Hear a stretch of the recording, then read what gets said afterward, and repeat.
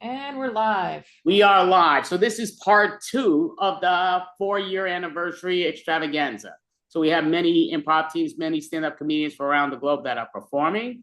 So next, would you like to introduce the next individual, Mel? Yes, up next we have Patrick Golden. Patrick Golden. Right there. Hello, hello. My name is Patrick Golden. I'm speaking at you live from, it's kind of blurry, but the beautiful Union Square Park in the heart of Manhattan in New York City. Gonna tell some jokes to you all. Uh, I'm not gonna lie, y'all. Dating at first in the city was very difficult for me. It's different than back in Texas where I'm from. But I can safely say and proudly say that I now have a sugar mommy. Yeah, I do have a sugar mommy. And I can totally confirm that I have a sugar mommy because when I described the situation to my mom, my actual real life mom via text, her words were literally, yeah, she's definitely the quote grown up of the relationship, end quotes. She is 10 years older than me. She makes six figures. I make zero figures. She has a beautiful one bedroom apartment in a nice neighborhood of Brooklyn. I live with three roommates on the second floor of a house that smells like your least favorite flavor of Doritos. Um, but it's weird. She gave me the set of keys to her apartment so I can basically use her place as like my work from home office when she's not there. And yeah, I mean, she cooks for me. I don't know, she lets me hang out at her place all the time. And she's a great cook too, an amazing cook. Cooking is her favorite passion. She actually changed my mindset about how I want to approach meeting potential partners in the future because, we had that really popular hot song by Megan the Stallion, Wet Ass Pussy, right? But this woman, she made me realize that what I was looking for wasn't a wet ass pussy, but it was a wet ass piece of fish on some rice, y'all. I was just looking for the food, you know? But I don't know. Yeah, it's so I hang out at her place a lot because my place sucks. It's smelly, it's nasty. I live with strangers. In fact, I think one of my roommates' full-time jobs is literally just to use. I think he's unemployed, but I think his job is just to use our bathroom all day, which is sad because when you have random roommates, back when I used to live with friends, if I really had to go and my roommate was showering, I would knock on the door and then my roommate would just let me use the toilet while they were showering. Now I can't do that, right? So that terrible feeling when you're on the subway, you really got to go. You've been holding it tightly this entire train ride. You get off, you sprint home, you run up the stairs just to figure out that someone is just like in the shower with music blasting. They wouldn't be able to hear you knocking on the door even if you wanted them to. And I'm pretty sure that the water pressure is so bad in our apartment that only either the toilet or shower can be used at once. And so I've actually had to go to businesses to use the restroom, y'all. I'm having to pay to poop, y'all. I'm having to like buy a coffee, which makes you poop more, or go to, buy a seltzer from a restaurant. In fact, this is the first time I've really realized the true value of funding public libraries because I go to the public library to poop regularly because my roommate is either showering and it's not accessible. And I never really went to the library before that. A lot of people they go to the library to put more knowledge into their brains. I actually go to the library to shit my brains out. That's why I'm team protect the libraries. We need to make sure that they're open, 24/7, so everybody can have access to both knowledge and to the toilet. Yep. Uh, anyways, I think I've had some interesting poop experiences in my life. In fact, I actually went and visited a friend. He was studying in Cairo in Egypt. When I went and visited him, we took a day trip out to Alexandria, and we visited the Library of Alexandria, which isn't the original one, but it's kind of like the newly updated version of the Library of Alexandria. And for the history nerds tuning in, the Library of Alexandria at one point in human history was the center and source of all human knowledge. Like it was the greatest library on earth. like amazing books on mathematics. As the concept of zero was developed by the Arabs. Amazing library. And y'all, I in this library I actually caught a bad case of the Pharaoh's Revenge, which, if you want to know what that is, they tell you if you're not from that part of the world, don't drink the tap water in Egypt, y'all. Don't drink the tap water. And I thought I was avoiding it. I was only drinking bottled water.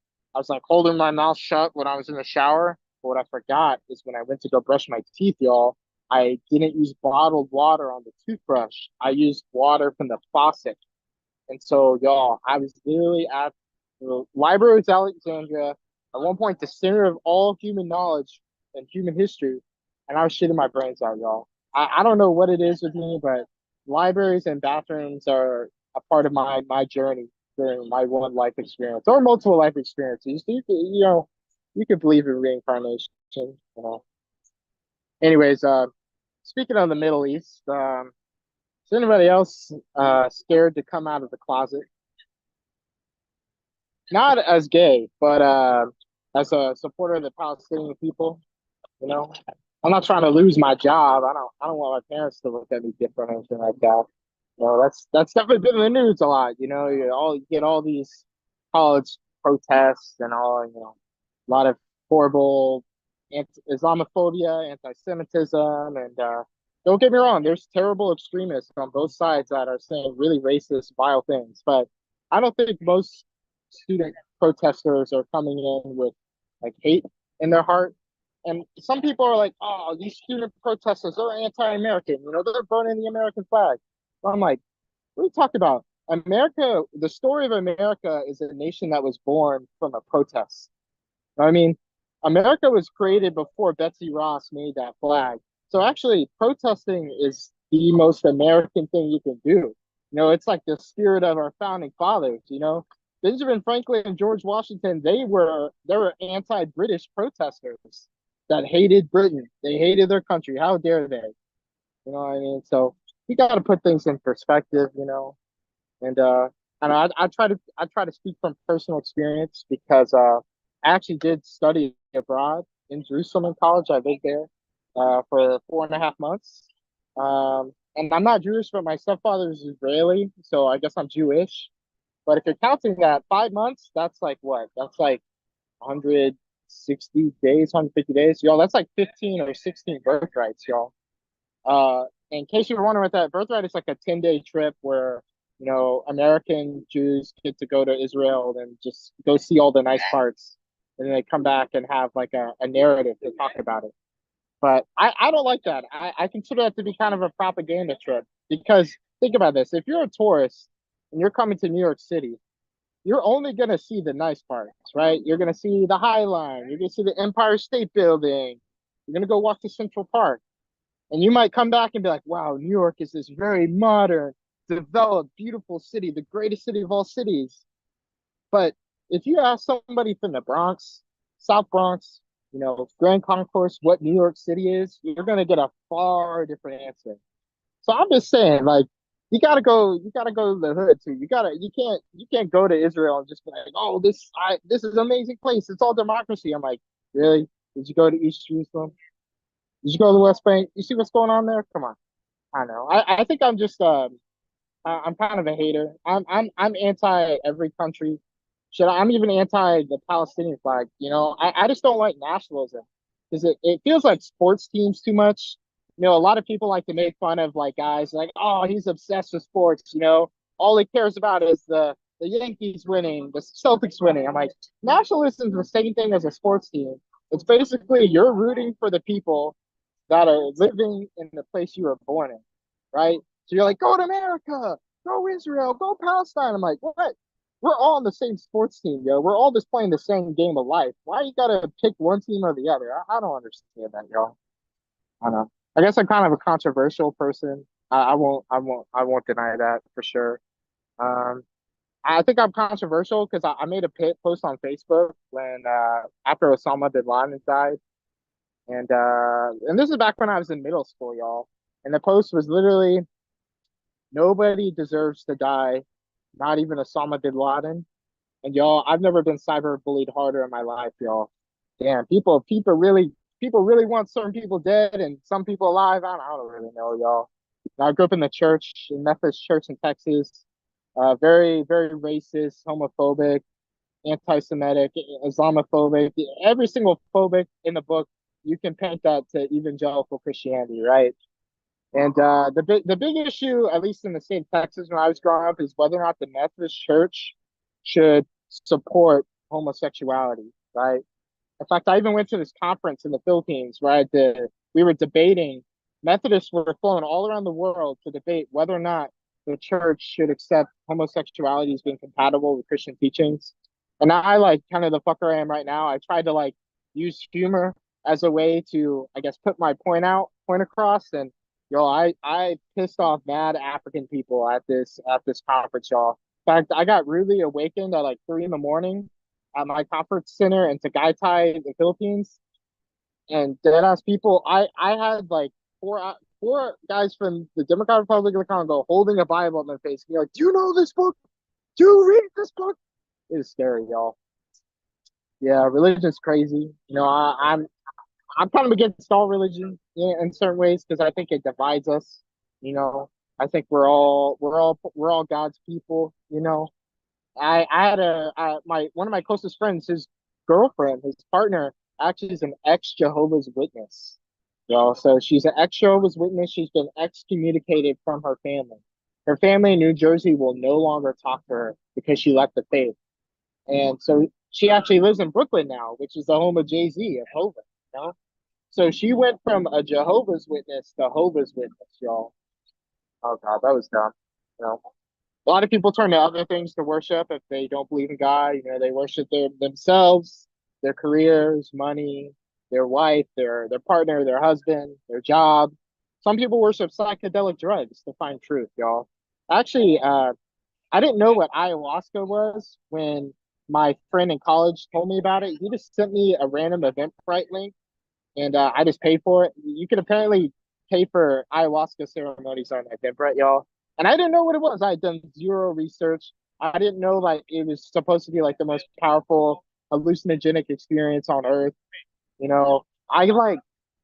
didn't know you were supposed to go on like this diet cleanse and only drink juice and vegetables and fruit because apparently during the experience you like purge and vomit a lot. Yo, I went to this restaurant called Cracker Barrel before I did ayahuasca, y'all. I should have had bacon and eggs, pancakes, maple syrup, orange juice, coffee, and a cinnamon roll, y'all, before I went on a 10-hour vision quest, y'all.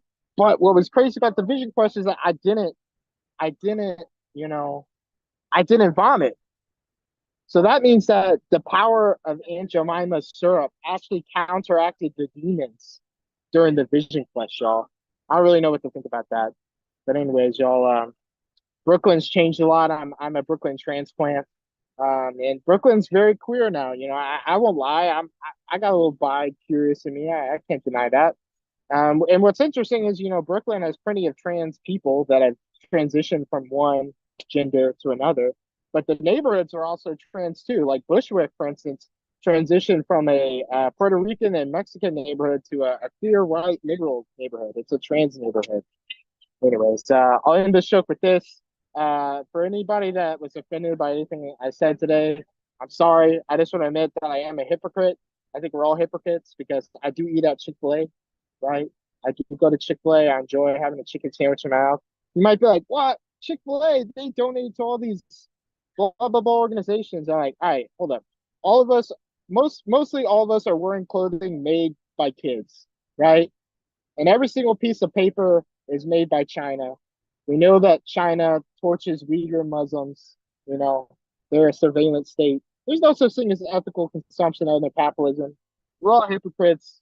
We're all colonizers. I don't know what to say. But anyways, I'll end with one final joke. This is my impression of Mitch McConnell.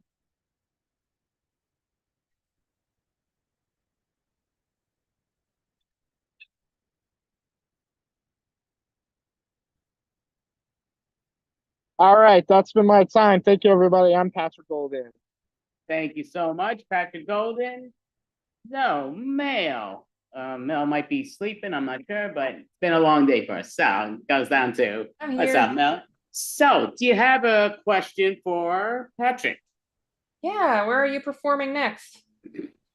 Yeah, if anybody tuning in is in New York City, I'm actually performing tonight at a bar in Bed-Stuy called the Tip Top Grill at 9 o'clock.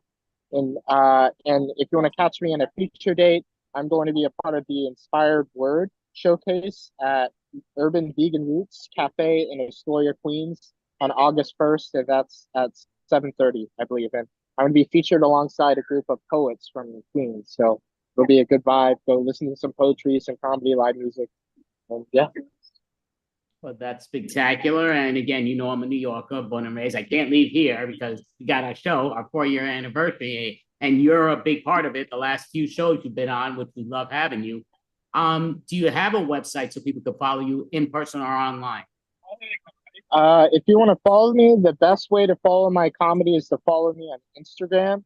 And my Instagram handle is just my name, my full name, first, middle, and last. So it's Patrick Thomas Golden. Again, that's Patrick Thomas Golden. Golden is Golden. And so you can follow me on Instagram. I post all my latest shows and clips and reels, all that kind of stuff. Excellent job. Thank you so much, Patrick. We're running a little behind, but thank you for your patience. And yeah, you did a great job. We really appreciate it. Thank you, Thank you. Patrick. It's always a great time. Thank you. Thank you so much. Have a great one and break a leg in today's performance in person.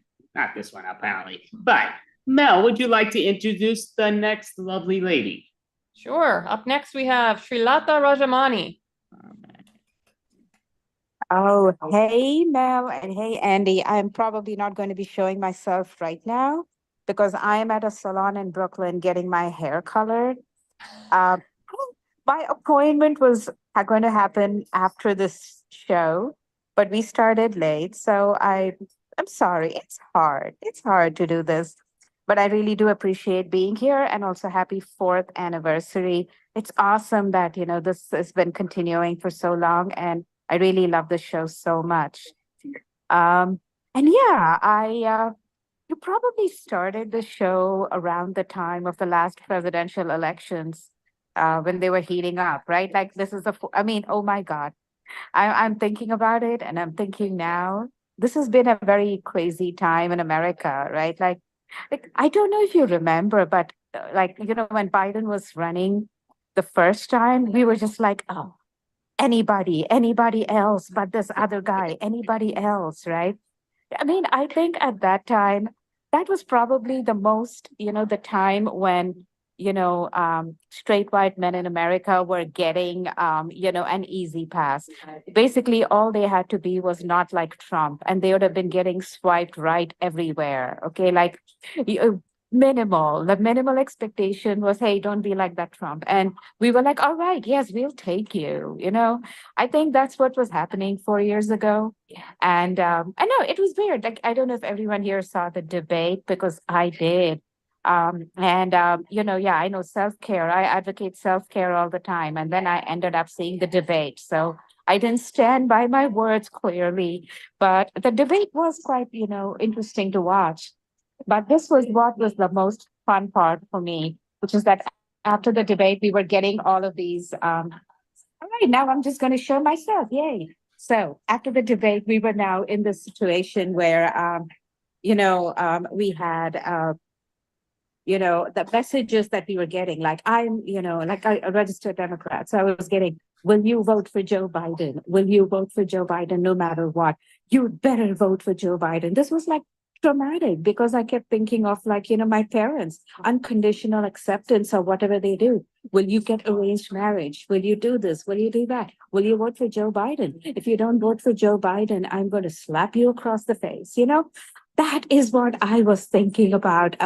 It was just weird. But also, did we really have a choice? Like, even if Kamala wasn't running, did we have a choice? I don't know. I would have, like, honestly, I would have voted for like the contents of a septic tank over Trump. That is honest. Like, I would have voted for anything over Trump.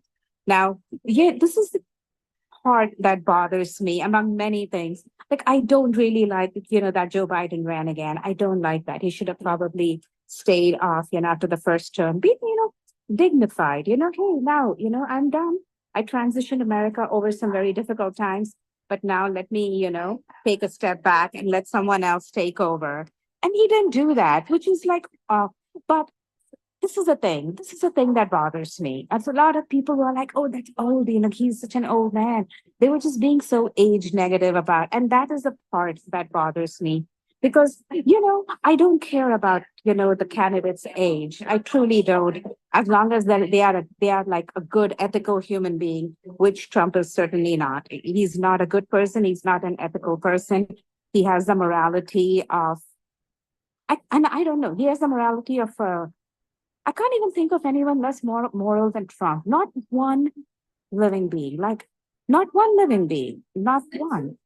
This is the thing. He was that, like I don't care if a person is old. Like, would I vote for Biden previously? I would have.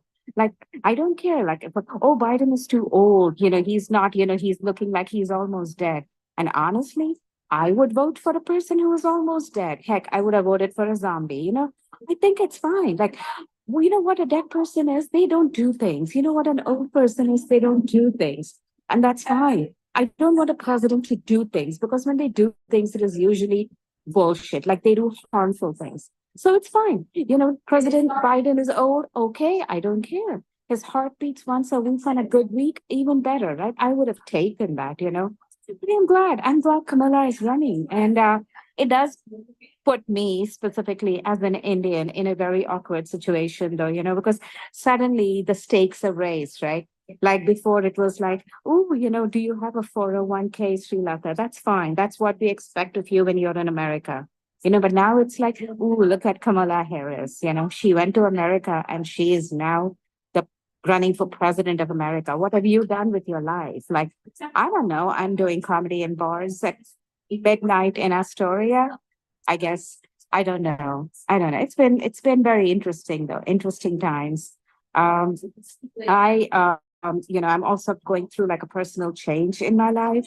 I have started looking to buy an apartment. Like if you've been watching the show previously, you would have heard of my struggles trying to rent. So you're like, why is she now buying an apartment? Was she secretly rich? No, she wasn't. No. I just inherited some money and, I'm putting it down to buy an apartment because that's how crazy New York is. I can't afford the rent here. That's how crazy it is. I truly can't afford the rent. So now I'm looking to buy an apartment, like a tiny, tiny postage stamp. Like, honestly, if you give me a parking garage somewhere, I may buy a car and just like live inside my car in the garage forever. Like, that's all I'm expecting.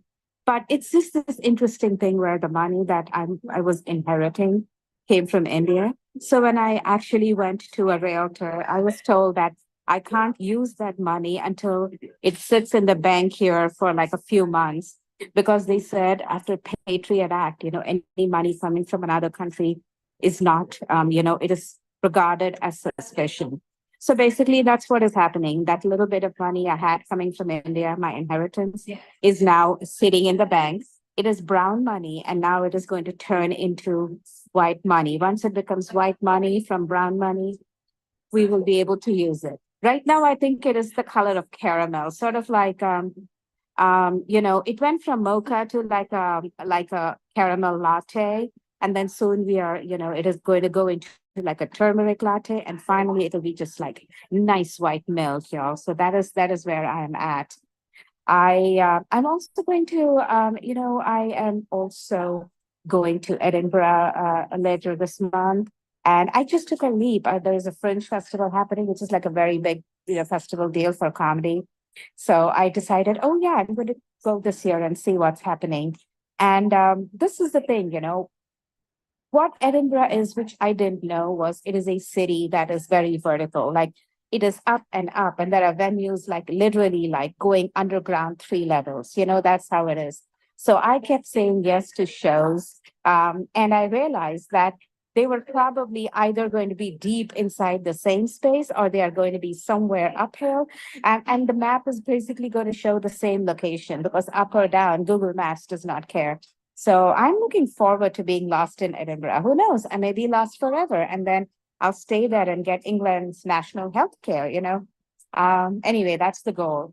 I yeah, that's basically what is going on in my life right now. Oh my God, my hair looks weird. Okay. All right, all right, all right. Uh, yeah, that's basically it, Andy. I don't know how much time I'm getting, but I'm a little bit flustered because we've been doing all of this. And should I talk more? I don't know. Do I have time for another set? I don't know. But Andy did not show me the time, so I'm going to go ahead with this. Uh, the the weird thing happening in New York City right now, I don't know if you know this, is that like today I was at World Trade Center Station, and I've never been to that part of the city before because it's very touristy and like generally I don't, it's a sad place, so I don't generally go there. This is the thing though. That station had air conditioning. I don't know if you all realize, if you have not been to New York, our subway stations are notoriously hot. They are really hot, steaming, terrible places.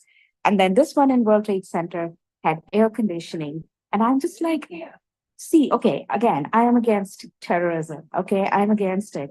But if that's what it takes for the New York City Metropolitan Transit Authority to make the stations a little bit nicer for human beings, no, I still think terrorism is wrong. I still think it's wrong. But like, dude, in New York City Metropolitan Transit Authority is making it very hard for me to cheer for it. Okay. Like, why does the nicest station in the city happen to be the one near the most tragic part of the city? Like, why are you doing this, New York? I don't know. So that's where we are at personally. That's about it. So I'm just going to turn it back to Andy and Mel because this is a weird situation right now.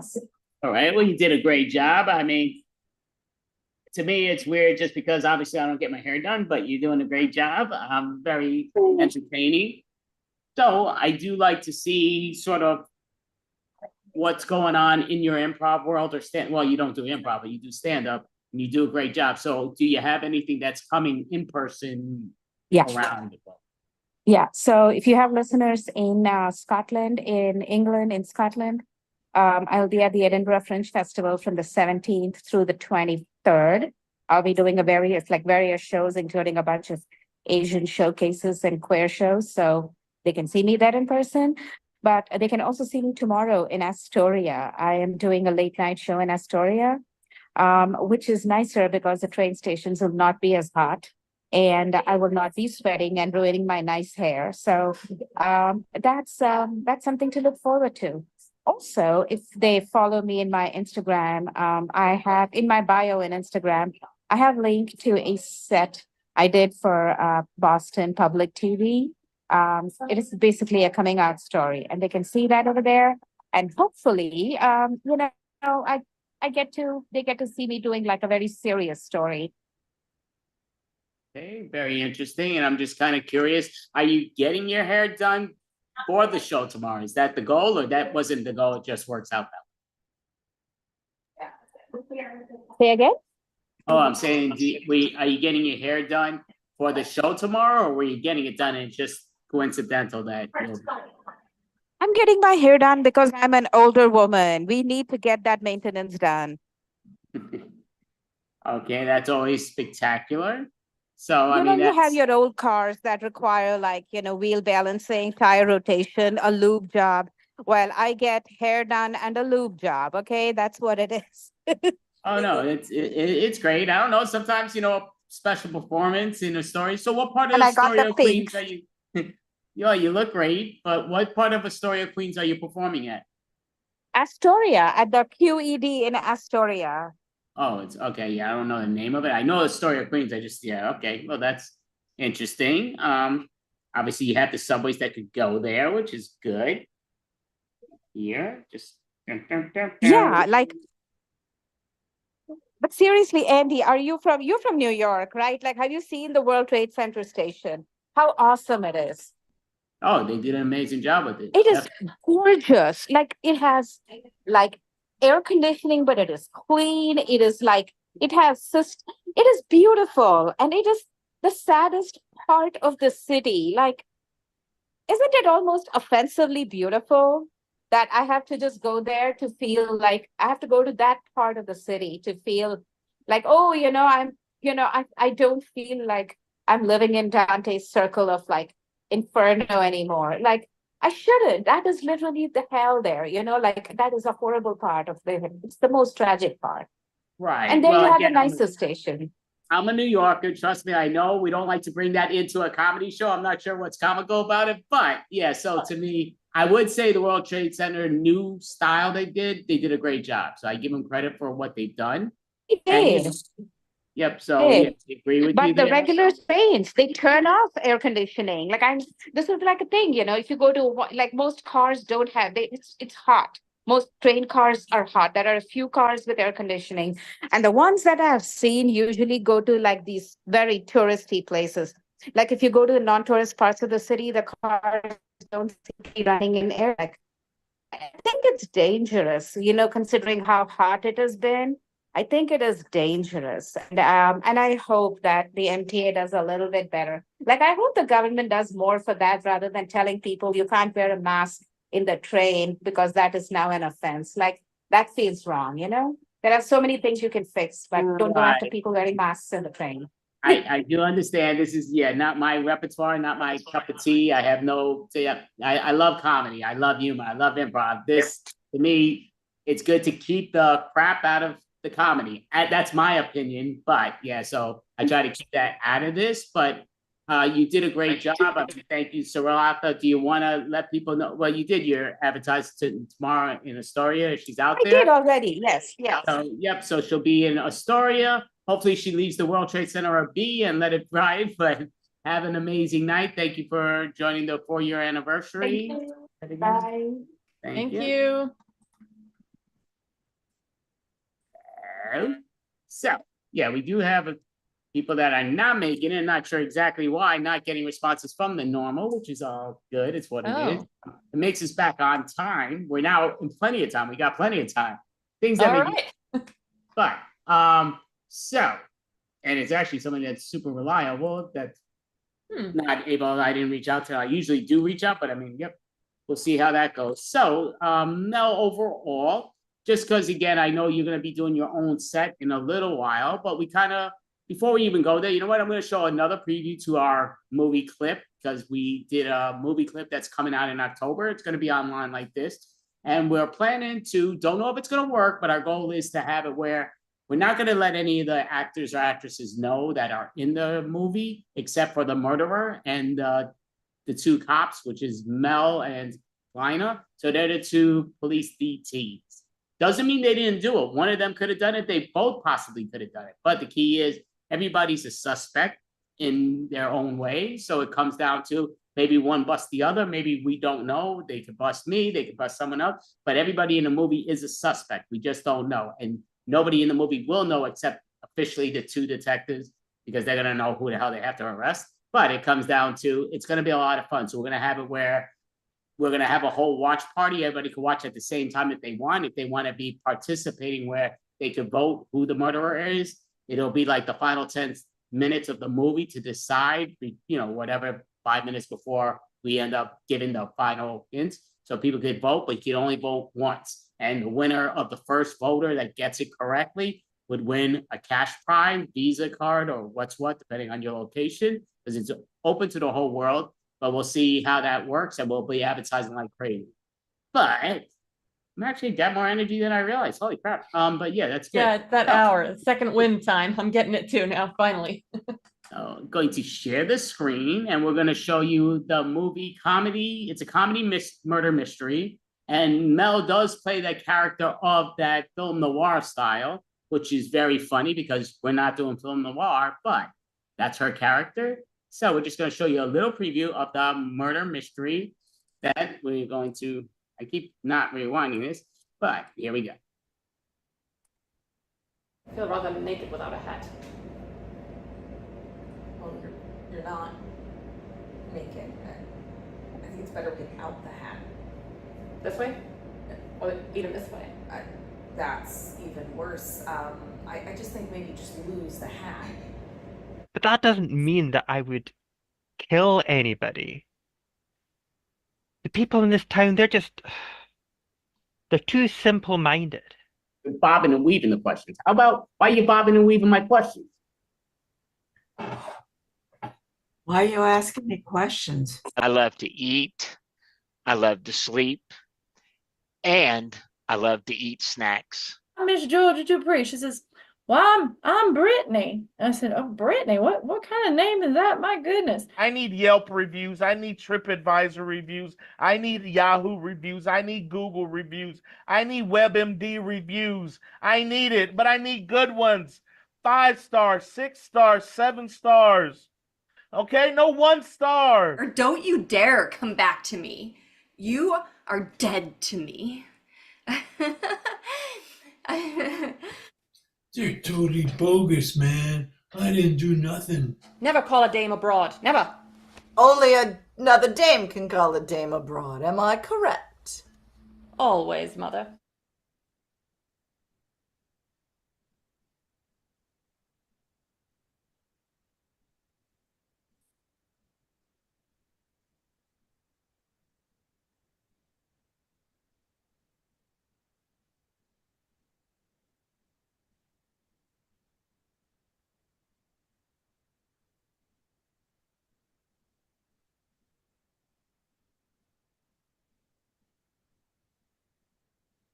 Okay, perfect. So that's, now I'm trying to stop sharing this crap. How do I do these all the time? Holy mackerel. It's what I do best. Oh, did I stop sharing? Yeah, you're done. You're not Okay. sharing. Yeah, I'm looking for words to stop sharing, but I guess I hit it quick enough, which is good. All right, so that is the murder comedy mystery that we are having expecting October, right around the Halloween time. I think murder mysteries cool and Halloween. I always think that way, and I think that works. But and Mel, do advertise your website if you don't mind, because she's doing some Sure. stuff, but she will be doing her stand-up a little later. But go ahead. Don't have to tell me twice. All right, this is my website. This is mel.licious at YouTube. So check it out. Go look that up. I just dropped a new video. I've been working on it for a while, pulled several all-nighters working on it, and it's about insomnia. So the irony of that is definitely not lost on me. And it was a lot of fun making it.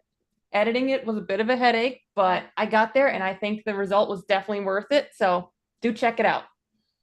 I definitely would say definitely check it out online. Mel's hysterical. She's very creative, very smart with it, and all that great stuff. So definitely follow her if possible, which we love. Appreciate that. Great job. Right here. So just sort of going to say, yeah, so basically it's been our 4-year anniversary. I'm just going to give a little bit of stuff that has happened. So we had to cut this video into 2 parts. And the reason is after 8 hours, Facebook deletes you. So I had to put it in 2 parts. It's a little bit of a bummer, but it's what it is. And so we are on, you look at all the back page of the site that you see online. You can follow us on YouTube, Facebook, what's what, but we had to cut the video just for the Facebook. So this is part 2 of it. And we did open up with the show where it was me and Melanie talking a lot of babble, Ganter, or what we were, and having a lot of fun with that. First person that was afterwards was Noreen Skinner. She actually was on Britain's Got Talent. It was a lot of fun interviewing with her. She's very, very good. I mean, she does, to me, she would be tailor-made on Saturday Night Live, but you got to get out of Britain to do that. Obviously, it's in New York, I guess, but yeah. But yeah, it is New York City. Doy's a good word, but anyway, back to that. Then we had Fran Tiernan, who's a very funny comedian. He's now in what's it called? Holy cow, Canada. But he was originally from Ireland and very creative, very funny. We also had third person, kind of drama, sort of improv style that they take it to. We had Puget Sound. I think that's a right Puget Sound. Puget Sound. Potato, potato, tomato, tomato. Right. Different variations. So, but yeah, very entertaining improv troupe that came out. Very funny, very quick with it. We had Haunted Armoire that Mel was a part of. That was very creative, very fun, very enjoyable. All 3 characters are actually in the movie. Some people in Puget Sound were on the movie also, which was great. We then got to work with Capital. Going to destroy his name, Capital. I think that's a new variant. Yeah, so I just call him Cappy, even though he says nobody else calls him Cappy, but he doesn't care. So Cappy, but Capital. key. But he's very good, very creative, and very funny. So always follow his YouTube's another one to it's job to follow. Then I got to interview another individual that's part of my podcast that I want to do bi-weekly. After dealing with Noreen Skinner, which was a lot of fun interviewing her. Then I did interview Robert A, which is gaming. Got the name. Holy crap! I'm just brain farts. But he's on YouTube and he's a big time video game person that has a lot of answers and a lot of things. So he was very fun interview that we did, and it was just very entertaining, a lot of fun. Then Extreme Improv. Usually with David Riley Pizanski, he didn't run it this time around, but we did have a lot of fun performing with them, and they were a lot of fun. Then it was GAR, G-A-R. Get a room. Get a room. Get a room. So Get a Room that performed, and they did an improv scene. It was 3 ladies. They did a very good job. Then Patrick Golden came up, did some stand-up, solo stand-up. Yeah, so he did a very good job with the stand-up, which was very good. We just saw Saralata Rajamani perform for a little bit, and she did a very good job. She's getting her hair done. As you can see, hopefully she got a different place than I get mine done. But and now we do have, I'm looking right here with the timing, but yeah, so we do have a little time. AA Ron and Orb are going to be performing afterwards. So when they're ready, they can let me know when they want to be introduced. I know sometimes the timing factors or whatever, but somebody pulled out, which is our last moment thing. I'm not sure what happened, but I'll reach out to them after the show when we have time. But so yeah, AR, you can let us know when you're ready, or AA. Oh, looks like he's ready. Oh, did he say? Oh, okay. Message me. Yep. Oh, okay, great. So when you are, so introduce the next person, Mel. Aaron and Orb. All right. Thank you so much, guys. I really appreciate it. I am AA Ron. My dad decided to put 2 A's in my name, so I'd be first. I don't think you're first on this show. My life coach Orb, everybody. How you doing out there? Yeah, what a great crowd. Settle down, settle down. Yeah, I know you really wanted to see me tonight. Okay, Orb, this is a live stream show. No one's yelling and screaming at their screens. How do you know that? Well, maybe they are. I'm so sorry, Orb. See, you shouldn't assume anything. You guys are in for a treat. He's like Jeff Dunham. Oh, wow, Orb, I'm touched. I didn't think you thought I was that funny. No, I mean the exact opposite. He can't keep his mouth shut, and he doesn't let the puppets do the talking. Hey, I'm working on keeping my mouth shut. Finally, I get to do stand-up comedy by myself. I bet your wife's looking forward to having some peace and quiet for once. You know, I feel like no one's listening to me. Oh, I'm sorry. Were you talking? You know, Orb, it's Friday. I seen you laying on the couch, laying on the floor, laying in bed. Have you ever been called a lazy eye? That's insensitive. I was born that way. Oh, I'm sorry. What did your parents do for you? They told me to get off my ass and get a job. I agree. I was on their last optic nerve. Really? Yes, sir. So I seen you went out to a mic the other night. How'd that turn out by yourself? Oh, I tried to do it by myself, but I fell flat. Oh. And someone insulted you? Yes, they called me a doll. Why? Because you're a puppet? No, that's my girlfriend's nickname. Okay. All right, Orb. You know, I grew up. No, you didn't. I was going to say, I grew up on a farm. Oh, goody. Aaron's going to reminisce about his family, his childhood. This is going to be great. No, I just want to share my history with the folks out here. Don't worry, everyone. This is going to read like a sad travel guide. You know, that's not fair at all, Orb. I had some crazy stuff happen to me when I was growing up. Does it involve sheep? No, it doesn't. Then who cares? How'd you learn about sex then? Oh, my friends took pages from their brothers' Playboys. I bet they were stuck together. No, they weren't. Oh, I'm sure they were stuck together when you got done with them. Yeah, you've been hitting the bottle a lot. You're kind of stumbling. Yes, I have. I've been drinking all day. Okay. You know, I had to share a 9x12 bedroom with my sister and brother. Did you grow up in West Virginia? No. I grew up in Idaho. Oh, so hillbilly light. So how'd you like your quarters? You mean our bedroom? No, the cages your parents kept you in.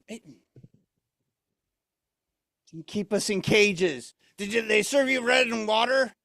How'd you know my mom's favorite famous Sunday supper? Can you say that again? Yeah, but I'm not going to. Good. We're having a great day. You know, when I was in my mid-30s, I started losing all my hair, so I shaved it off. Why'd you do that? So I'd look younger. Oh, you do?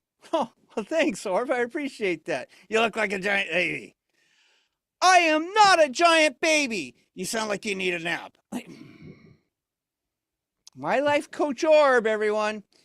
Have you ever had a shave, Orb? No, I've never been a hairy eyeball. I don't play with myself. No, the old wives' tales, hairy palms. So is that why I feel ticklish inside? No, it is, no. Is that why you wear glasses? No. You know, Orb, I'm just half a mind. I just, do you have any religious beliefs in you, Orb? Because I'm about to send you to space. Oh, good, back home. No, I mean, seriously, do you have religious beliefs? I only believe in the hand of God. Oh, so you think I'm one?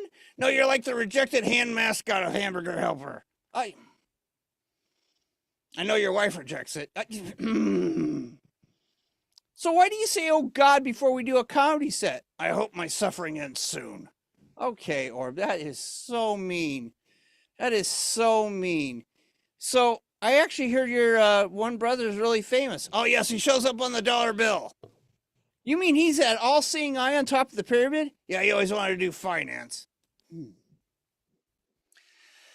You know, I've actually kind of not been in great shape, so I went back to the gym. And when I say I went back to the gym, I went back once, and I started working out, just trying to get in better shape.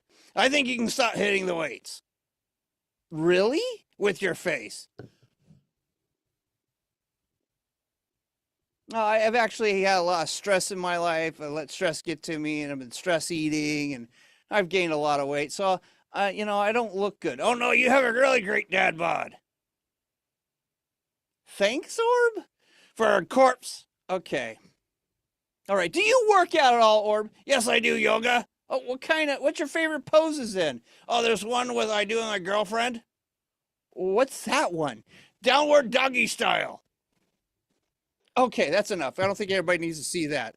What's another one you do? Oh, the morning grog. You lay back and you let the liquor flow in your mouth. It's really good for you. Oh, why don't you use mimosas? Are you serious? Look at me. Oh, I'm sorry. Orb. I didn't mean to insult you.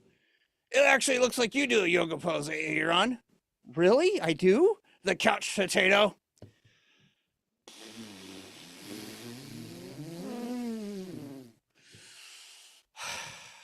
Why do I work with him? I didn't want to be the one to tell you, Aaron, but you stink.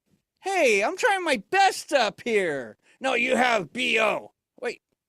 No, I use deodorant. No, you should use Axe. And cut off your head. You'd stop smelling. Did you ever go to school to be a life coach? I'm curious. Where'd you go? I went to UGG. What's UGG? University of Gangs and Hoodlums? I majored in extortion and minored in kidnapping. Okay. All right. Aren't you worried that you're going to be accused of taking people's jobs? No, I'm not. No one wants to be a life coach. At least not yours. Show of hands for everyone who's had colonoscopy. Oh, that's a really good question for this room. Okay, no. So, oh, you raise your hand? What? Tell me why, Aaron. I can feel you tickle my tonsils. You're a puppet. That's why. No. So I had to do a colonoscopy, but I did the home test. How freaky are you? I didn't have to shove a camera up my derriere. I just followed the instructions, dude. That's a first. His IKEA desk looks like an arts and crafts project for when he was in 6th grade. Oh. You know, Orb, I wanted to ask you something. It's kind of been on my mind. Do you have any teeth? Only in my biting commentary. So what do you consume to stay alive? I'm on an all liquor diet. Oh, you mean an all liquid diet, right? I don't consume anything unless it's 50 proof. You know that'll eventually kill you, right? No, but doing comedy with you might. My life coach Orb. You know, no matter how much I drink, I don't see double. Fun fact. Okay. I heard you got pulled over for drunk driving the other day. Yes, I failed the field sobriety test. Oh, what happened? He asked me to cover my eye and asked me to walk the line. So what happened? I snorted instead. I thought he said we should do some lines. Oh, no. Oh, gosh. Oh. You know, Orb, with all the weed you smoke and all that, why are you so mean to me? Oh, it's called a strain. The strain's called Angry Eyes. It mellows me out. You know, I did so much weed the other day, my pupil got dilated so bad that I got canceled for doing blackface. Oh my gosh, Orb. Well, why don't you try the edible I take? I don't like that one. The Hillbilly Genius? Why not? Oh, look in the mirror. Did you, I mean, seriously, why are you so mean to me? I mean, I know you 420 happens in this house and you could tell that someone's smoking weed. Yeah, I mean, Orb, you always celebrate 420 on 420, but even without being 420, I mean, how much weed did you smoke the other day? I smoked so much weed and I got so high that I thought my hand was up your ass. No, I mean, how high were you? As only as high as your arm reaches. Get down. No, I don't want to get down. No, get down. I don't want to get down. All right, come back down here. So when you have the munchies, what do you have? Oh, you know, the usual Irish snacks. Which is what? Lucky Charms and vodka? Okay. You know what? I'm going to keep that away from you. What are you doing? I'm showing you you have an addiction. No, I have to drink to put up with you. No, you don't have to. You don't. Oh, are you sure? Yeah, I'm pretty sure.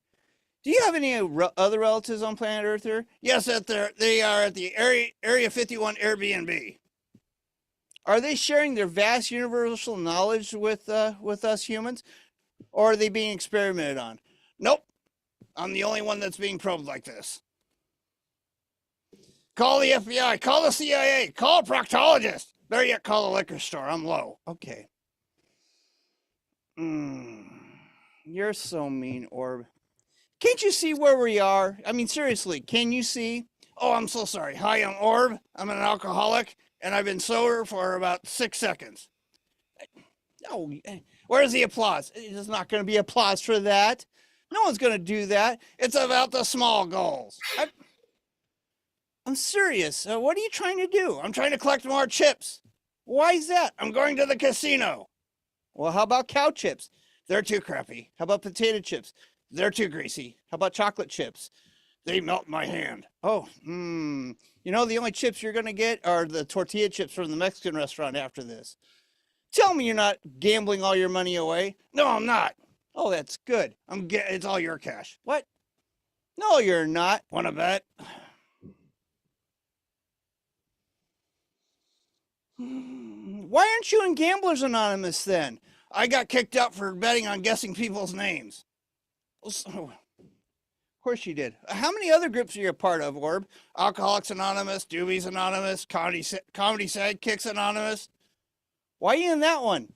Isn't it obvious? I'm also part of Sexaholics Anonymous. What? Really? It's called Tinder.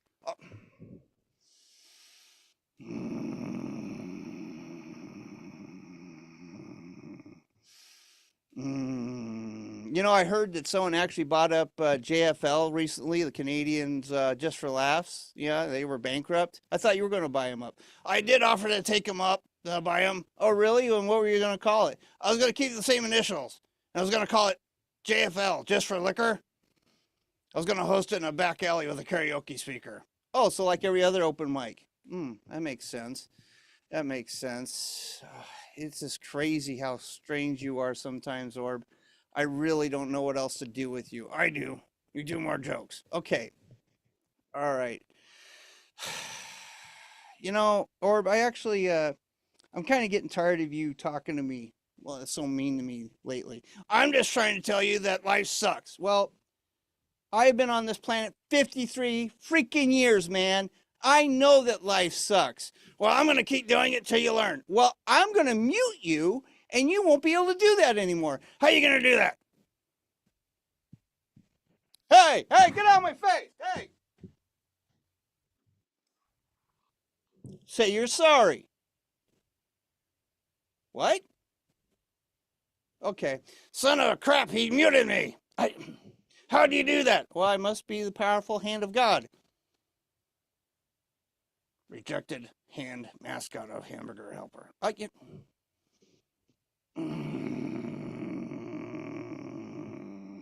You know, I do have a life hack to share. You should keep a little bit of that cotton in the bottle of your Advil to keep from shaking out all your pills. I got an idea. You keep the cotton in your mouth and we don't have to listen to you anymore. You know, I'm getting tired of working with you, Aaron. Well, fine, I'm tired of working with you. Fine, I'm going to leave. Oh, you really? Well, I'm going to give up you right now. Fine, do that. Okay. So, me and my wife have been married for 9 years, and this year's material is leather. So I got a really sexy leather corset, and pick me up. What? Pick me up. Oh, okay. My life just flashed in front of my eyes. Did you see anything? Yeah, I wasn't drinking enough. Oh. Well, Orb, I noticed you're so patriotically dressed for these shows. I really appreciate that. So are you. Black shirt with camo shorts? You're a white guy with a red neck and blue balls. Hey, wait a minute. That's a little bit TMI here. First off, how'd you know my balls were blue? I painted them last night when you were asleep. I was freaking out this morning. I went to the doctor thinking there was something wrong. Yeah, there is. You're as dumb as what you think you are. Oh, that's not fair, Orb. That's not fair. Oh, you know, we've been noticing, I don't know if you guys have been noticing, the dollar stores are charging more than $1. I have an idea. Oh, what's that, Orb? We get Clint Eastwood to be the spokesman for a store and call it for a few dollars more. And we have Clint Eastwood as our spokesman. Well, so what would he say? Go ahead and make my change, punk. Oh.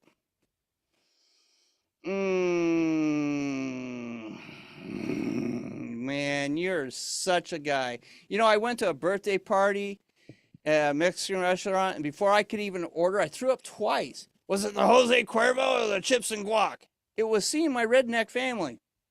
That makes sense. You know, I did mention something when you were off camera there that we celebrated our 9-year wedding anniversary. That's amazing. Thanks, Orb. 9 days, that's more than a week. No, 9 years, Orb. 9 years. And we, you know, like I said, we looked up the material and it's leather, and I got her what she, you know, the sexy leather corset. I bet she gave you the boot. That's not nice, Orb. Maybe she'll get you a whip and crack it on your backside. You know, I'm going to put a leather mask over your head and zipper it so you can keep your mouth shut. You know, I did actually meet my wife the old-fashioned way. Craigslist. She thought when we would get together, I was going to cut her up. I tried with my jokes. I bet she almost died laughing at you naked. And, you know, but now she listens to murder podcasts, or as she calls them, marriage counseling. She likes to worry me to death, and it's her way of slowly killing me. I also hate how she finishes my sentences before I begin. I hope she finishes this sentence. Okay, that's not nice. My wife actually went to a stress test this week. She asked me if I've ever done one. I said, every time I work with Orb.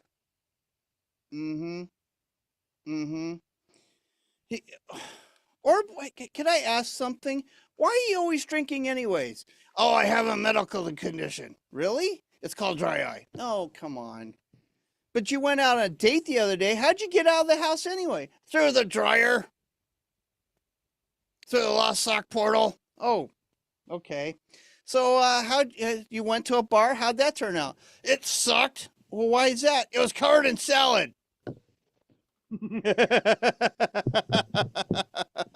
That's not funny. That's not funny. It's very funny. So, did you get drunk at this all-you-can-eat salad bar? Yes, on the red wine vinaigrette.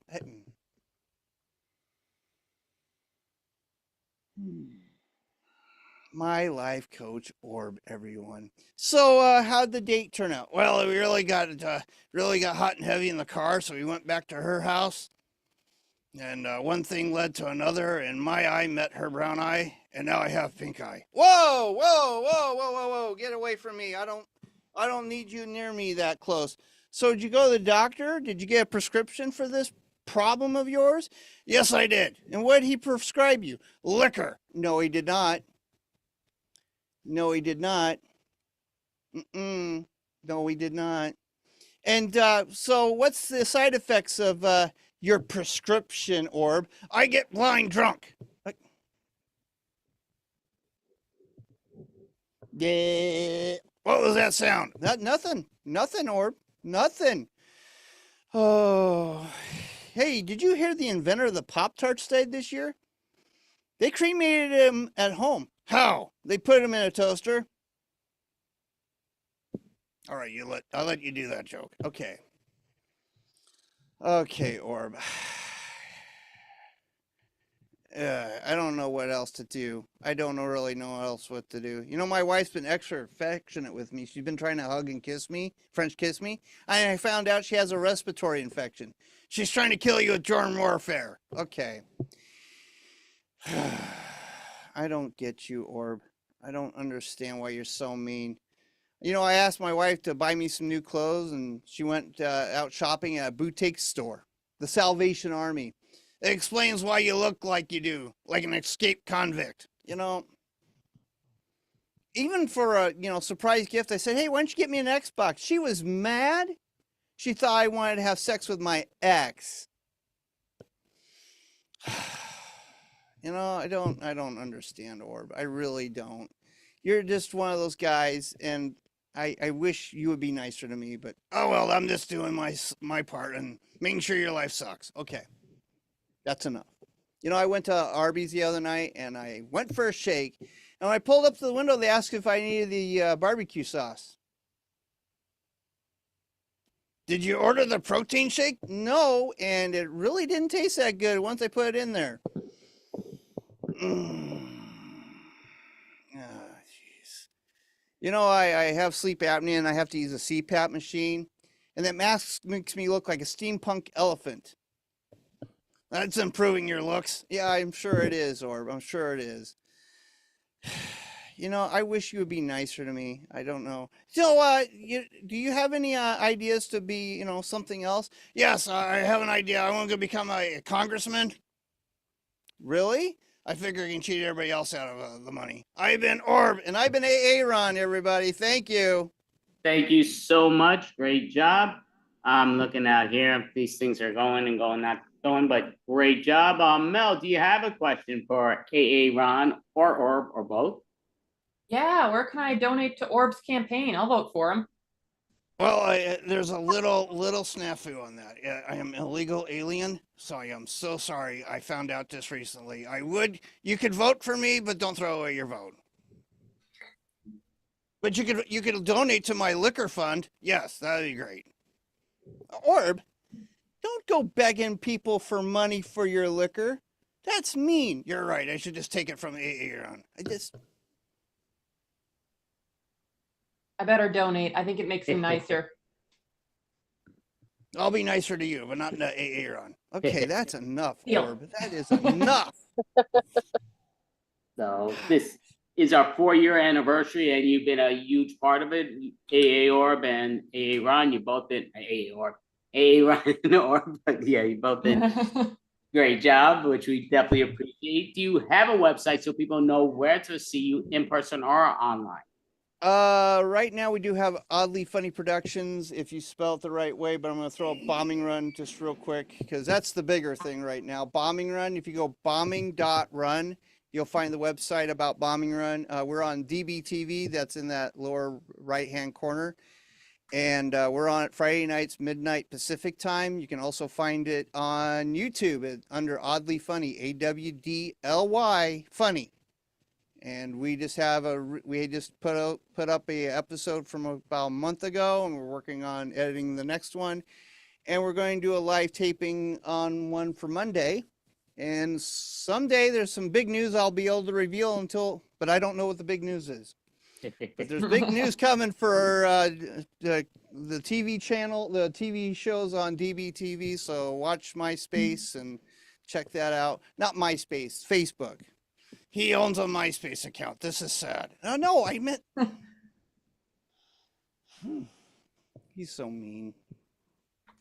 Thank you so much. You both did an amazing job. Great job. Definitely appreciate it. Thank you. I appreciate it. Thank you. Next time, just book me instead. At Orb. Orb, that's not nice. Thank you, guys. Thank you so much. Thank you. Great job. Great job, definitely. So before we announce the next individuals, we do have a movie that we've been promoting quite a bit, and we're going to put another preview out there with it. It's the same preview, but different people, different times, different what's what. So we do have a murder mystery that we do have that's going on, and we do have Lina and Mel that are two detectives. Mel's character is one that does it in film noir style. We don't know why, but it's going there. So it just goes down to, so we are going to show a preview of the movie that's coming out in the fall, but it's my process. That's why. The process. That's why. So we're gonna, oh, there it goes. Trying to figure out what the heck I'm doing here. All right, so got everything buttoned here. So I'm going to share it again and in here. Are we seeing this? Perfect. Yes. All right. So if you did you make it big? yes, I did. No, not seeing that. I think that opened in a different window. Okay, so I got to hit the other thing again. It's all good. It does it half the time and the other time it doesn't, but we're hitting this. So now, do we see this? Yes. Clear? Perfect. All right. Just let me know if we're not hearing it, but. I feel rather naked without a hat. Well, you're not naked. I think it's better without the hat. This way? Or even this way? That's even worse. I just think maybe just lose the hat. But that doesn't mean that I would kill anybody. The people in this town, they're too simple-minded. Bobbing and weaving the questions. How about, why are you bobbing and weaving my questions? Why are you asking me questions? I love to eat. I love to sleep. And I love to eat snacks. Miss Georgia Dupree. She says, well, I'm Brittany. I said, oh, Brittany, what kind of name is that? My goodness. I need Yelp reviews. I need TripAdvisor reviews. I need Yahoo reviews. I need Google reviews. I need WebMD reviews. I need it, but I need good ones. 5 stars, 6 stars, 7 stars. Okay, no 1 star. Or don't you dare come back to me. You are dead to me.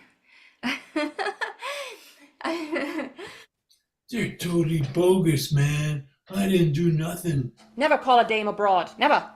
Only another dame can call a dame abroad. Am I correct? Always, mother.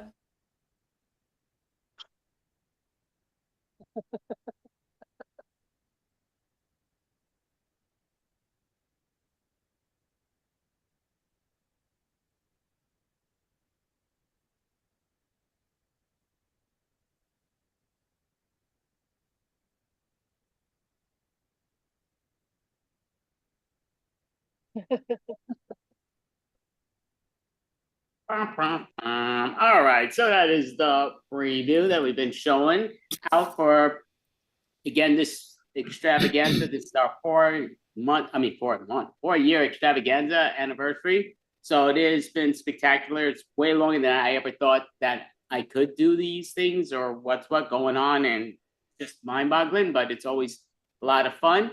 So, Mel, would you like to introduce the next team? I don't know if we're all out here for all night, but. Yes, up next we have the Improfessionals. So awesome. So going to seeing who's here, who's what, where. So yeah. Okay, perfect. So going to just insert it here and there. So I didn't put in thing, right? We're the only ones that are up here right now. So it just works. So we're not seeing it in my thing, right? I didn't put in my order yet. No. Okay, which is fine. So going to put it, we will put it in a moment with that. So just here and there, so how it goes, depending on what's what. But all right, so trying to make it where we could all see it in my way, which is all fine. That's the one, but don't want to mess Are you with trying that. to do follow host order? Yeah, I think it's under view on the top right. yeah, I got it. Okay. Okay. So yeah, I was just hitting close to, but not to. Okay. So we basically are the improv bastionos right now.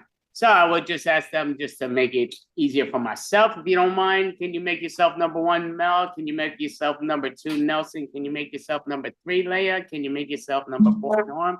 Can you make yourself number 5, Jen? And make yourself number 6, Lina? So not sure if anybody else is joining from my team, and this will be fine if it's not, but we'll start off with a little slick thing, not so slick, but a little pun joke style game. And if things go here and there, and then we'll go to other games, which we'll probably do werewolf. I think werewolf works, but I don't want to do werewolf for other people popping in. But so at this moment, we'll do my slippers are so comfortable they feel like a blank. But before we do, I'm going to introduce everybody. We have Mel Post, we have Nelson Morgan, we have Leia, we have Norm, we do have Jen Haston, and we have Lina Dunn. So, and I'm Andy Abramson. So yeah, I do like to usually introduce the women. I kind of did that out of my norm, which is normally here and there.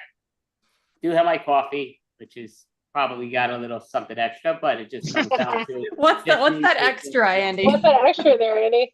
it actually is Bailey's. Yeah, it's Bailey's because I actually did have the other thing before, but yeah, it's Bailey's. Oh, good. It's actually pretty good. All right, so yeah, there you go. So I've been doing here and there, but just need to get that second wind, and here and go. So we've been doing this since 12:30 in the afternoon, which means I've been doing this since right around a little bit after 10-ish, just getting the stuff together, who, what, where. But everything's been going smooth overall. So very happy, grateful here and there. So back to the thing. Did I say what game we're playing? Werewolf. No, my slippers. Oh, my the slippers feel so slippers, yeah, comfortable. slippers first, then werewolf. Right. So my slippers feel so comfortable, they feel like a blanket. So I'll just pull out a left field just because I had this as one thing. So I will say they feel so comfortable, they feel like earrings. They feel so comfortable, they feel like earrings. We're all using this. So it'll go around the number order and come back to me. And then Mel will give us a brand new one out of her head, which is fine. So my slippers feel so comfortable, they feel like earrings. That's what we're doing. So, all right. So, yeah, you know, my slippers feel so comfortable, they feel like earrings. Just because I like to be in pain at times. My slippers are so comfortable, they feel like earrings. They make me feel like a stud. My slippers are so comfortable, they feel like earrings dangling.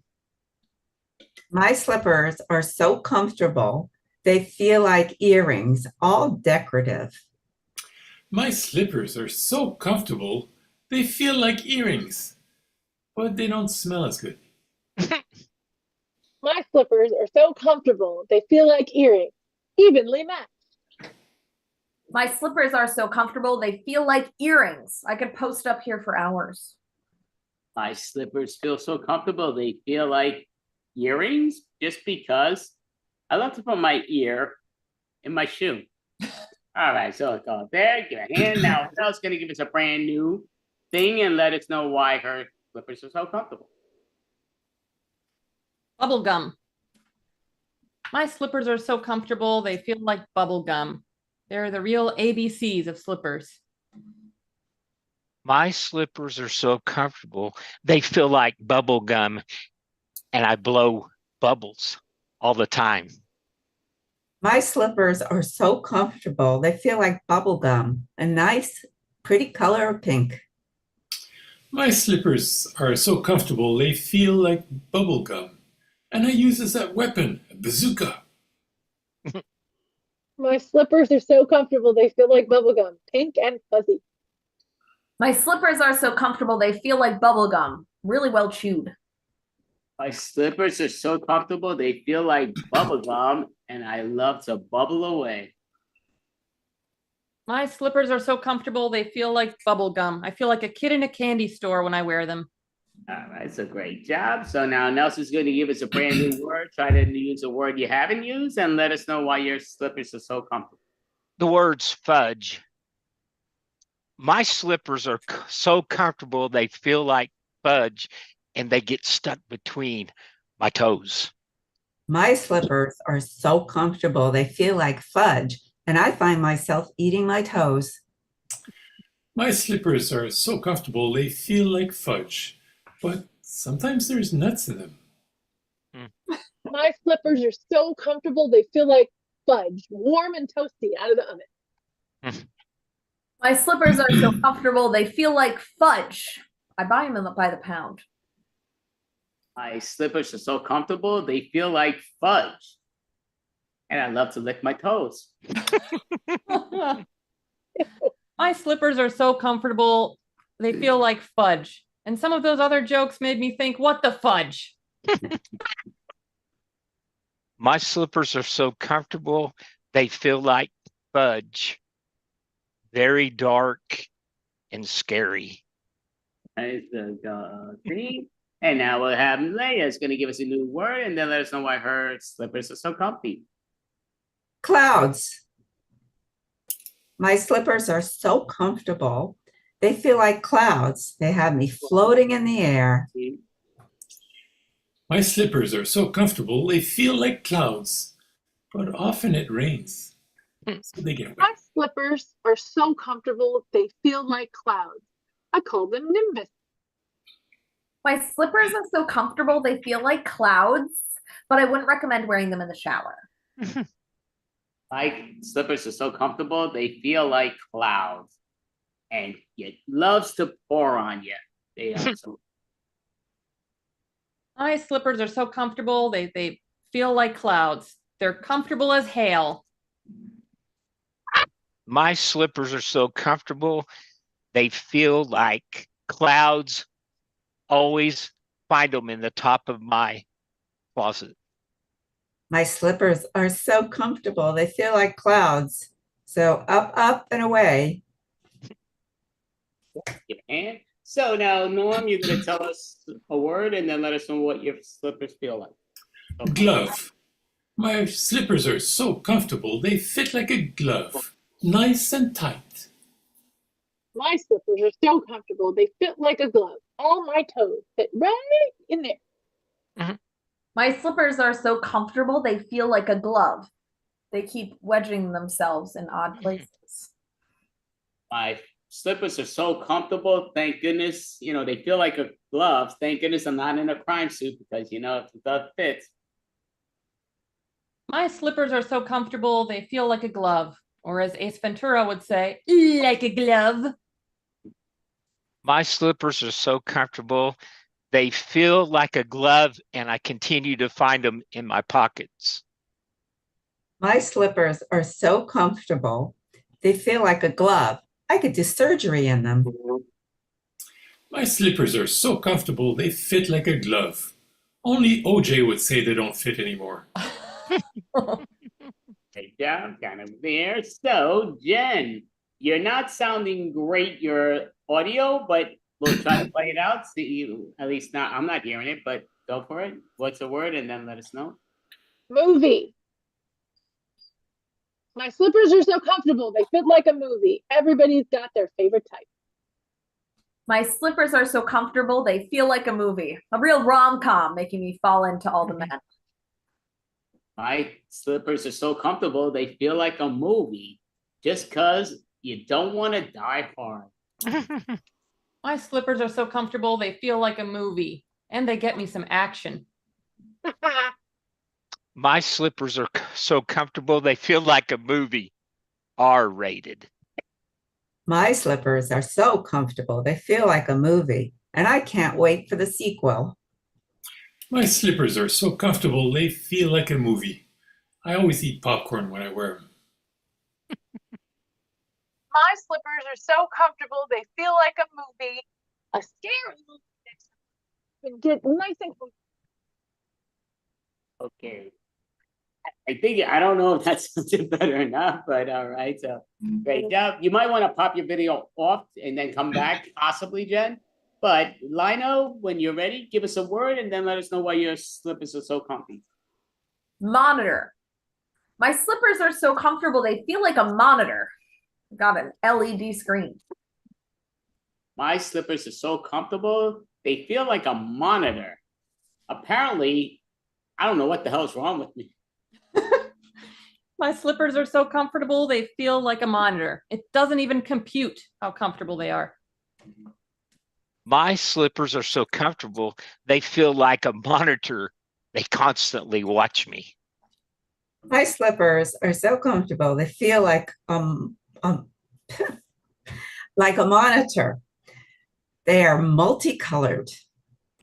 My slippers are so comfortable they feel like a monitor. I used to have big ones, but now I use a flat one. My slippers are so comfortable they feel like a monitor.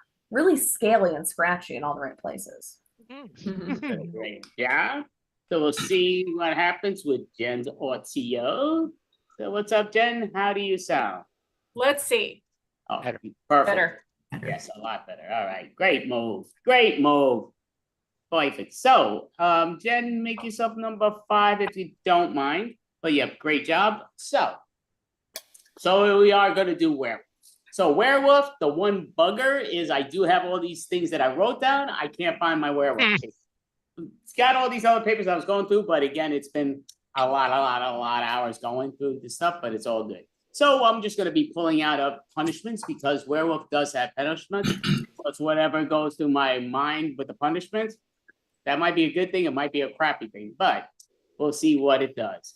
They're all very talented though, so I love it. So if I ask one of them to stand on their head, they'll do it with no problem and all that great stuff. So we are going to play werewolf. So werewolf is the number here. So nobody here knows who the werewolf is or the doctor, but the key goes down to they're going to be characters. They're going to build their characters, tell us a bit about them, and I'm always going to tell them they'll keep going and talking. They won't stop until I tell them to, and that's their scenes or their things and what's what. So I am the host. I'm obviously the one that knows what's going on, but don't know because I'm going to use cards to decide on who the murderer is. I mean, the murderer is the werewolf, but it's the werewolf and the doctor's trying to save people and wants to get the wolf before the wolf gets them. So just in this little town, we're going to act like that the wolf is struck already. It's not just a brand new thing and we're not a town of 7 people, but we're talking about our characters. Let's not talk about other characters that don't exist. So Mel, when you are ready, you're going to start talking about your character, which will be a Mel character, but when you are ready. Hey, what's up? I'm Mel. I'm a local mechanic. I fix people's cars. That's what I do. I live and breathe auto mechanics. Everybody knows to come to me because I know what I'm talking about. Okay. If you go to some other mechanic, you're going to get screwed. I'm an honest mechanic. And I know they all say that, but I actually am. Okay. I'll tell you like it is. And if you need a new transmission, I'm going to tell you that.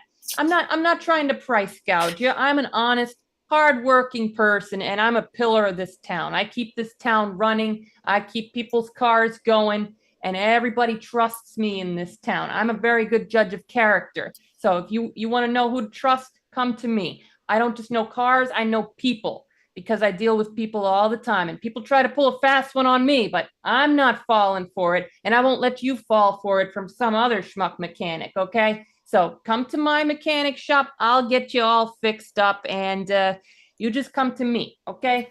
I got you covered. All right, thank you. So we learned a bit about Mel's character, so we're gonna keep that in our heads. But right now, nobody knows if she's the wolf or not. She doesn't even know if she's the wolf or not yet. So Nelson, please let us know about your character. Keep talking, and I'll cut you off. Hello, my name's Nelson, and I'm a mailman. I am the only country mailman in this area. So I deliver packages from 6 a.m. in the morning till 6 a.m. the next morning. I'm always available to take packages out in the country. I take them to everybody that's around. I know everybody. I know everything about everybody. I know who's related and who's not. I know who is and who isn't famous or infamous. And so, Mailman, and I give a great deal. You need to know that stamps are going up, the cost of stamps. Well, I have these stamps and they're one price. And so I'll sell them to you and you can use them till you run out of them. So you need to buy rolls and rolls and rolls and rolls of stamps, because if you run out of them, it's going to cost you an arm and two legs All to right. mail. So thank you. You learned a bit about Nelson's character here in this town, and now we're going to learn about Leia's character. So when you are ready. Well, my name is Leah, and I'm the local florist. I own the florist shop. You know, that means like a flower shop where people sell flowers, and I love doing flower arrangements. I mean, I like my plants and my flowers, and well, really the garden beyond the store. I like these things much better than I like people. I mean, I'm a little shy, you know, so I don't talk too much to other people, but I talk to my plants and they really respond really well. They like grow and they're green and they're beautiful and the flowers are gorgeous and have colors. And there's also like bees and birds and stuff in my garden. And well, anyway, I'm getting off track. Y'all should come down to the flower shop. So we learned about Leia's character. I do have too much prep on my table, not that anybody cares, but now we're going to learn a bit about Norm's character here in this town. Howdy, this is Jethro Norm. I work in the fields and do all kinds of things and whatnot. I help Leah with her garden and her flowers. They're so pretty. So anytime you need some field work or get your veggie garden into shape, I reckon I'm the guy for you. I'm really good at plowing and getting all those weeds out. I do it all for you, and I'm cheap. So not tired of hard work. Work out all day from morning to sundown. Yeah, do good work for you. So hire good old Jethro Norm. I'll be worth every penny you put in my bucket. Yes. Your veggies will never taste any better. Your flowers will be bigger and taller. So we You'll learned be a the bit best. about Norm's character now, and now we're going to learn about Jen's character. Can't hear you. I'm Jen, and I run the diner here in town. If you get breakfast, lunch, or dinner, you're talking to me. You get eggs. What else do we serve? Bacon. We got all kinds of stuff for you to eat. And everybody comes here to eat, and everybody hears gossip, and everybody knows everything going on because it's a small little town that we live in. And I've owned this diner for about 20 years, and I know everybody in this town. I knew them when they were in kindergarten. I knew when they went to college or when they didn't go to college. And I know when they work in the fields and the florist, and I know all the people here in town. And one of the things that I love about this town is that everybody looks out for everybody else. And I think that that's a great thing that we have here in this town. And one of the things about my diner is that you can come in 24/7. That's right. I'm busy, busy, busy. And sometimes I sleep behind the counter. Don't tell anybody. And so what I do there is that I let my fry cook take over for me so I can go take a nap on the flour sack in the back. And that's what I do. All right, so there. great job. We learned about Jen's character, and now we are going to do Lina's character. This thing's popping up on my screen. I don't know why, but Lina, please let us know about your character. Hi, my name is Lina, and I'm the host of Channel 9 Local News. Now, a lot of people ask me, Lina, do you talk like that all the time? The answer is yes. I've talked like this since I began talking at the age of 2. It was a long time for my parents. They disowned me at 11. I announced like this at the orphanage. Nobody wanted to deal with me. But now I get to run an entire news channel. Now people say to me all the time, Lina, why are you staying in this small podunk town when you could have the voice that would cross the nation? And my answer is, well, I would have to share the screen then. But now I have enough personality that nobody will take my spot, and I can be on air for hours every day. I get to broadcast from noon to 7 a.m. I don't work between 7 a.m. and noon. That's when I sleep. Upside down. Right, so great job. So I'm going to ask you, Lina, to repeat yourself because I don't think any of us heard you. Just kidding, but it just goes down to great job. So we're basically here doing werewolf. Now, like I said, nobody here knows who the werewolf is. These cards are going to decide who the werewolf is. We have 6 characters, so there are 6 cards here. Did I do that right? Yes, I did. So all 6 cards are here. So before we even reveal who the card is, they're not going to know. They're going to be turning their heads and all that stuff. So we know they're not checking the back cameras or what's what, unless they have cameras around their house and they're living large. That's always a possibility, but I don't think so. So the key goes down to, we're going to have it where we're going to cut people into different scenes in the beginning here. But remember, the wolf has struck. So even though we officially haven't killed anybody off here yet, it's already struck. So you want to get the wolf before the wolf gets you. So we're going to do a scene right off the bat where everybody's going to keep their videos up. But Mel and Nelson are going to do a scene where they're trying to catch the wolf before the wolf catches them. So even if they're the wolf, which they don't know yet, but continue. Boy, oh boy, I tell you what, this town is going to hell in a handbasket. I agree. It's just crazy things happen. Every time you turn around, somebody's gone. Somebody's dead. You know, being the only mailman, you know, you're bebopping around town a lot in your, mail truck. You ever see anything out there? You know, I don't have time to see things. I've got to pay attention to the road and to the post boxes and the mailboxes and everything. I don't have time to be looking for other things. Ah, you're a very safe driver. I guess that's why you never come into my mechanic shop. That's right. I also am a AARP safe driver person. So yes, I can drive safely. You and we got to figure this out, though. People, they're killing off our people here. We don't exactly have a lot of customers to begin with. We got to figure out what's going on here. So, what do you think of that diner owner? She's a little too friendly for me. It creeps me out a little bit. People who are too friendly like that, they seem fake. You know, and she's always there. That's 24/7. Yeah. She even takes naps behind a bar. So I don't know what to tell you, but yeah, that sounds like a person that's available to do things late at night. Yeah, Jen, the diner owner, and also Leah, that florist. She creeps me out a little bit, a little too quiet for my taste. You know, folks that mess with flowers really are kind of strange and odd, and they get to me. I don't like flowerful people. Yeah. Those nature types, they're weird. They're always weird. Absolutely. You know, and when you talk about it, you got to think about, oh my gosh, the news person, Channel 9. Oh, there's no way that's how she really talks. That is definitely an affectation. There's something fake about her for sure. We are going to the other part of town, and Leia and Norm are trying to find out who the wolf is, and if they are the wolf, they don't know yet, but they're trying to blame somebody before they get caught by the wolf. Go for it. Death row, Norm.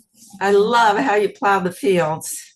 Yeah, and I reckon I should get a raise because the werewolf could be hiding on the field behind those flowers, so it's more dangerous. It sure is more dangerous, and I totally understand. I just got to sell more flowers, and how much I hate to part with them. They're like my children. Yeah. So who do you think could have done this? I know that Lina person there, she doesn't like to share. That's why she stays in this podunk town. So maybe she offs people so she doesn't share the town with so many people. She buys a flower arrangement from me every week, so she's got to be a good person. I mean, Oh. she appreciates flowers, and she always has them on air and behind her. So, I can't really see that. I mean, I'm more suspicious of the mailman. I mean, he's always trying to talk to me, and you know how I don't Yeah. like to talk to people. He only works in the day. That's right. Well, he said he works 6 a.m. to 6 a.m. That means 24 hours. That don't make no sense. Throwing him on to the hill of beans, what he says.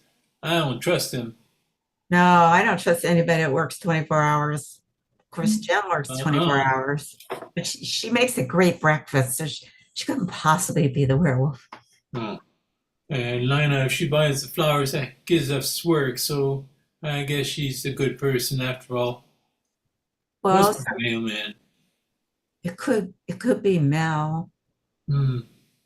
Well, the mailman's kind of hairy already, so. So we are going to the other part of town where Lina and Jen are trying to find out who the wolf is, and if they are the wolf, they're going to try to blame someone else, but yet they don't know if they're the wolf yet. No. Go for it. Hi, I'm Lina.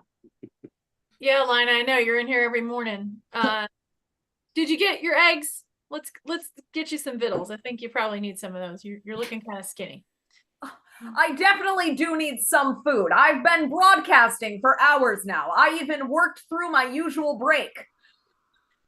Well, I'm real concerned about that wolf that's killing people. I mean, I'm scared. This is a small town. Like, we can't have that here. I'm wondering if it's that mechanic. I would not be surprised if it were a mechanic or another person or animal or a thing. Lina, I gotta wonder, do you have like a daily word quota you gotta use in order to get through your day? I do count each word I say as I say them. That way I know how many words I have said. Kind of like a pedometer, but for your mouth and mind. Like now, Jen, I am noticing here that you have an inordinate amount of ketchup. Has someone been asking for lots of ketchup lately? I mean, come to think of it, Jethro was in here the other day asking for ketchup. That is odd. Agreed. Maybe mustard wouldn't be so odd, but ketchup is real odd. It is. It is the color of blood. It is red. Like blood. You're right about that. I don't know, that mailman's kind of shifty too. He always delivers my mail at odd hours of the night. It disrupts the broadcasting, which is important because I enjoy broadcasting. I'm getting that picture. So I don't know, Lina. I think I need to get you some food and get you on your way to the station.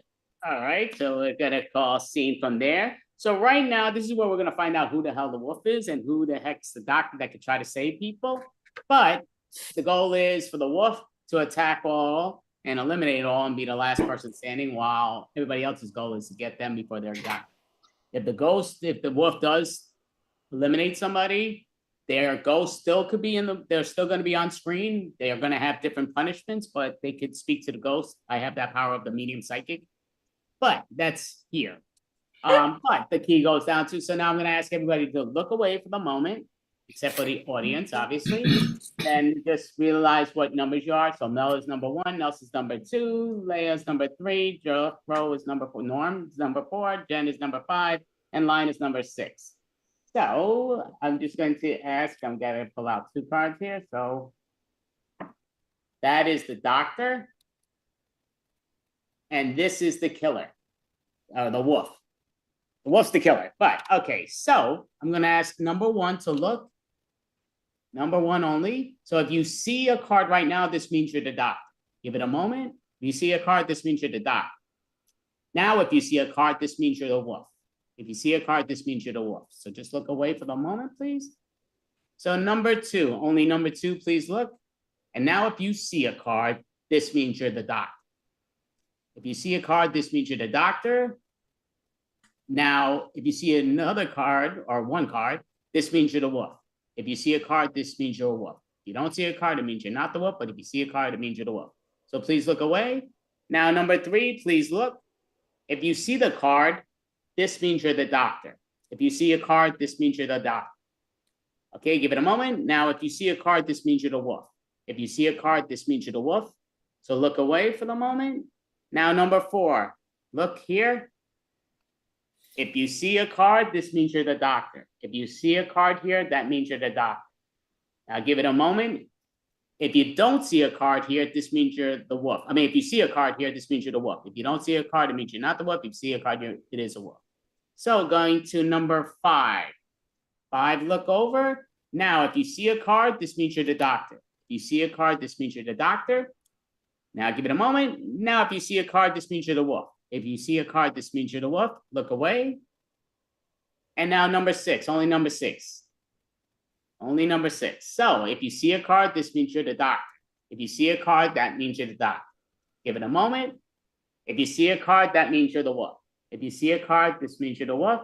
Look away. Now everybody look over. And we're going to do a quick little scene. So we're going to have Mel, Jethro, Norm, and Lina doing a quick scene. The wolf struck again. And we'll be striking in a moment again. So we're going to have Mel, Jethro, and Lina doing a scene trying to find out who the killer is or the wolf. And they're trying to blame other people if they're the wolf and try to find them before they find you. Go ahead. You got a quick scene on this? Well, I reckon the news lady should know what's happening. Hi, I'm Lina. And I generally do know what's happening most of the time. You know, the way you talk, it seems almost artificial, like you're pretending to be human. Are you an animal, Lina? All humans are technically animals, Mel. But I suppose you wouldn't know that, as you're a mechanic and you only work with robots in the form of cars. All right. I see that elitism, but hey, me and Jethro here, we're the salt of the earth, okay? And we don't take kindly to this kind of pretentiousness. Yeah, and you were disowned at 6 years old, so that probably made you mad at everyone. You probably want to start killing people, and that just makes me start cussing all the time. I was definitely older than 6 when my parents abandoned me at the orphanage. However, I take your point. I'm sorry I offended your simple tendencies. If you get him cussing, oh boy, don't get him started. That man can cuss up a storm, I'll tell you what. Yeah. No, I feel like cussing is a way of covering up for killing. I'm happy as a pig in mud when I cuss. It's just a way to let my frustrations out so I don't have to kill anyone like the werewolf would do, huh? Yeah, people like me and Jethro, we call them as we see them. We get it out of our system. People like you, though, you keep it all pent up inside until it explodes, just like an engine. I've never exploded once. I'm constipated almost constantly. That's more than we needed to know. I'm not a plumber, I'm a mechanic, all right? Now, I've noticed that the mailman keeps some 24-hour deliveries going. So now we are going to the other part of town with the delivery person, Nelson, Leia, and Jen. You're finding out who the wolf is. If you're the wolf, you want to blame somebody else, but there is a wolf out there. Get them before they get you. Go for it. It's Nelson. You're being very quiet today. Very, very quiet. I could barely hear you. You know, that's how it happens when you do all the work that I do. You get very, very quiet. Oh, I stay quiet. Yeah, it doesn't do good. Who do I have to talk to? Well, you have the flowers and the bushes and the sidewalks. Isn't that right, Jen? I think so. And Nelson, I see you getting up at the crack of dawn, just making all those deliveries. So you know where everybody is, you know what everybody's doing. Oh, and so yeah, but you know as much as I do about this place. You run that diner, you know everybody that's in town. Now, everybody eats at your place. That's the only place to eat. Oh, so that makes me a murderer? Well, sometimes your cooking can be a little rough, but I don't think You you're don't have to eat here, that lady. kind of. You don't have to eat here. I was just making a joke. Oh, I'm sorry. I'm always so awkward around people. I was I gonna know, men- I know, I I know. was gonna mention the last time I ate at your place, I got really sick. Oh, you did? What'd Yeah, you I eat? had to. It was ham. Yeah, and that ham that you had was not cooked well, and I ended up in the hospital emergency room. Well, goodness, Nelson, I wish you had told me. Well, I have been back since then. Not that I remember. That's Yeah. true. You haven't been back. There you go. Well, goodness. Well, you were in the hospital, right? So you were away from your normal deliveries? Oh yeah, and they backed up all my deliveries, and I had to do extra to get all the mail delivered. That could be a good cover for you to go on a rampage in this town. All right, so we're gonna pause that there. So now we know the town and we know the townspeople. We do know who the wolf is, the audience, counting the wolf, and the doctor knows, and the audience knows who the doctor is. Nobody else here on the screen does know, which is great. So everybody's gonna look away again, look away, because there is gonna be a haunting. So right now it's after midnight, it's nighttime, there's a full moon. So I'm only gonna have the doctor. So make sure you're the doctor, not the wolf, just the doctor's looking over. Give me with your fingers what number you're gonna say. Okay, so from what I'm seeing, okay, perfect. I see it. Yep, look away for the moment. So what I will say now, and remember, the doctor can't save the same person twice in a row. They can save them 1 and 3, but they can't save them twice in a row. So now the wolf, look around and show us who you're gonna kill. Get with your fingers. Okay, look away for the moment. And now everybody turn around. If you don't mind, there has been a killing. The doctor wasn't successful with the save, but Leia has bit the dust. The wolf has struck Leia. So apparently Leia is not the wolf, but it goes down to, I just gotta mark this down. And I do want people to know that I've been paying attention the whole time. I've been sharing the Zoom thing. That's what I'm doing in the background because I haven't done with the other one. Need to catch up with that, but we're done with that for now. So the wolf is captured. Well, not captured, the wolf eliminated somebody. So right now we're gonna do a scene. We're going to ask right now, we're gonna do a group scene where I'm going to ask Mel right off the bat.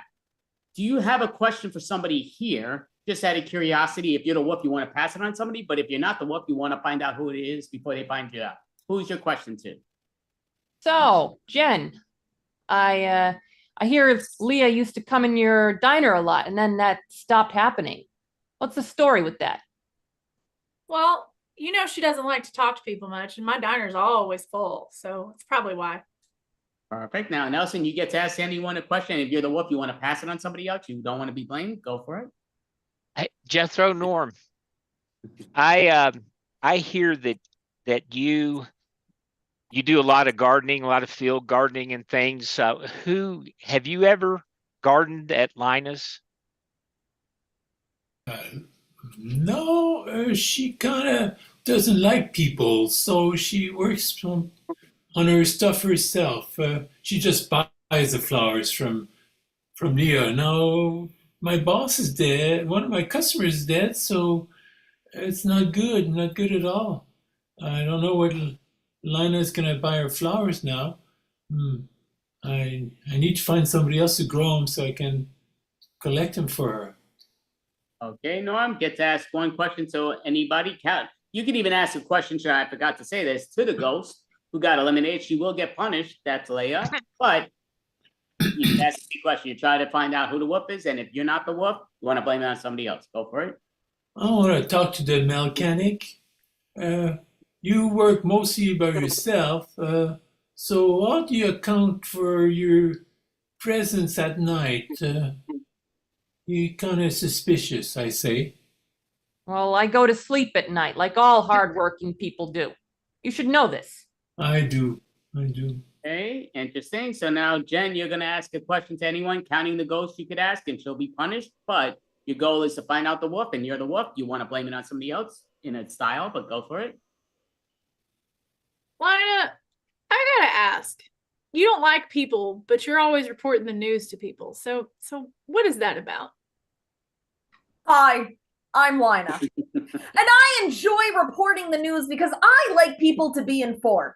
While I might not be the biggest fan of humanity as a whole, I recognize that informing humanity is the only way to make it better.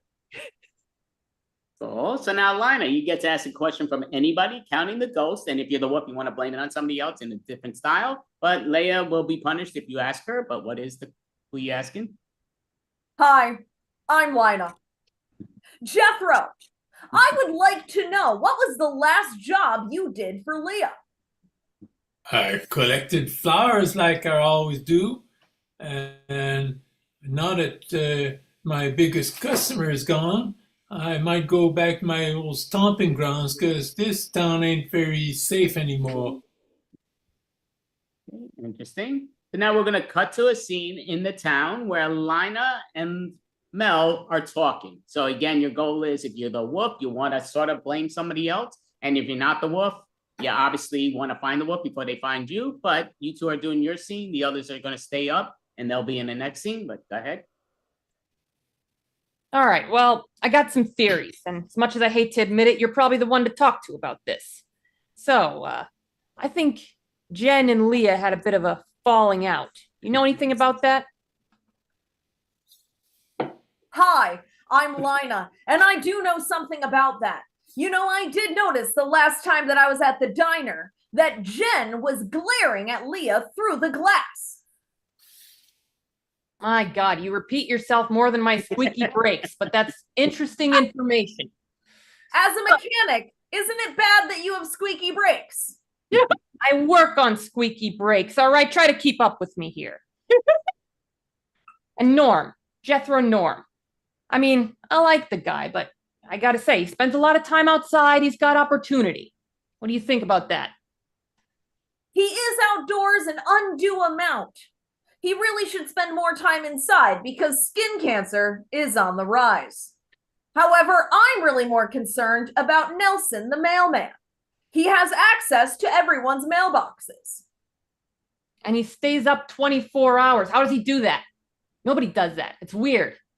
Unless you can turn into some sort of an animal at night that is nocturnal. That's a good point. You know, I hate to say it, but I gotta hand it to you there. You talk funny, but you're pretty smart. I investigate all of my news stories very, very thoroughly. Yeah, that sounds like a sales pitch. Maybe I should hire you to do some commercials for the mechanic shop or something. I love doing commercials. I have done 3 commercials recently, one of which was for butt wipes. Butt wipes, if you have a butt. But I really think what's more important is us talking about who may have killed all of these people. All right, great job. We're going to the other part of town where Nelson, Jen, and Jethro, Norm are trying to find out who the wolf is, and if one of them are, try to pass it off so they're not. Go for it. I don't know, Jethro. I like you a lot, but I think that you have the most opportunity here. What? It don't amount to hill beans what you say. If it ain't the pot calling the kettle black. What you trying to say? Yes, I work all day, hard work, plowing the fields, and I tired at night. I go and sleep. But you take your opportunities to go in the back and disappear. I reckon you have opportunity. Sleeping like a wolf, yeah. And you have a thing with ham. Wolves never like piggies, so you probably made that ham poison and make people sick. Yeah. You both are suspects. I'm just telling you right off that I don't trust either one of you. So, you know, I'm not going there. But I will tell you something else. There's one other person around here that's really like a puppet. You know, all that she says is grafted. It's all written down. It's all the same genre. It's the same beat. It's the same thing. She could actually be unreal. Nah. Lena bought flowers from Miss Leah, so she's a good person. You look mighty hairy to me, so that's suspicious. That is true. That is true. There's lots of hair all over you. I mean, if you're Mhm. talking wolf, I think it's you, Nelson. Mhm. Yeah, well, that's what you get for thinking. I'm Sounds gonna. close to me. Now we are going to ask the ghost. We're going to pull something out of left field. Ghost has got a punishment, but she's going to get to ask two people any type of question she wants. Her goal is to find out who the hell killed her. If she doesn't know, which she pretty much doesn't, but you get to ask whoever you want. And your punishment is you have to, because Leia is a big time rapper, so she's got to rap everything that she says. So your questions, who do you want to ask first? And do it in rhyme, rapping. Nelson, you are the one that got me dead. I believe it. I am seeing red. Tell me now, or be a cow. Moo! Okay, not sure what that was, but you get She to said, answer me or be a cow. I moved. No, I'm listening. I'm a very good listener. I'm not sure where you took that, but so now you get to ask another question to anyone else, even though you may not assume they're it, but you get to ask a question and try to find out who the whoop is in rhyme still. Go for it. Jen, I criticized your meal. I wonder if it how it made you feel. Maybe you were the one that wanted me dead because of all the things I said. Oh my gosh. You know, I don't have time to be upset about people's insults. I've been running this diner for 20 years. People are not always happy with my food. That's just the way business goes. I didn't kill you. I sure miss you. All right, so now we are going to vote for who gets bumped off. They're going to vote. Their goal is to get the wolf out before the wolf gets them. So we are going to go in the number order. So basically, the wolf, the doctor can't say anybody here. They're trying to bump off the wolf. So Mel, who do you think the wolf is and why? We don't need to know between these two. We just want one person. Who do you think is and why? And if you're the wolf, you want to blame somebody else, obviously. I don't trust that mailman, Nelson. He's weird. He doesn't sleep and he makes animal noises. Okay, Nelson, you get to choose. And if you're the wolf, you want to blame somebody else. But if you're, who do you want to find out before they get you?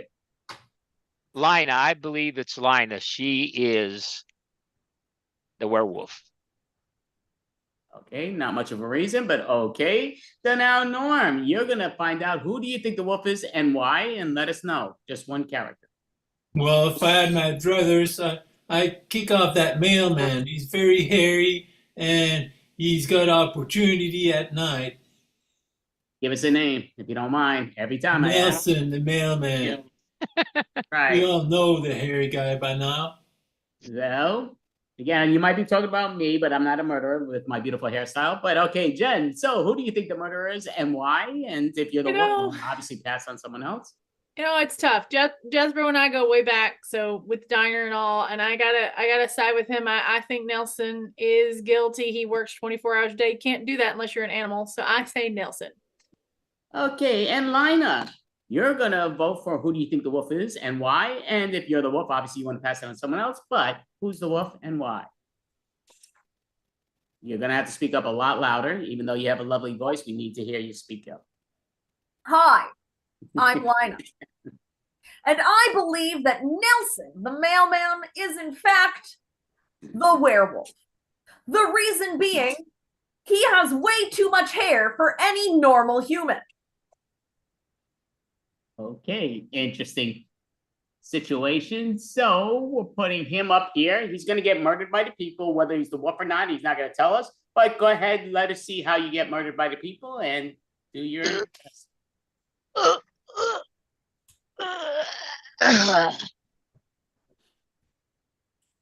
Okay, not exactly sure how he died, but we'll find out. So Nelson, did they capture the right wolf? No. No. Dun, dun, dun. All right, so got to remove that. So right now we have two dead people, Leia and Nelson. They might have agreed with Leia if she really seemed to know that it was Nelson, but Dun, dun, dun. So now we got it here. So now, again, your goal is to find out who the wolf is before the wolf finds out who you are. So right now we're going to do it where Mel and Jen are in the scene right now. So Mel and Jen in the scene. Obviously, if you're the wolf, you want to sort of blame somebody else. But if you're not the wolf, you want to find out before they find you out and get you. Go for it. Well, I'll have my usual. So, what do you think of Jethro? Comes in here a lot, doesn't he? No, we go back way too far. I got my eye on that shifty reporter. I think that, what's her name again? Lena, Lid, something. Yeah, she is a bit shifty. Everything she says seems scripted. It creeps me out. I don't like it. I like people who shoot from the hip. Like she's a fake person or something. I don't trust anybody who is that artificial sounding. But you and Jethro, you kind of ganged up on Nelson there, huh? I mean, I know I thought it was him too, but it seemed like you voted for him because Jethro did. Well, Jethro's the one that brings me my produce, so I trust the man. All right, who don't you trust? I gotta say, it's gonna be Lena, Lita, whatever her name is.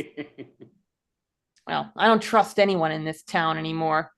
But I'm still not completely convinced it isn't you. You're a little too friendly. I don't trust people who are too friendly. I like people who are loud and vulgar. All right, get out of my diner. All right, maybe we can be friends after all. Yeah, that Lina, she's shifty. Definitely a little bit suspicious.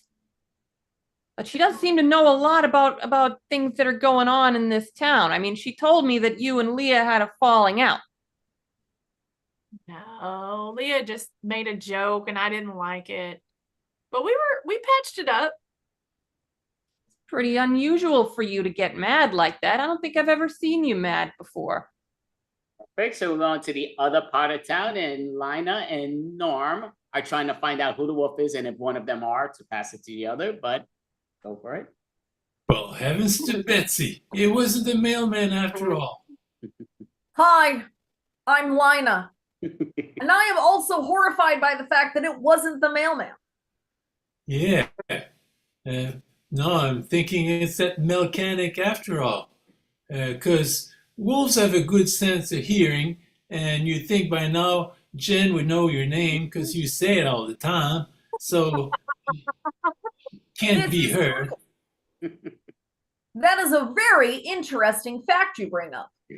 I was also thinking it was the mechanic because, in fact, she doesn't seem to be happy about the squeaky brakes. And maybe she wants everyone dead so that they stop happening. That's right. They have a keen sense of hearing, and squeaking must drive them mad. That's right. Must be her. I have heard that dogs have supersonic hearing, so she can probably hear the squeaky brakes all around town. That's right. That's probably why she also wanted the mailman to die. Yeah, dogs and wolves like to run after mailmen. Yes, they do. It also explains her hatred of Leah because of the flowers. Yeah. They don't like smelling flowers. They prefer the dead meat. And people who like flowers don't like dogs to pee on their flowers. Wow, that's some good insight there. I am an investigative journalist. Yeah, I'm impressed. I do declare you're the best one here for ciphering those types of things.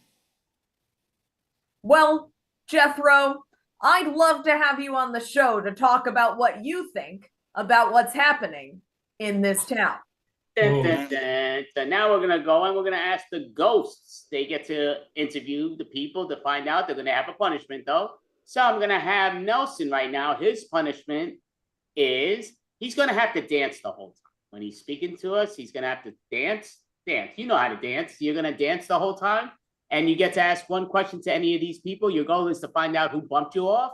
So you get to ask one question to anyone, and you got to dance at the same time. If you stop dancing, you get muted. But go for it. We all bumped him off. So Jethro, Norm, I want to know, are you the one that is doing all this because it all really looks like you are the one that is the killer? Well, you got some gumption and accusing me? No, I work the fields. That's all I do. I'm too tired to go out and kill at night. So look elsewhere. I'm plumb tired of all these accusations. Leia, you were the first to get bumped off, so you're gonna have a punishment, but you get to find out who it is. You can ask one question to someone, and your punishment, because of your lovely voice, you're gonna be singing to us. Go ahead, you're gonna sing that question. Go for it. Dear Mel, dear Mel, dear Mel, I have a question for you. Who do you think the killer would be? I don't know. I'm starting to get suspicious of my old pal Jethro. I mean, he said he doesn't go out killing because he's too tired. So if he's not tired, that means he would kill. I don't like the sound of that. Nope. Okay, perfect. So now we are gonna go around. Let me just message the people that are in the back room we're just gonna send them in and put them into the breakout room. But so going to ask you right off the bat, Mel, you get to ask one question to anybody, counting the ghosts that'll have a punishment if you ask them, but who do you want to ask a question to? So, Leah, did you hear anything weird before you got?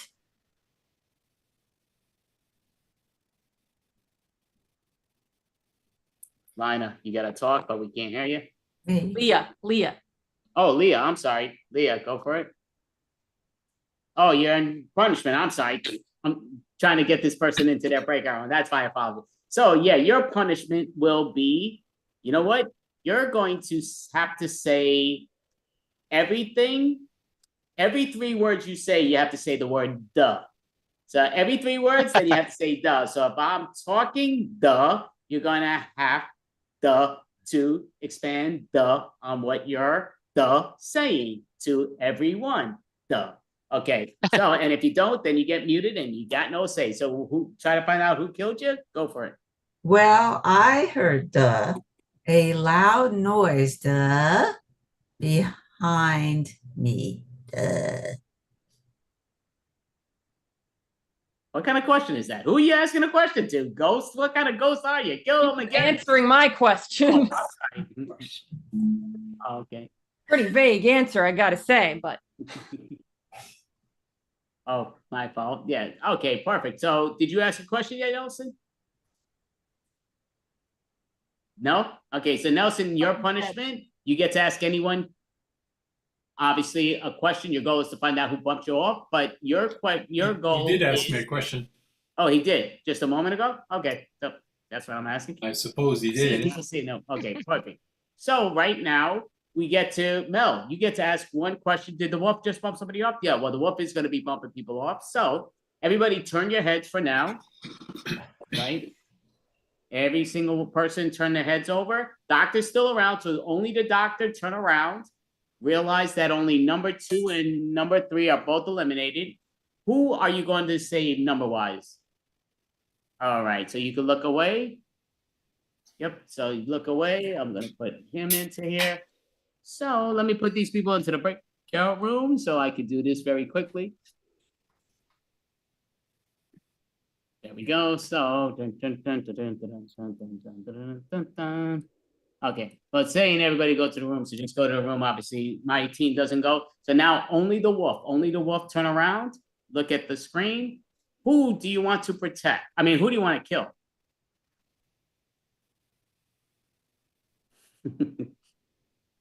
Okay, so look away for the moment, Wolf. And everybody turn around. There has been another killing. Jen has bit the dust. So Jen was not the killer, but she has bit the dust. So Jen is joining lovely Leia and Nelson. So we have Mel, Norm, and Lina still surviving. The wolf right now is obviously looking good because there's only 2 more people to bump off before she gets or he gets bumped off or annihilated. But the key goes down to from the she-he situation. Mel, Mel, Jethro, and Lina are doing a scene together. Obviously, you're trying to find the wolf, and if you're the wolf, one of you is the wolf. You're trying to blame somebody else, but go for it in your scene. You're trying to find out who the wolf is before they find out you. Hi, I'm Lina. We know. I am very concerned that so many people have continued to die. Are you? Are you concerned or are you guilty? I'm concerned. Seems like fake concern to me. You think you'd like reporting those murders every night? Reporting on murder is not what I want to do. I enjoy fluff pieces. Have you ever seen somebody make an omelet? It's enjoyable. Yeah, but it doesn't sell, does it? And I know your types. You're all about the money. Omelets sell far better than murder. That's why Jen sold omelets. Not for and newspapers. not murder. Not for newscasters. You need a story. You need something juicy, right? So that's what you do at night. You go and create stories. Huh. I got you figured out.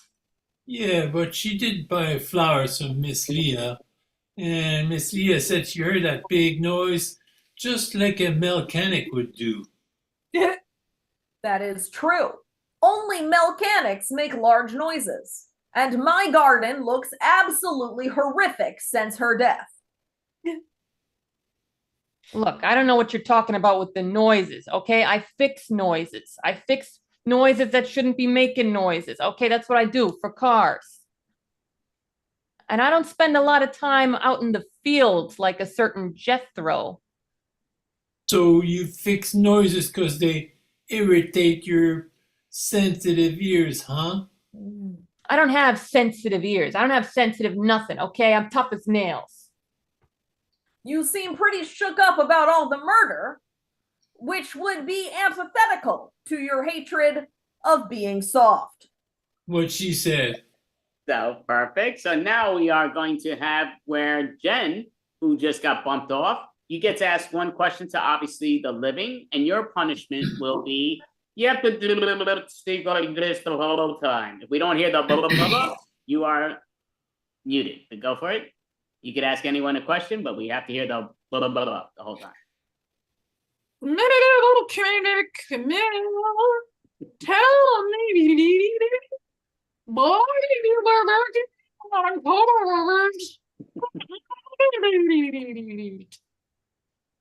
So the one, if they, you know who she asked the question to answer. Well, I think I heard my name there, but I don't know if I understood the question. I think she was asking why I work on cars. And there's a very simple answer, because I'm a mechanic. Perfect. Okay, so now we're going to go and Mel, you get to ask one question to any individual, counting the ghosts, and then they'll have a punishment if you ask the ghost. But who do you want to ask a question to? I'll ask it right back to Jen. So who do you just think? okay, that's perfect. I'm going to pause for a second. So we'll have a punishment. We'll let you know afterwards what the punishment is, but go ahead, ask your question. Who do you think killed you, Jen? Any clues? Perfect. So now, Jen, you're going to be part of a 3B. Oh, no, you know what? You won't be at this point. Yes, you will. Screw it. So you are going to speak the first word. Nelson's going to, Leia's going to speak the second word, and Nelson's going to speak the third word. You need to complete your sentences, so we need to end it in 3 sentences. 3 words, 6 words, 9 words, 12 words, 15 words. But Jen, you have to start it, and Nelson has to finish it. So answer her question in that 1 word at a time. Think. Norm. Did it. Exactly. Okay, so we got the answers from there. So now we are going to be voting. So I'm going to ask you right off the bat, Mel, you get to ask one question to anyone before we do. So who do you want to ask the question to? That was me. Oh, that was you. Okay. So I'm going to ask you, Norm, who do you want to ask a question to? It could be the ghost, but who do you want to ask a question to? And they'll be punished if you ask them. But your goal is to find out the wolf, and if you're the wolf, blame someone else. Well, I want to ask Belle Canic, why didn't she like the dear Miss Leah? Bless her heart. She was such a kind customer. Like I said, some of these nature folks, they kind of freak me out, you know? It's just it's a little weird. And she's too quiet. I like people who are loud, people who say what they think. That's all. I didn't hate her or nothing. You must like Lena. Okay, perfect. So, Lina, you get to ask one question to anyone, counting the ghost if you want. But if you're the wolf, you want to blame somebody else. And again, you get to ask a question to one, who it is, and the ghost would be punished. Hi, I'm Lina. Nelson, I heard that you were chased by some people. Obviously, werewolves, like dogs, would hate mailmen. Who chased you?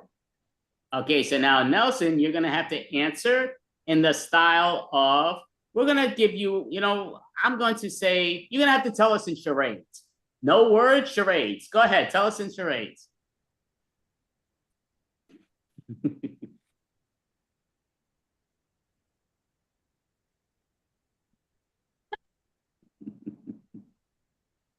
Okay, I guess that's the answer. Don't know if you understood better than me.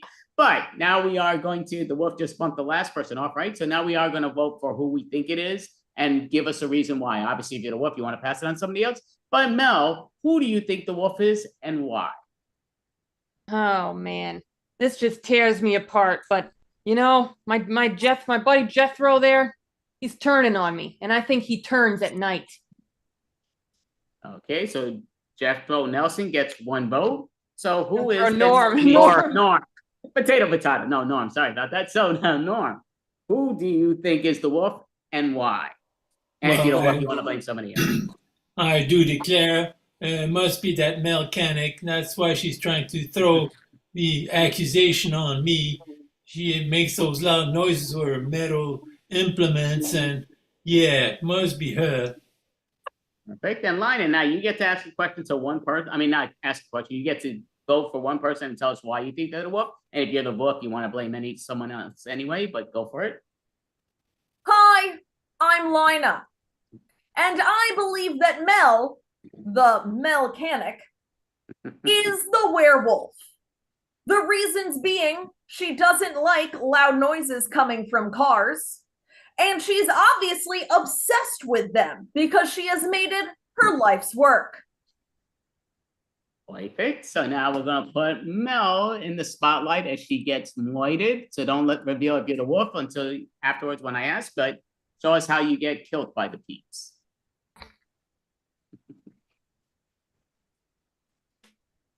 Okay.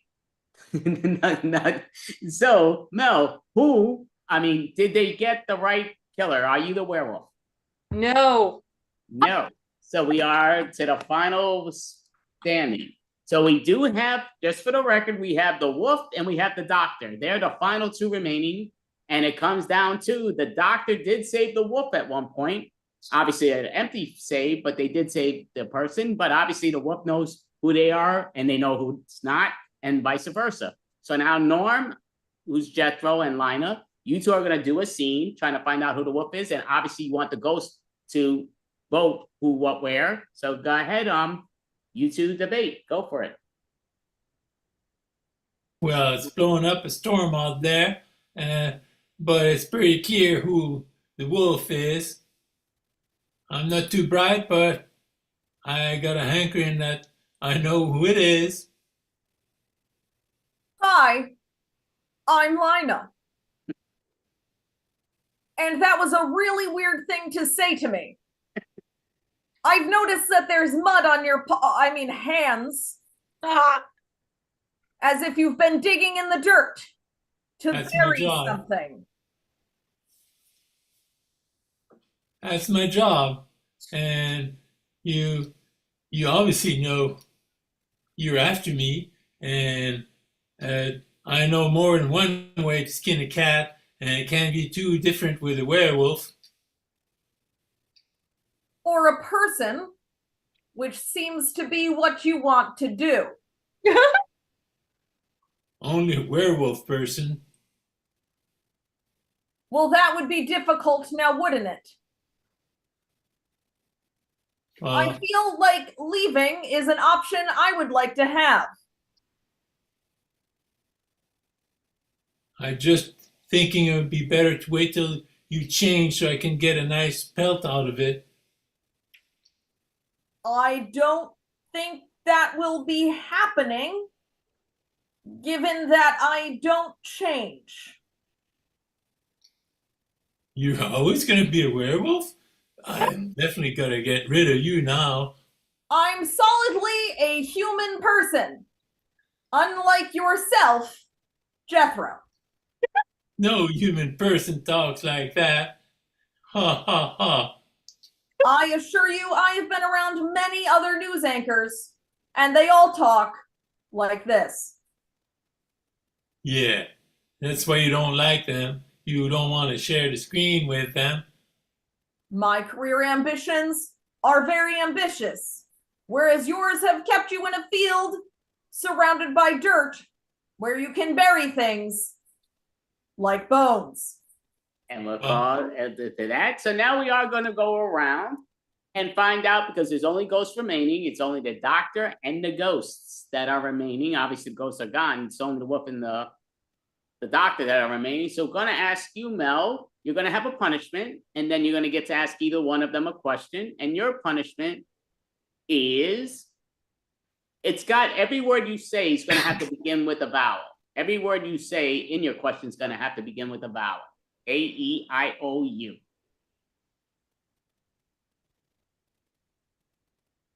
Is it over, out of earth?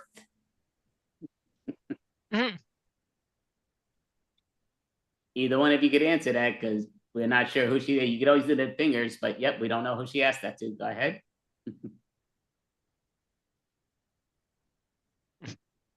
I don't know who she's talking to, but I work the field, so I'm never done with getting in the earth. Interesting. So now, Nelson, you get to try to find out who the wolf is. You're going to have the same exact punishment, only vowels. So you could speak and ask the question, but only vowels will be allowed.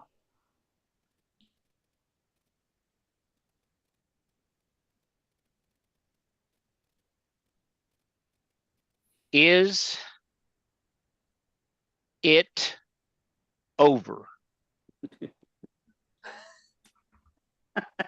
Well, Hi, I'm Lina, and I assume I should take this version of that exact same question. And what I would say is that if you vote for Norm, yes, it is over. So Leia, you're going to have the same exact punishment. Your goal is to find out who the wolf is, because you're not the wolf, but Norm or Lina is the wolf. And what is the question? Only vowels can you ask. The same thing. Every word's got to begin with a vowel. Is it I?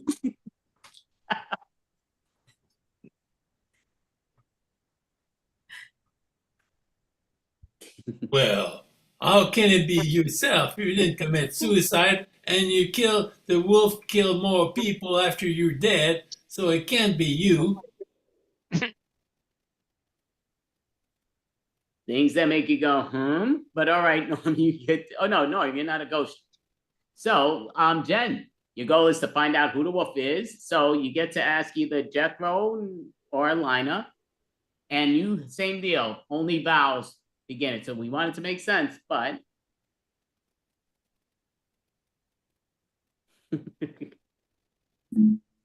I understand it is another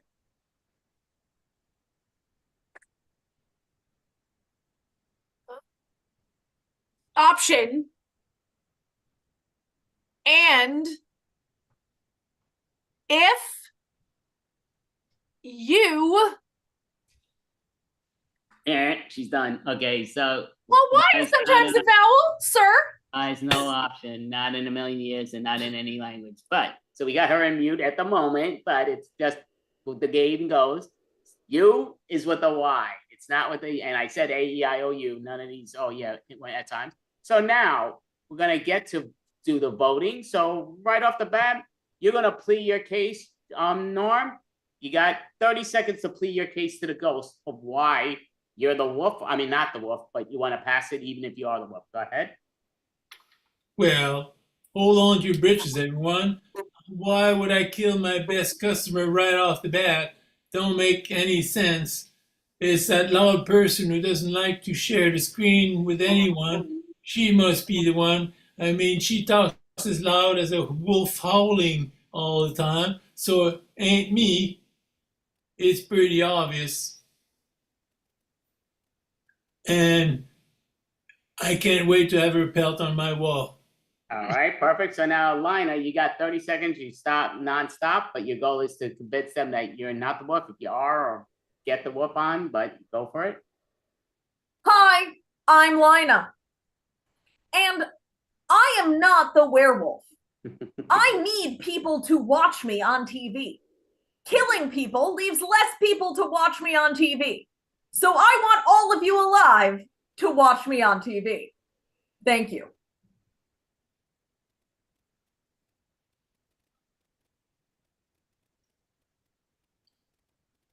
She likes to watch herself on TV.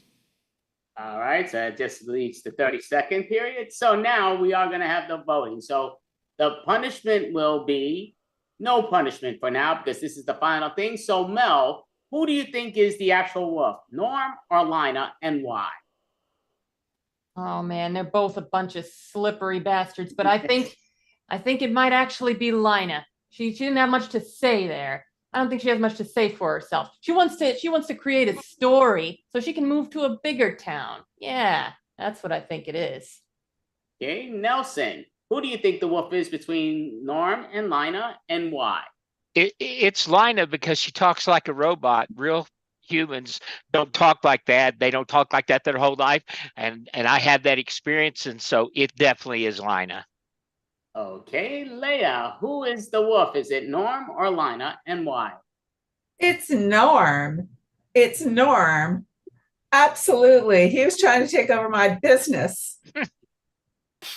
Double crossed me. Perfect. And now, Jen, is it Lina or is it Norm that is the wolf, and why? It's Norm. He's in that field and he knows all the things and he knows where to hide those bodies. So it is Norm. Okay, so since it is a tie to a piece, we are going to look at here, going to put one of you in a spotlight. So with you being in the spotlight, if you are not the wolf, you are going to get killed. If you are the wolf, you're going to kill Norm in the style. So let us see how you get killed or how you kill if you're the wolf or not. Go for it. Hi, I'm Lina. And I'm about to eat you. Nice. Nice. All right, great job. So give yourselves a hand. So yeah, awesome job. Definitely very entertaining. And yeah, great character, definitely. Some great characters by you all, but yeah, I like the repeat. And she didn't, I thought I was definitely like waiting for her to miss that. She didn't miss it, and great job. So Told you so. Now, yeah, very interesting, and yeah, a lot of fun. Definitely seeing where we got it. So we still got 15 minutes, which is cool here and there before the next team goes up. But we're gonna do replay. Why the hell not? That we got time for replay. So with replay, all it is we're gonna have it. I do have movies here, but you know what? We're gonna ask the person. So I'm gonna ask the person ahead of us, and that's it. We know Nelson's not a fan of this because Nelson pretty much hasn't seen any movies, but again, we're still gonna let him play it out, and he's still not gonna cop out. He's gonna still play it as if he knows what it is. I'm just looking at how the heck. Oh yeah, I'm hitting the wrong button. There we go. Spotlight for myself. So Mel, give me a movie to replay, and then afterwards I will ask everybody if I seen. So you want to give me a real movie, and I'll play it from beginning, middle to end. I only got a minute. Overboard. Okay, everybody, yeah, you got to go over. Yeah, we got over here. Listen, Tom, riding this boat, it's not too safe over there. I understand, but yeah, we got to watch out because, again, they're attacking. Don't worry about it. We got it. Tom, yeah, you got to go with that light boat. Okay, I'll try my best. Let me lower it down. Oh, I do see the shark over there. Listen, the key is our friends went out there and they haven't survived. Okay, I'll go down there. Let me get this gun and hopefully this works. And holy crap. Oh, the shark's coming up here. Oh my goodness. Oh, trying to turn the boat away. Oh, the boat's getting hit. Oh no, boat's getting hit. Oh crap. I think we're a crap out of luck. Oh no, there's a torpedo gun there. Get the torpedo gun. Is that what it's called? I'm not sure, but use it. Oh, you got it. Oh, good. Oh, yeah, we're going to swim. Let's swim the shore. And that's our scene. All right, so give a hand, push that out the door. So that's to unlive that. So I'm going to ask you, Mel, have I ever seen the movie? Clearly not. It's called Overboard. Overboard. Yes, have I ever seen Overboard? So Nelson, have I ever seen Overboard? No. Leia, have I ever seen Overboard? No. Jethro, Norm, have I ever seen Overboard? That's the worst Goldie Hawn impression I've ever seen. No way. Jen, have I ever seen Overboard? No way. Lina, have I ever seen Overboard? I'm assuming no, but I've never seen it either. So. I almost played it word from word. What the heck is wrong with that? No clue what Overboard is. Yeah. No clue what the movie is, but again, so we're going to clap there, put it there to the side. So now Mel is going to get to do a movie. So we're going to ask Nelson because he doesn't have to give us one if he's not sure, because I know he's limited to his words. But do you want her to play it? Do you want to give us a movie or do you want somebody else? Yes, I can give a movie. Go ahead. Twisters. Twisters. Twisters. No. Beginning, middle, and end. All right, here we go. The only exciting thing that happens in Oklahoma County. We got a big twister coming in. Oh my God, it's a 5.0 on the Fujita scale. We got to get it underground. Everybody underground. Oh no, there goes a cow. Another cow. Great callback to the original. Oh no, there's a semi truck. Doc. Okay, everybody underground. Okay. All right, it's safe to come back out. Oh my God, the whole town is destroyed. Oh my God, it's gone. Midwest City leveled. Oh no, what are we gonna do now? We didn't stop the tornado. Dorothy didn't work. We need a new Dorothy. Dorothy 2.0. We can't let this happen to Oklahoma City. We can't let Devon Tower go flying through the air like those cows. We gotta stop this, everybody. Let's follow in Bill Paxton's footsteps and get this thing going, all right? Everybody, come on. Let's okay, put the sensors in here. Oh my God, we got another one. What are the chances of that? I don't know, but great job. All right, so give a hand. So Nelson, has Mel ever seen the movie Twister? Yes, she has. Leia, has Mel ever seen the movie Twister? No. Norm, has Mel ever seen the movie Twister? I don't know what the Fujita scale is, but yes, she's definitely seen it. Jen, has Mel ever seen the movie Twister? No. Lina, has Mel ever seen the movie Twister? Yes. I've never seen I'm it. going to see, my guess would be no. I think she's sort of knows what the movie's about, but I don't think she's seen it. Have you ever seen the movie Twister, Mel? I've seen Twister. I have not seen Twisters, which I think this is what the suggestion was. That's the sequel that came out this year. Perfect. Okay, so great job. So now Nelson's going to replay a movie that we already all know that he hasn't seen, but he's going to try his best. So going to try to put him into a breakout room. I'm trying to do that, but gonna make him big here. So Leia, give him a movie that you think he may know.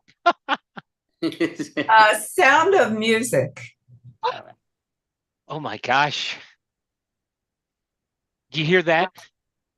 Perfect. They're on perfect sound. They're on the right notes. Look at them playing those instruments. I cannot believe, and that voice. That is the greatest person I've ever seen. Wait, what do you mean? I can't be in the choir. What? I can't sing. I can sing tenor, oh, la, la, la, la, but I'm not good enough to sing in the choir.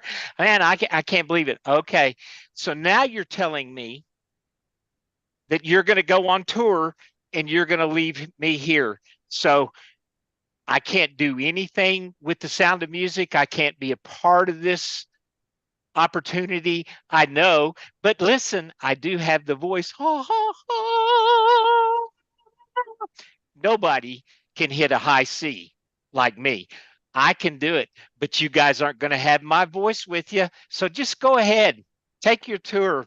All right, so sing. So going to ask a question I think we all know the answer to, but Leia, has Nelson ever seen the movie Sound of Music? I think Nelson had a childhood, and no, he never saw that movie. Norm, has Nelson ever seen the movie Sound of Music? That's the best Julie Andrews impression I've ever heard. But no, he's not seen the movie. Jen, has Nelson ever seen the movie Sound of Music? I actually think he has.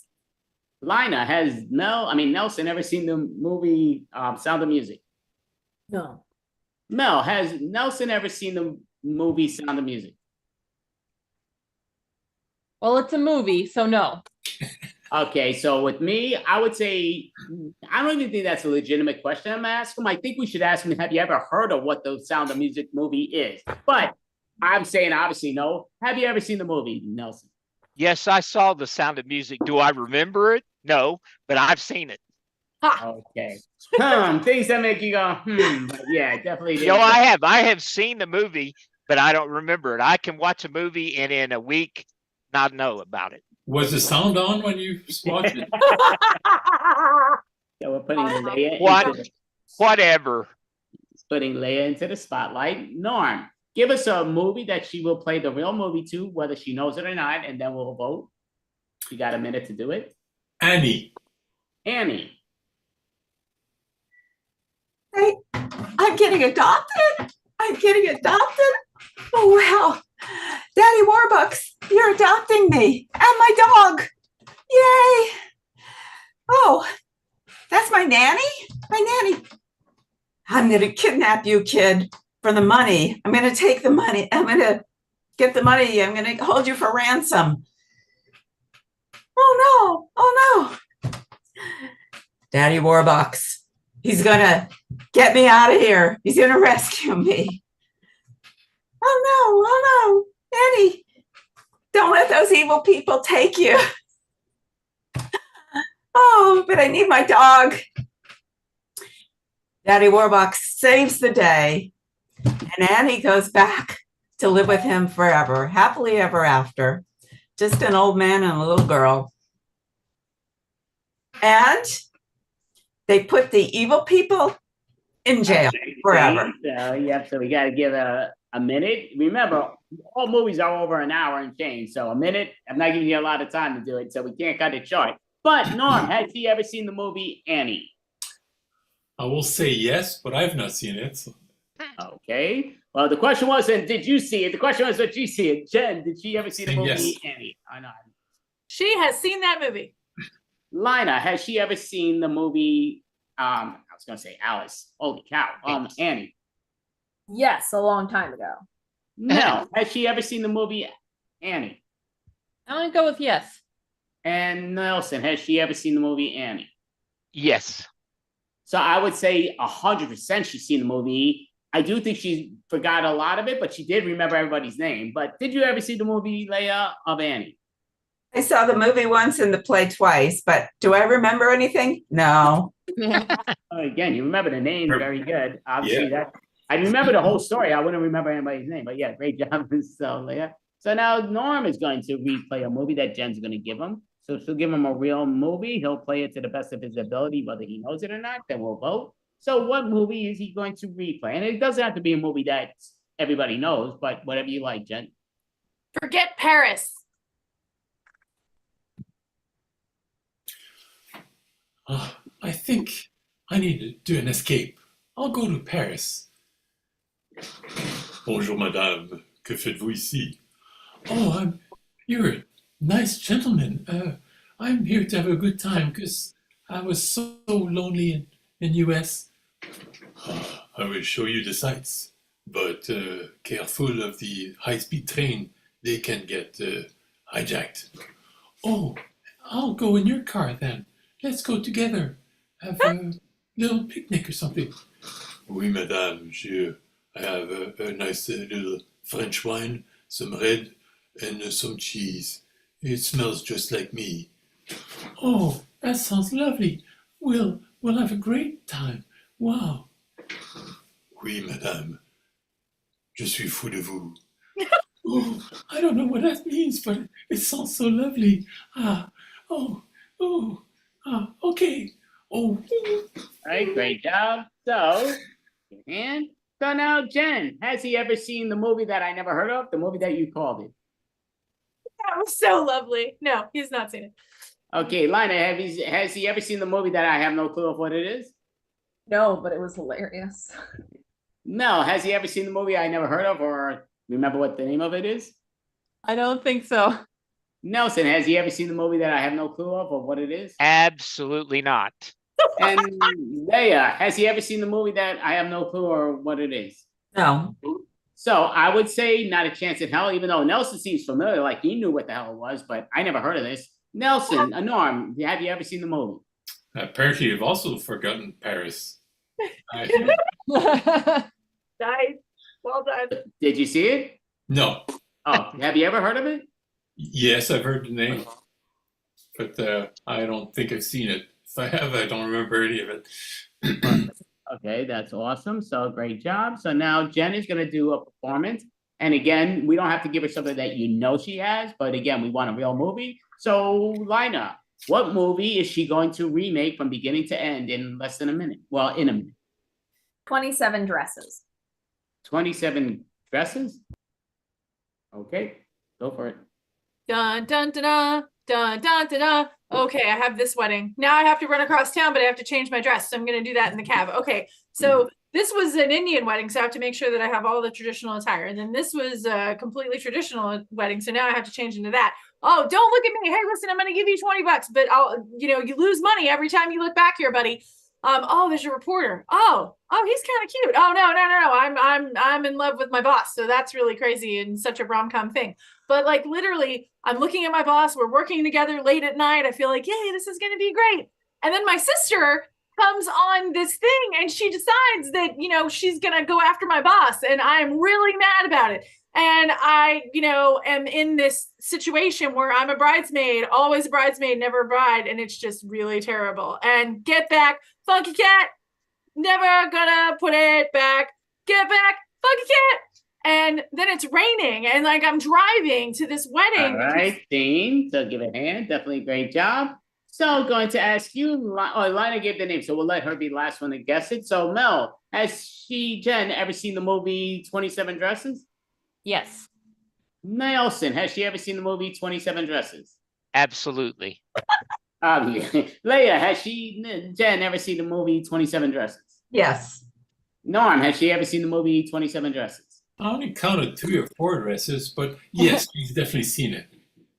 I actually would have thought I don't know what the hell that movie is, but I'm guessing because she was singing a song to it that she must have seen it. I don't know if it's from there, but I'm guessing it is. Lina, has she ever seen the movie 27 Dresses? Absolutely, yes. Jen, have you ever seen the movie 27 Dresses? Yes.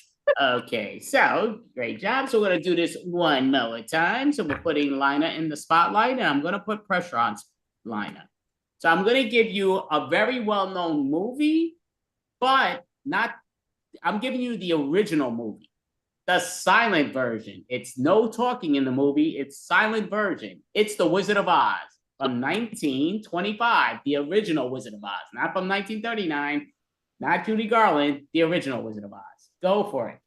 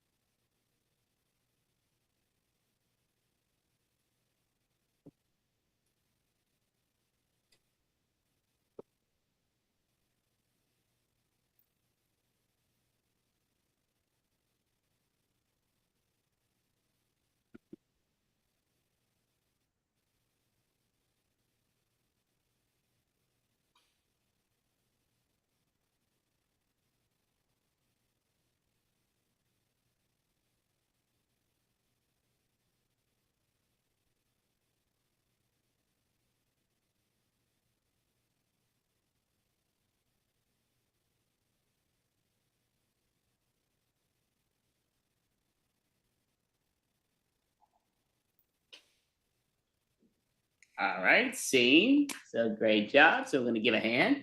So I'm the one that requested, so I'll be last to guess. But Mel, has she ever seen the original Wizard of Oz? Well, it looks like she got every part. I'm gonna say yes. Nelson, has she ever seen the original Wizard of Oz from 1925? No. Leia, has she ever seen the original Wizard of Oz from 1925? No. Norm, has she ever seen the original Wizard of Oz from 1925? Not with Judy Garland. It was a fantastic reenactment of a movie she's never seen. And Jen, has she ever seen the movie Wizard of Oz from 1925, not from 1939 or Judy Garland, 38? Not 1925, but definitely the Judy Garland one. She's seen that one. Okay, well, that's not what we're asking you. I know, but- not the 1925. So, what I say is, what's up, Ash? We'll put you into the breakout room for the moment. So, it's, yeah, so what I would say, just gonna put her down.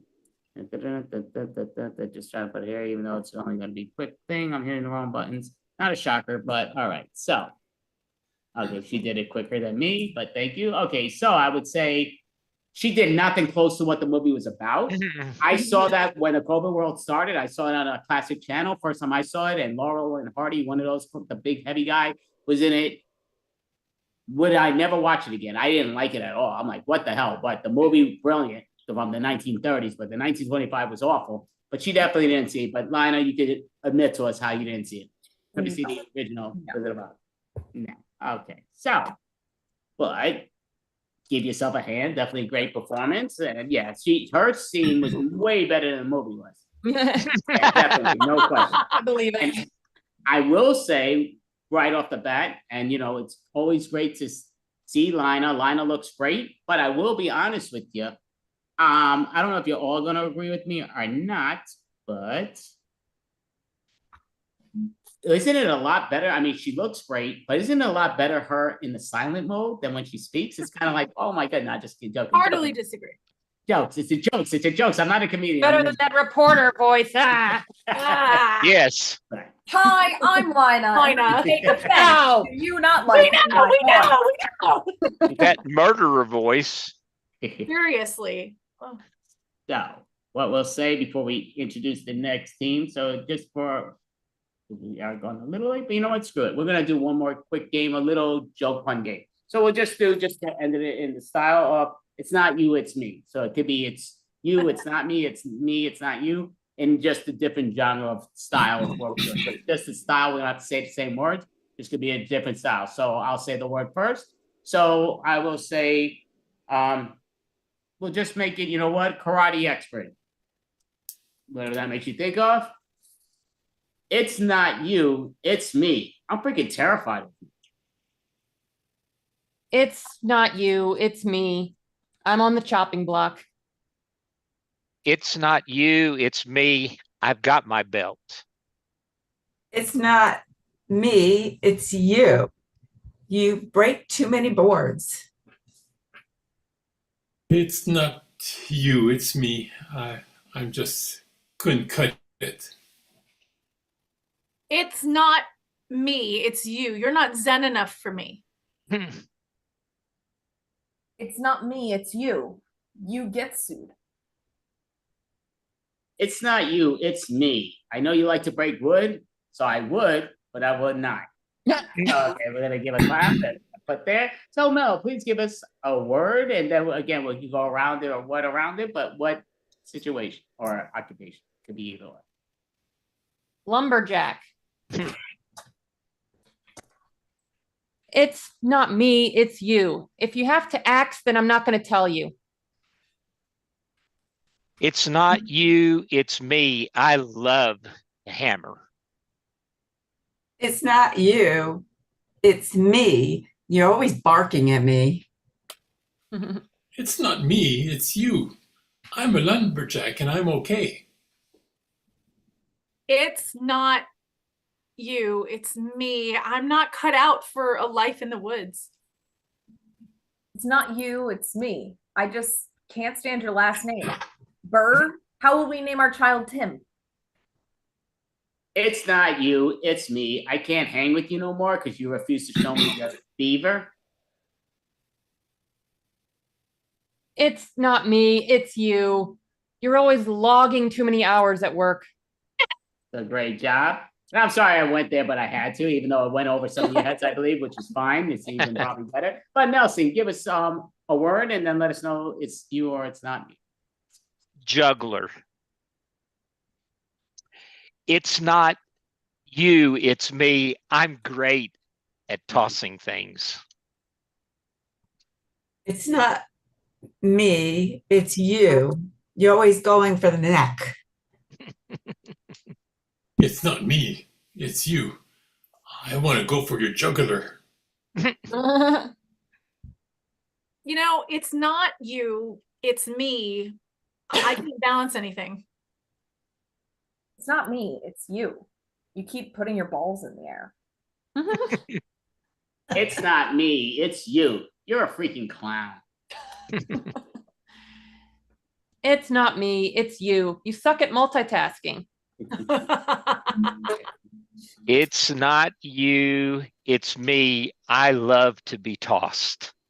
That's a great job. So we're gonna put that to the side. So Leia, give us a word, it could be occupation, and let us know if it's me or it's not you. Go for it. Toothbrush. It's not me, it's you. You're too bristly. It's not me, it's you. So I'm giving you the brush off. It's not me, it's you. 2 times a day is a lot. It's not me, it's you. You're very pasty. It's not me, it's you. It's your loss because you don't floss. It's not me, it's you. You keep giving me the brush off. It's not you, it's me. I have missing teeth. It's not me, it's you. You need a professional cleaning. Great job. We're gonna put that to the side. So Norm, please give us a word, then let us know if it's me, it's you, it's who. Go for it. News reporter. It's not me, it's you. Can't stand hearing you say, "Hi, I'm Lina." Not me, it's you. I can't talk like this for the rest of my life. It's not you, it's me. I just like doing this. It's not me, it's you. I have no idea how to report this. It's not me, it's you. More at 10. It's not you, it's me. And welcome to my station, KWXP 97 dial, Edmond, Oklahoma. It's not me, it's you. You just need too much attention. It's not me, it's you. You're old news now. So we're gonna put that to the side. So Jen, please give us a word and then let us know who it is. Actor. It's not me, it's you. You need too much attention. I can't handle it. It's not me. It's you. The dramatics. They're over the top. It's not me, it's you. You overact everything. You freaking swear you're freaking William Shatner for crying out loud. It's not me, it's you. You can't get your lines right. It's not me, it's you. You continue to switch your role. It's not me, it's you. You broke a leg. It's not you, it's me. I kept going for the supporting actor. It's not you, it's me. I broke the 4th wall. Great job. So we're gonna do this one more time. So Lina, please give us a word and let us know who the hell it is. Parrot. It's not me, it's you. There's always crumbs in the bed. It's not you, it's me. I can't stand your stinking bird crap. It's not you, it's me. I'm a copycat. It's not you, it's me. I love living in a cage. It's not me, it's you. You keep repeating things. It's not me, it's you. You're crackers. It's not me, it's you. You're a pirate. This can never be. It's not you, it's me. Macaw is all wrong. I think give yourselves all a hand. Definitely great job by you all. So we are the improv professionals. We did have, just looking right here. So we had Mel Post, we had Lina Dunn, we had Leah, we had Jen Haston, we had Nelson Morgan, we had Norm, Andy Abramson. We are the improv professionals. Before we do, I am going to show one more preview before I introduce the next team. But before I do that, I'm going to go around and ask people if they want to advertise the website they're on so people know where they are in person, online. And again, I'm not going to hate if you advertise our team, but not doing that. But Lina, do you want to let us know? Yes, she does. Go for it. These are where you can find me. Sometimes things happen. So I would definitely say, I was hoping she was going to say, hi, I'm Lina. This is my website. Did a great job, and definitely follow her, even though she doesn't do things enough times because she's a very super busy, but she's very talented. So definitely follow her. Mel, do you want to let people know where to follow you in person? Well, in person or online, mainly online, at least in person at the show, not in person, but yes. Yes, please don't follow me in person. Delicious YouTube. New video just dropped. Nice. Great job. Nelson, do you want to advertise to let people know in person or online how to find you? I'm just going to say my name is Nelson and I'm part of the improv professionals. Great job. Leah, do you want to advertise in person or online where to follow you? No, I'm in the witness protection program, so I can't. I'm so sorry. Great job. And Norm, how about yourself? Do you want to let people know in person or online how to find you? You can see me on Improfessionals or Extreme Improv, or if you're in the Philly area, we're giving a show at the Montgomery Mall on August 10th. Don't forget, you could also see him when the Mets are destroying the Phillies and he's crying, but that's a joke. But okay, so it goes down to Jen. In 15 years. Jen, how do we find you in person or online? If you I am findable on Instagram. That's where I live mostly and play. At Haston Helping Hands, it's right there in the screen. So go ahead and follow me now. All right. So, yep, just take a picture. Or you could always check the videos afterwards to always find out where she's at. But thank you all. I hope you all have an amazing night. Lina and Mel will be performing a little later, solo acts and doing some great stuff. Don't let me down. I'm saying now, I'm building you two up that you're amazing. So don't screw it up. But hey, I'm Andy, and that is our improv professional show. And we're going to call the next team up. But great job, everyone. Great job, everybody. You all. Happy anniversary, 4-year anniversary. And yep, thank you so much for participating. So Mel, do you want to introduce the next improv team? Yes, up next we have Cartoonia Jam. Cartoonia Jam, so we're gonna have them come on up. Oh, did we let go of the room? We might not have let go of that room. We close the room. We didn't know about it. I was coming in here to check. Just let them know. They'll come on over. Oh yeah, so yeah, I did just close the room, so they'll be popping up in a minute. They'll be popping in soon. So that's awesome. So Cartoonia Jam is coming up, and David was very generous to invite us to participate. We want Mel, so if you want to participate with them, that's all on you. I won't do it, but Hell, if you want to join us, we're just gonna be doing what we want to do, and we've done it with you before, so we know that you know what to do. We're waiting for everybody else to show up. They're about to turn on their cameras. I'll just dance for a little bit for everybody. Nick, come on and dance with me. There she is. There they are. Hello, everyone. Hello. Friends. Hi. Happy Friday, friends. Happy Friday. We are Cartoonia Jam. Thank you so much for having us at this lovely 4-year anniversary. We have a theme song. Check it out. Oh, da-da. Boom, da da da da da da boom, da da da boom, da.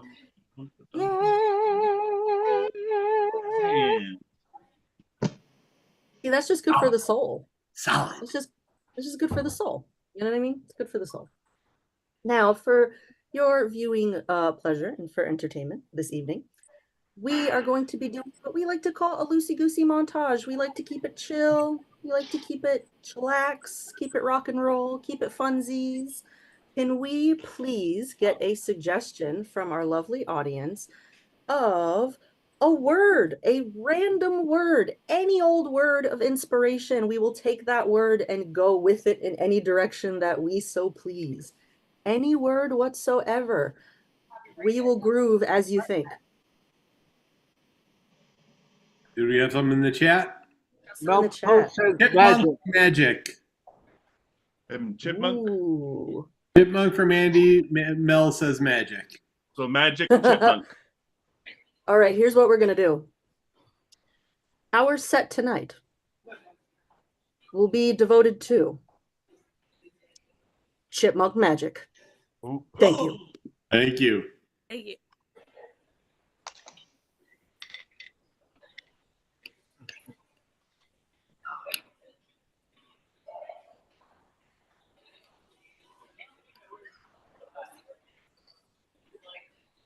Alvin! Alvin!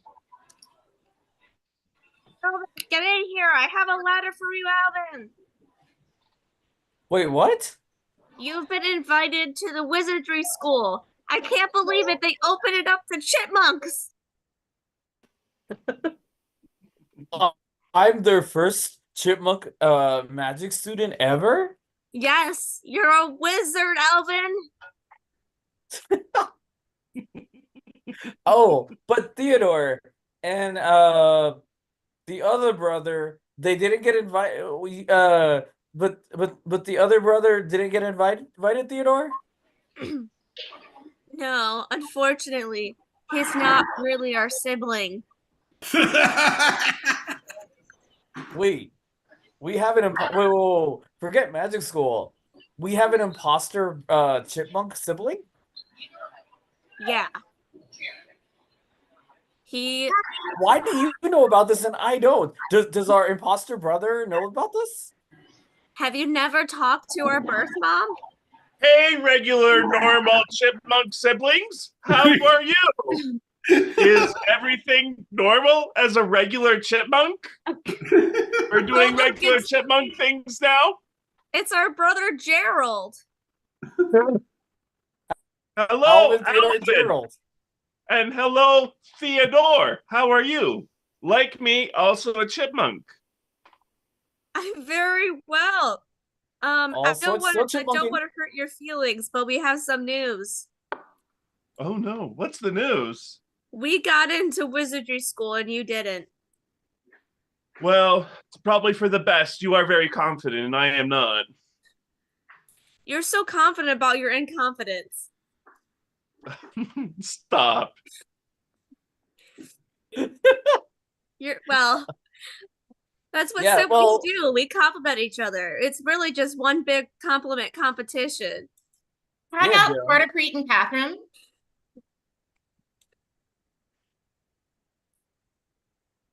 Congratulations, Gerald. Around the Tree Press would like to interview you for our least confident chipmunk of the year. Yes, we would love to interview you for the least confident chipmunk of the year for some reason, which is still unknown to me as to why. But I'm sure that we would love to interview you for, again, least confident chipmunk of the year. Are you sure it's me you want to interview? Me? Gerald? We're absolutely sure. Really?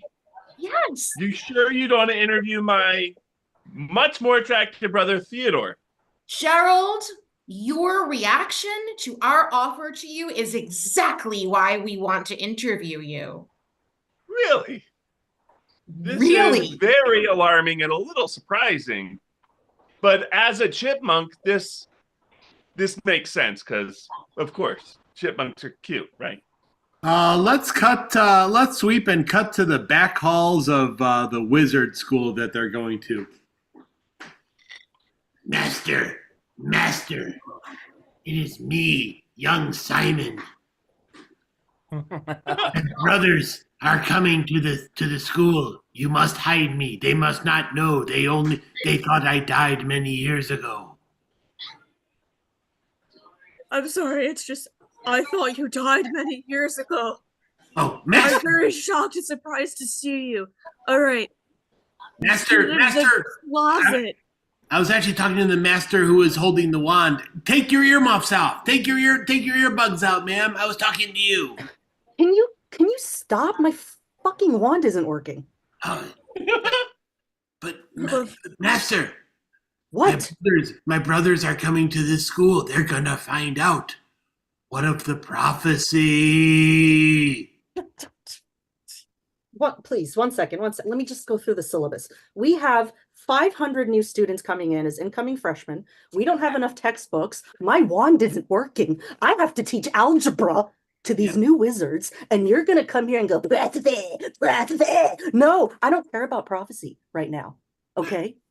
But every other wizard that's come in here has been human. These are the first ever to be any other animal, and they're chipmunks, like I used to be before you transformed me into this decrepit creature.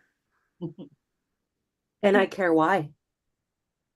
This sounds like a lot to deal with. So, me being the next dark arts teacher, I'm gonna go to my room. Hopefully, you'll see me later, but there's a possibility you might not see me later. All right, I'm gonna go to my chambers and mull over everything. No. You're assistant vice principal. What are you doing? Fine. Come on, syllabus. Here's your syllabus. Exactly. We have incoming The freshmen. syllabus was in my room. Cut to that very first. Cut to that very first class.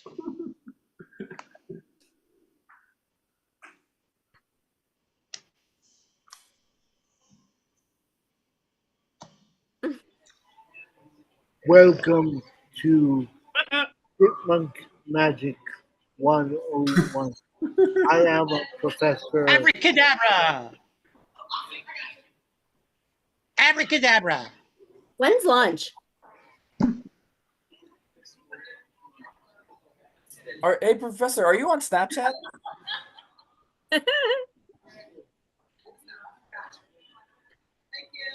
Professor is really distracted. I don't even have to be in a class. I already know everything. Oh yeah? Why don't you get up and teach then? Oh, you You know what we're going to do? We're going to have Mr. Swelvin go ahead and teach a class since he knows everything. I know what that is. Mr. Slogan. That's a teacher-kid reverse psychology thing. I know what you're gonna do. Don Slogan. Just want you to know, you can't send me home because my mom and dad are at adult camp. Look, your mom and dad are in Azkaban. You know that. I know that. The whole freaking school knows that your mom and dad are in Azkaban. Now, Miss Tanya, what are you doing with that device? I'm an influencer.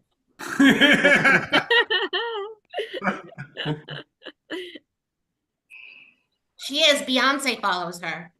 It's true. She has over 2 million people. Yeah, Queen Mother follows me. Sweep and bring in Monty and Catherine. Yes. I know I don't look the same, but I am your brother. I am your brother, formerly Simon. I know you are Theodore. No. Theodore, and I forget what your name is. I don't think you're. I think you might have been Gerald. adopted, by the way. The other brother. That's our brother Gerald. He's not really our brother. Wait, are you saying you? Wait a minute. Are you my Simon. brother or his brother? Remember Elvin, Simon, and Theodore? I told the rest Arthur it wasn't. I remember. And Gerald. Yeah, I'm Theodore. Theodore, never any Simon, Gerald. and Gerald. No, I look different. The magicians at the school turned me into this decrepit creature. Wait, you're Simon? You're my brother Simon? The one that had the glasses. Now, don't give yourself so much flack. I mean, sure, that T-shirt looks a little rough, but you have a lot of character.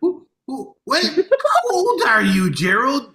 You seem to be much differently. I mean, we were all basically three brothers. I think we were triplets, maybe. Well, We we're were triplets, quadruplets and because then there's there four was of us. Gerald. No, Alvin had the A.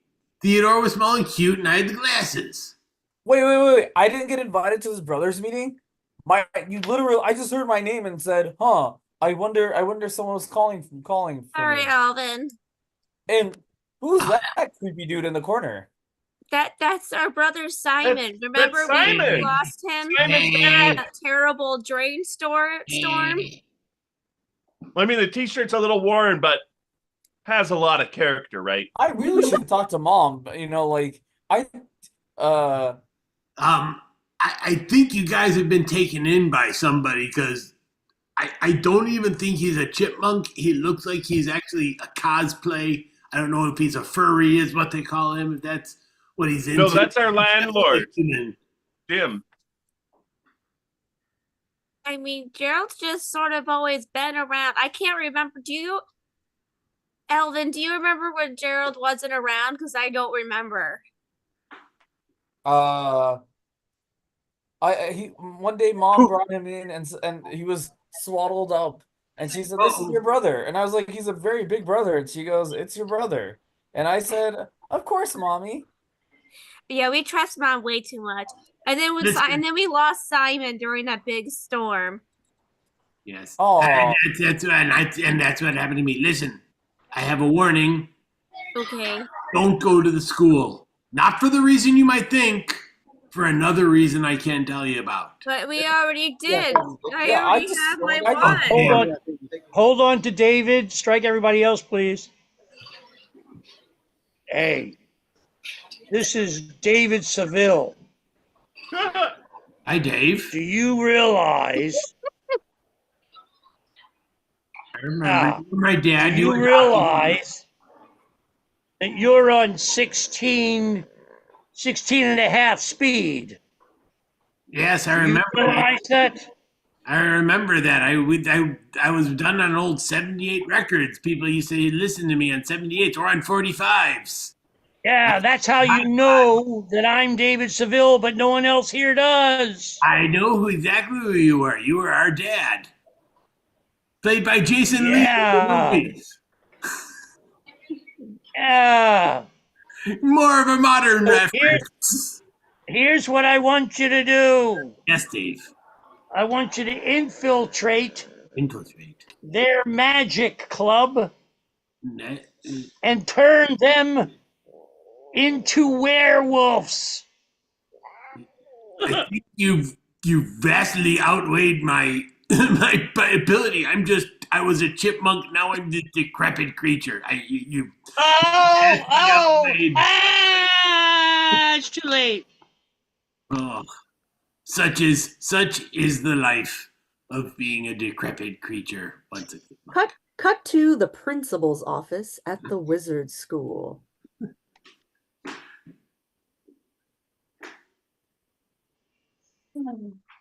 Son of a fucking bitch. Hey. We got a situation. I know we have a situation. What's up? We were working hard. Like, what are you coming in interrupting us for? Well, I just want to mention that we're not sure like if the new batch of chipmunk students like mix well with our regular human students. There's a little bit of a gap. I'm like, I think we need to change the curriculum. Like, it would need to be like a combined, how about we pair one human with one chipmunk and just kind of like force them to spend time. Like an interspecies accountability type system? Is that what we're thinking here? Yes. Well, combine their powers. Well, I'm the vice principal, so my boss. What happened to the other one? makes the decision. Oh, she quit. Of course she quit. She quit. Cut to what happened to the other vice principal. do. Just hiking along by myself. Nothing suspicious is gonna happen to me. The dark arts teacher, as well as vice principal. Do. Aha! Banana peel.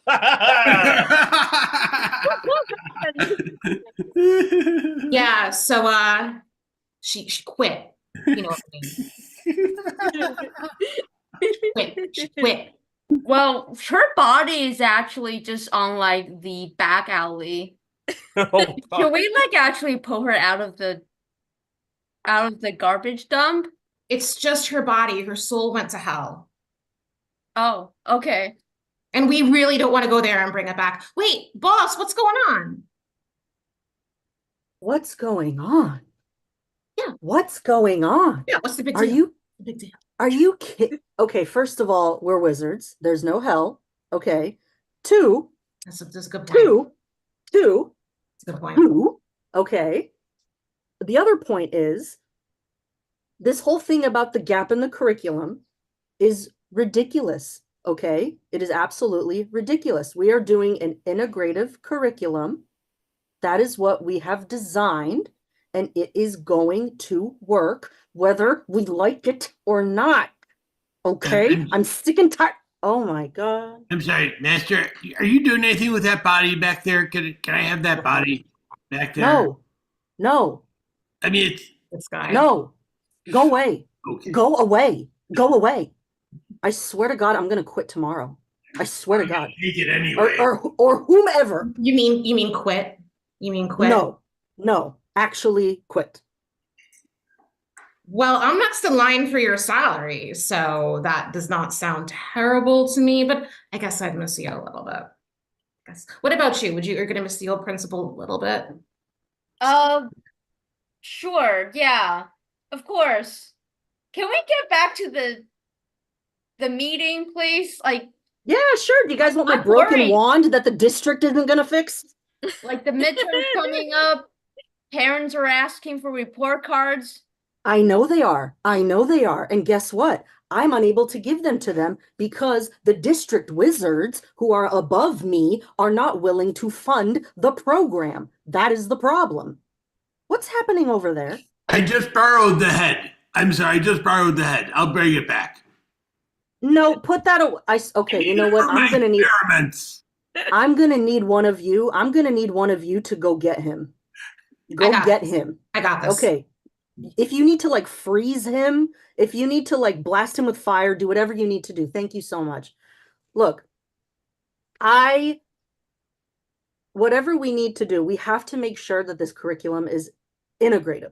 We have to, okay? Because the district they're like hawks. They're watching us, okay? People think that to like half chipmunk and half human. That would be horrifying. Oh, I'm sorry. You know that. I thought we did that with the unicorn. And we did. Do you remember what happened?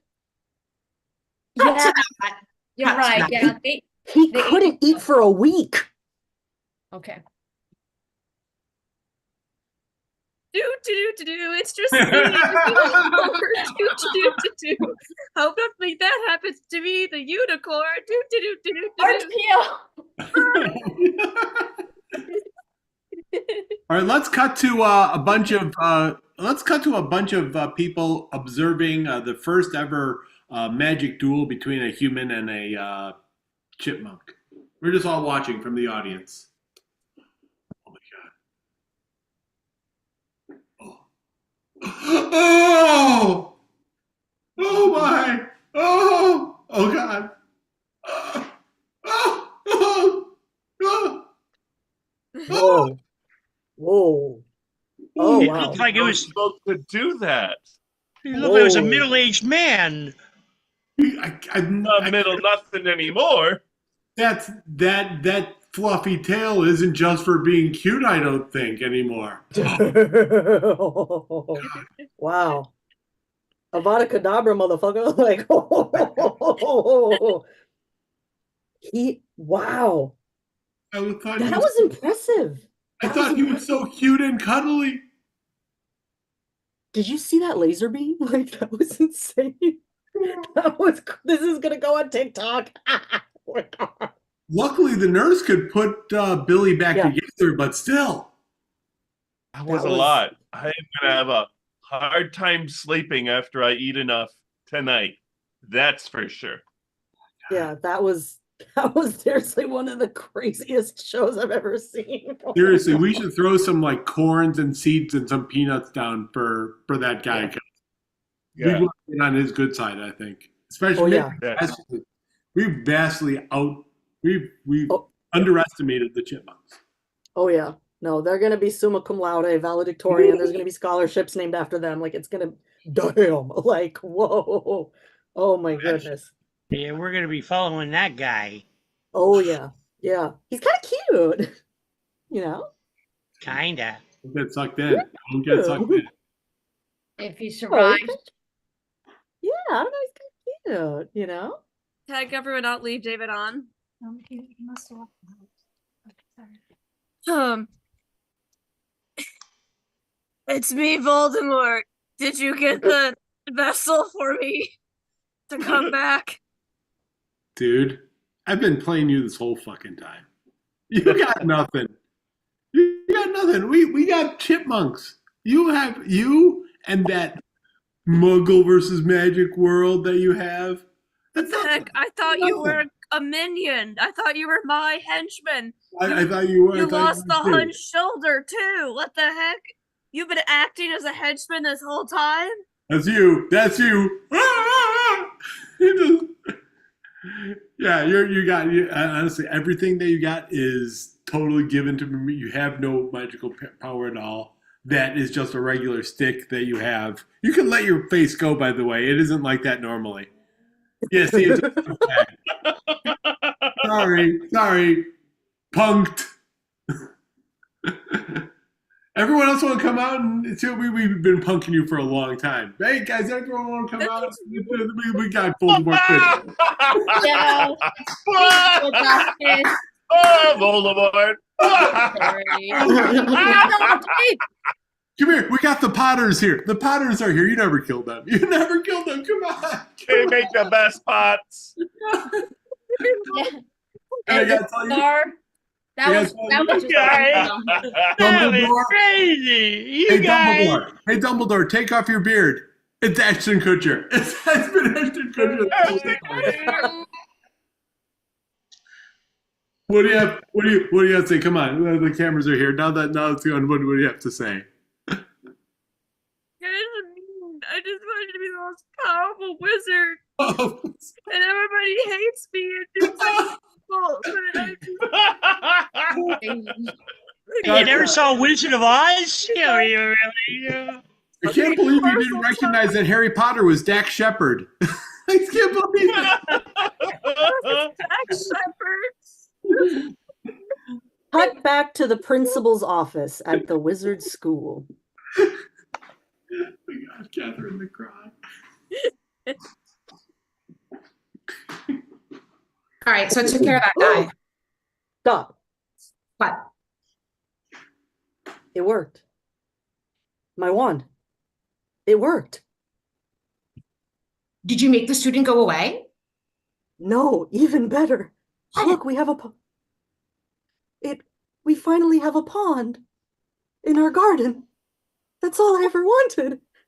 Oh my gosh, and the pond has ducks. We could feed the ducks the leftover cafeteria bread that those ungrateful bastard students don't eat. Oh, so much. Oh my goodness. I hate the district. Oh no, it's okay. I fucking hate the district. I hate the school. I hate my job. But my God, I love this pond. And I love these ducks. And I love all of this. Oh. Oh. Hey, you want to go on a vacation?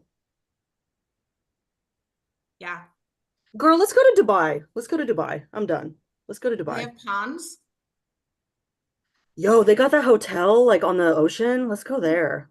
Let's just Yeah, like I'll take that. let's just like They dance go in there, bikinis. and the place is filled with magic chipmunks. No. Turn it in there. Oh, Dubai. Oh, we love Dubai. Girl, Dubai. Yeah. Greg Filippi, we loved having you join for just a second or two. We saw you. You teased in. You made Ashley and I are going to Dubai. Who would have thought? Right. Yeah, sorry about that. Me No being on worries. camera. You're welcome. You're welcome. So yeah, so the way I see it, if you perform, just pop on up. If you just were performing, if you didn't, don't pop on up. But continue your jam. Just like to go around seeing what's what. Overall, it's been a while. You guys have been a great part of the extravaganzas for many, many, many times. Not recently, but things happen. And we love having you back for the 4-year anniversary. So it's great seeing you all. But gonna go around seeing what people want to say. But Mel, before I start going around people, do you have a question for the individuals or the team? Well, I just want to say it's great to see you guys again. It's great having you as always. I would have loved to join, but I've been on for like 5 hours straight and I needed food. So Rest. No, eat. Take care of your body. Yeah, yes, take care of I yourself. did. I ate. Good. But good. and so did you guys. You killed it. So what's a group favorite game that you have? Do you have like a go-to game that you guys just love to do? Yeah, we really like to do 5 things, mainly because I just love hearing everyone's imagination in the team. I think everyone here is just so funny. And I love hearing everyone's thoughts and like what they come up with. So yeah, I love 5 things. Sometimes we'll do like 3 things if we want to do it quickly. But yeah, just like hearing people's ideas of like the weird things they come up with when asked a question is a lot of fun. So that's one that we like to do. We also really like doing 3-line scenes, just like as rapid as possible, and keeping it like as vague as possible. That's also really fun to do. But yeah, those are the 2 that we tend to like bounce between, and those are really fun. So, yeah. So yeah, it's definitely glad to have you all back, no question. What I will say is that with Mel, overall, she's actually been on for over 9.5 hours with me when we joined and started this. So she's, again, trust me, looking at me for 9 minutes could be a pain in the ass. So she's done a great job handling what she does. She does an amazing job. But you all did a lot of fun watching you and again, having you back. So we're very honored with that, thrilled and happy. So I just like to go around to each individual just to advertise what they want to advertise. Well, I guess limit what I say on that, but advertise what you want to advertise, jokes aside. I'm not a comedian, that's why I'm not stand-up. But I'm gonna go in the order how I see it. So Tanya, Dunya, do you want to let people know stuff that they could find you online or in person when you perform? Yeah, so in terms of online, it's Cartoonia. So we jam Tuesday nights at 7 p.m. Pacific. We have our own Facebook chat room that we make. If folks are interested, let me know. I'll add you to the chat room. No pressure at all. Yeah, Tuesday night, 7 p.m. Pacific. We have our Zoom room. Feel free to hop in pajamas, get stoned if you participate, have a drink. Like, it's a chill space. Like, it's informal. We play, we do games, we do our loosey-goosey montage, we'll do mono scene.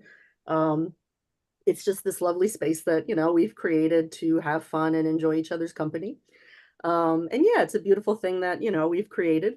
In terms of in person, I'm in the Bay Area and I do stuff with Lila San Francisco. I don't know if there's any Bay Area folks here. I don't think so. But if anyone ever visits the San Francisco area, they do stuff Friday nights and Saturday nights, their shows, and they also have in-person jams Monday nights and Thursday nights, 7 p.m. Pacific. So if you're ever visiting the Bay, you'll see me at Lila San Francisco. And yeah, that's me. Thank you so much, Tanya. And it's great seeing you back. I hope things are going well. You did a great job tonight. Ash Laffy Moon, gonna ask you definitely. I'm a humongous fan of hers. She has no interest in me, but I'm like, how you doing? Miss ya and everything, but let us know. Always reply, Andy. But yeah, do you want to advertise for in-person or online so people can follow you in the right manner when you perform? Yeah, I mean, honestly, I'm really not, sadly, not really doing much right now. In terms of performing, I am on like Facebook, Instagram as Ash Laughing Moon, TikTok as Laughing Moon Me. I haven't really been as active lately, but occasionally I do post. I do like poetry to stand up to, although I haven't done that in a while either. I'm in the lower Hudson Valley right now, about an hour or so northwest of New York City. Occasionally, like I'll go back into the city for jams, although not too often. My local place is Rhino Comedy. It's in Suffern, New York, about like 20 minutes from me. And I usually do like go to their jams with the house team, take classes here and there, and I'm in class shows. But other than it, sadly, work in the daily grind has just been taking all my energy, and I don't have much left over for this, sadly. So I'm really, really glad to jump in when I'm able to. That was great. Definitely seeing you. And I'm going to Improv East. I'm going to Improv East. If anybody else is going, I know David is too. We're gonna hang out there again. So if you're going there, I'll be there. Perfect. And David Shapiro, how are you doing? And do you want to advertise to let people know how to see you in person? I'm an independent improviser in Chicago. I know there are other Zoom improvisers in Chicago, but for most part, not many hardcore improvisers in Chicago do that much Zoom improv that I've found. But I've been getting more in person, doing some here in person, hearing stuff here and there. If anyone knows of jams in Chicago, I would love to do. I performed with Lana Lodge, our friend from Ottawa, a couple of weeks ago at an open stage here in Chicago, which was a lot of fun. And she's here for a couple of weeks doing the IO intensive. But Andy, we met each other early in COVID. I think I was remembering at a thing that Faustino used to host called Toast and Jam. It was early morning Saturday. That was our first thing I remember us being together. It was a lot of fun. So thank you. It's been an honor to have met you and have been a part of this scene that we created through COVID improv. And glad to see that it's still running. Thank you, Andy. Thanks, Mel. Thanks, Carolina. Somewhere. One super quick piggyback off David. Shout out to Andy. Andy was in the first ever Zoom jam that I went to. It was the Improv Now group in New York City, but it was people from all over because it was COVID. But Andy, you were there at like the very first Zoom jam I went to, and here we are 4 years later, still doing it. Yeah, it's definitely going strong, and it's what it is, the good, the bad, the ugly. It's amazing. So I am very honored, and again, met some amazing individuals on the online world, which never would have. That didn't happen. So you take the good with the bad and it ended it up. But I will say I was in Chicago a few weeks ago, got to see the Mets kick the crap out of the Cubs 2 out of 3 games, and get to diehard Met fan. So that was great. But I will say they have an amazing atmosphere around where the Cubs play. Amazing. Like whether you're into sports or not, you would love it. But yeah, I wish I knew, David. I would definitely would have reached out to you. But yeah, great job. And check out Second City because yeah, we went there. Even though most of it was dull, part of it was very fun. So that's a great improv group. It's expensive. Second City is the most expensive of the improv shows in Chicago. Yeah, not sure. Not sure why, but again, come to the city and then challenge it. But though they are the city in their eyes. But great job, and yeah, it's awesome over there. I'm gonna go to you, Catherine. How did you do people follow you online or in person when you're performing? Sure. Well, it's been a minute since I posted and I could get back to it. We'll see. But I have a TikTok and it's The Great Castby, Kastby. Yeah. Okay, well, definitely, I will go be checking that. So thank you so much, Catherine. Don Slovan, do you want to let people know to follow you? And do we want to follow you? Just messing with you. Years ago, when Facebook was young, and it asked for a bunch of different information, like, for example, your birthday, I actually posted, I said, I'm not giving my birthday nor my social security number. However, this many years later, since my birthday was never publicized and nothing has ever happened that bad about it, my birthday is coming up, August 1st. Second of all, yeah, I've been involved with a lot of these guys. I just found out that Andy and a few others did do a little bit of Jamprov at Groove Oasis. So even though I wasn't there, it lived. Ash is one of the only people here who's actually been in Jamprov in real life. So I just wanted to mention that. Oh gosh, inner city mining for gold. I don't know, all those. Someone also mentioned all the different ones that are going on. Andy, thank you so much for keeping internet improv alive for as long as this is. And I have to run to the green room to pee. No, I have to run to the green room to change because I think I'm in the one right after that. Is that how this works? Timeless, well, you know the follow the schedule. I can't follow the schedule right now, but yeah. I can't either. Timeless, I think, is coming up. Timeless is coming up. Yes. Timeless is on vacation, by the way. Timeless is going fishing. All right. As far as I know, it's improv. Great job. So, Monty, do you want to let people know how to find you in person or online when you're performing? I don't have anything to mention, but thanks. It was a lot of fun. Oh, no. Well, you did a very good job. And how about you, Card Capri? It's been a long time since I saw you. Do you have to advertise in person or online? Yeah, I'd like to just again plug the Cartoonia Jam. That's why we're all here. Message me or Tanya. We'd love to see. We'll throw you into the chat and love to do improv with you. Every Tuesday night at 10 p.m. for the most part. I was just on live from the asylum a couple weeks ago. Check that out. And yeah, I think that's if anyone else has anything to plug. Or back to you, Andy. Okay, well, thank you so much. And thank you all. Cartoonia Jam, very good. Thank you for helping us continue with the 4-year anniversary. This is about 36 months extra than I thought that we'd last, or even longer than that. But yeah, so I wanted to keep going till I pop out. But yeah, so it's been very honored and thrilled to have met a lot of you online. Well, all of you online, but yeah, just to know. And you all did a great job. So thank you so much. So we are going to introduce, and what I will just let the world sort of know, we do have, and I was saying this before, but thank you all, definitely great job. Thank you, great job. So yeah, I No just more jams at the end of these? I'm sorry? No more jams at the end? No, the people did stop dwindling out. I want to bring that back. People need to come back, let us know that they want to do it, because I would love to do it again, most definitely. But thank you all. So yeah, so basically what I wanted to say before we introduce the next individual is I do host not a weekly show, that's a lie. I do a weekly online show, but the whole thing is next week, Saturday, Central Park, New York City, from 1 p.m. to 3:30 p.m. doing an improv class. It's a pay what you can, so you can always reach me on obviously the sites behind me, whether you want to do it online or in person to advertise, because again, I do it a lot online, but I do it every so often in New York City in person. So Central Park, next Saturday, you want to meet up, message me if you're interested to pay what you can. And I will say, I usually have Mel introduce to people because she has such a lovely voice, but I am such a humongous fan, even though I'm sure she is too, of Lina Dunn. So Lina Dunn, I'm gonna bow to her, no question. Lina Dunn. Hello, hello, hello. All right.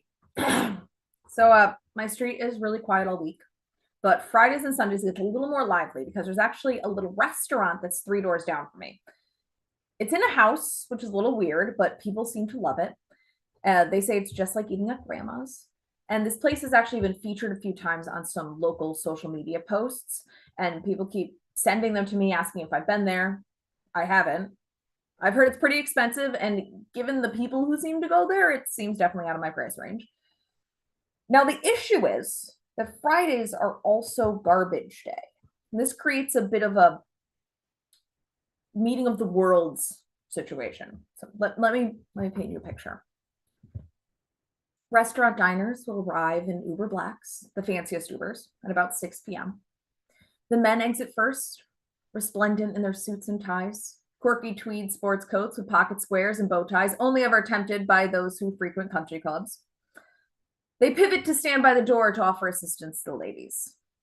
Manicured hands descend gently into open palms, their heels clacking on the ground. Stilettos, of course, because they only need to walk a few feet. They slide off the leather seats and adjust their cocktail dresses, crafted by designers you've never heard of. Their clutches are filled with essentials: lipstick, phone. Keys and wallets are unneeded on a night like this.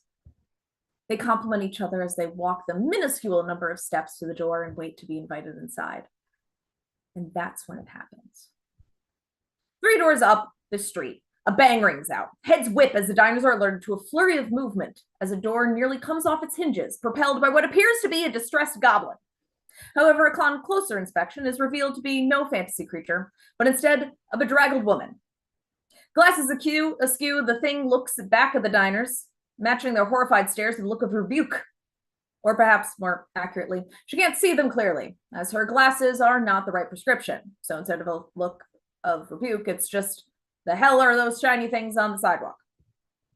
The creature ambles forward, one flip-flopped foot slapping on the ground, the other inexplicably shoeless, for reasons unknown to anyone, including the abomination.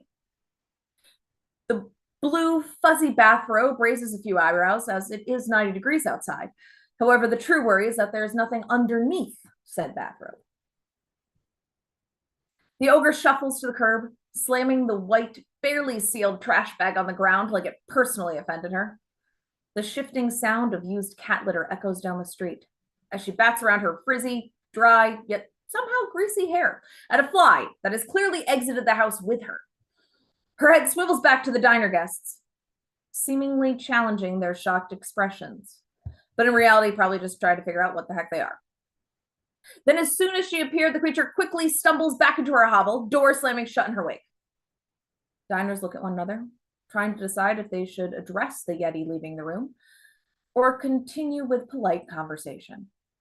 Thankfully, the hostess opens the door, welcoming them into the warm embrace of Grandma's house, where no such creatures could ever enter. I mean, that's at least what I imagine these people are thinking. I wouldn't know. My prescription is bad, so I can't see that far. And that's it. That's me. A great job, Lina done. So Lina, Mel's somewhere lurking in the background, but it's going with here and there. So overall, Mel, do you have a question for the lovely Lina? Yeah, so what kind of food do you like? I know you mentioned restaurant, and I also have food on the brain right now. So. Oh, I can tell. Also agree you should probably eat something. Been in your shoes. Now, I like pretty much any kind of food. I am down for anything. But from what I was told, and I don't know if this is right, it was something like $60 a plate for this place. And I'm like, if I'm gonna feel like I'm in grandma's house, I'm not going to pay $60. My grandma never charged me for dinner. You know, I'll go to my mom's house. It's free there, and she sends me home with lots of leftovers. So no. Interesting. So yeah, you obviously, again, I'm a humongous fan of yours, and what's what. Have you updated your online stuff behind you at all? Any new videos that I might not be aware of? Nope. I have been working way too much at things that are not acting. Unfortunately, no. But hopefully soon. But right now, just trying to survive the busy season. Okay, that's definitely understandable. And yeah, know that improv doesn't really pay the bills and all that good stuff. But I will say Lina's an excellent actress and excellent, very funny and very creative, which is awesome. That's why I do try to tell her post more, and I know. I do have a question for Mel, actually. Okay. So I watched your short, liked it a lot. Is it based on personal experience? And also, have you tried socks? Oh, yes, it is based on personal experience. And I do sleep with socks, but somehow my feet still manage to be cold. Like I have terrible circulation in my feet. All of my heat goes to my core. My body is very poorly temperature regulated. Interesting. The human body is stupid. That's the gist of it. Yeah. Agreed. Definitely can be, no question. So always interesting with what's going there and here. But we do miss Lina because Lina used to help me host this a lot, and that was before Mel joined. And then Mel and Lina both did an amazing job helping me host it. But then Lina told me, "Go fuck myself," just what's what, I gotta do what I gotta do. But again, these two, it's amazing. But these two mean more to me than anybody that's not family related. That says a lot. So they're both amazing women, very creative, very funny, and awesome individuals in general.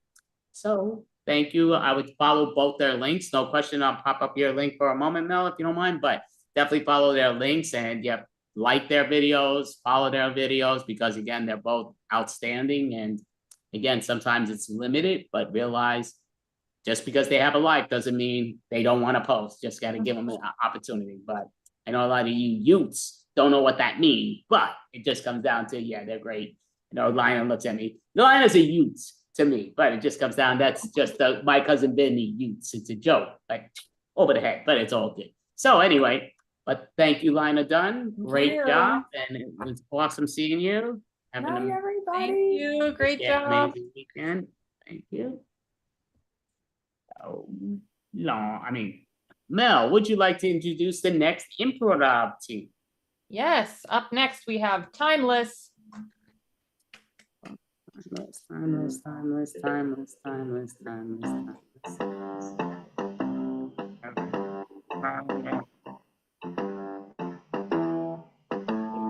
Thomas, we can't go down until you come up, so we need someone timeless to join us. But there we go. Great job.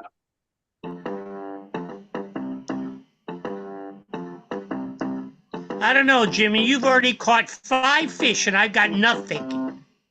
And I don't know how to fish because I never go.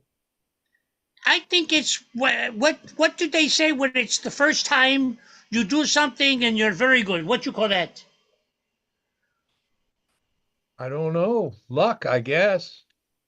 Well, this is American slogan from that. Anyway, you're very lucky. Everything you do, you're lucky.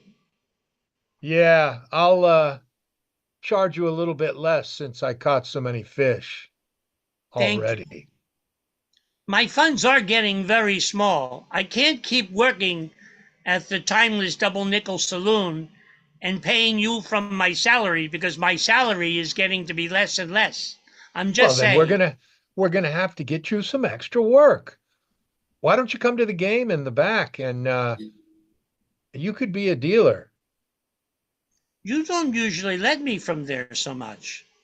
Yeah, I know, but if your funds are getting low, we have to do something about it. Yeah. Jimmy, I'm so happy we spent some time together, you and me. Just you and me alone here at the old swimming hole. It would be nice though if we could do something a little bit farther away from Davenport. Let's go on a road trip. You, me, my van. We could go anywhere. Where would you want to go?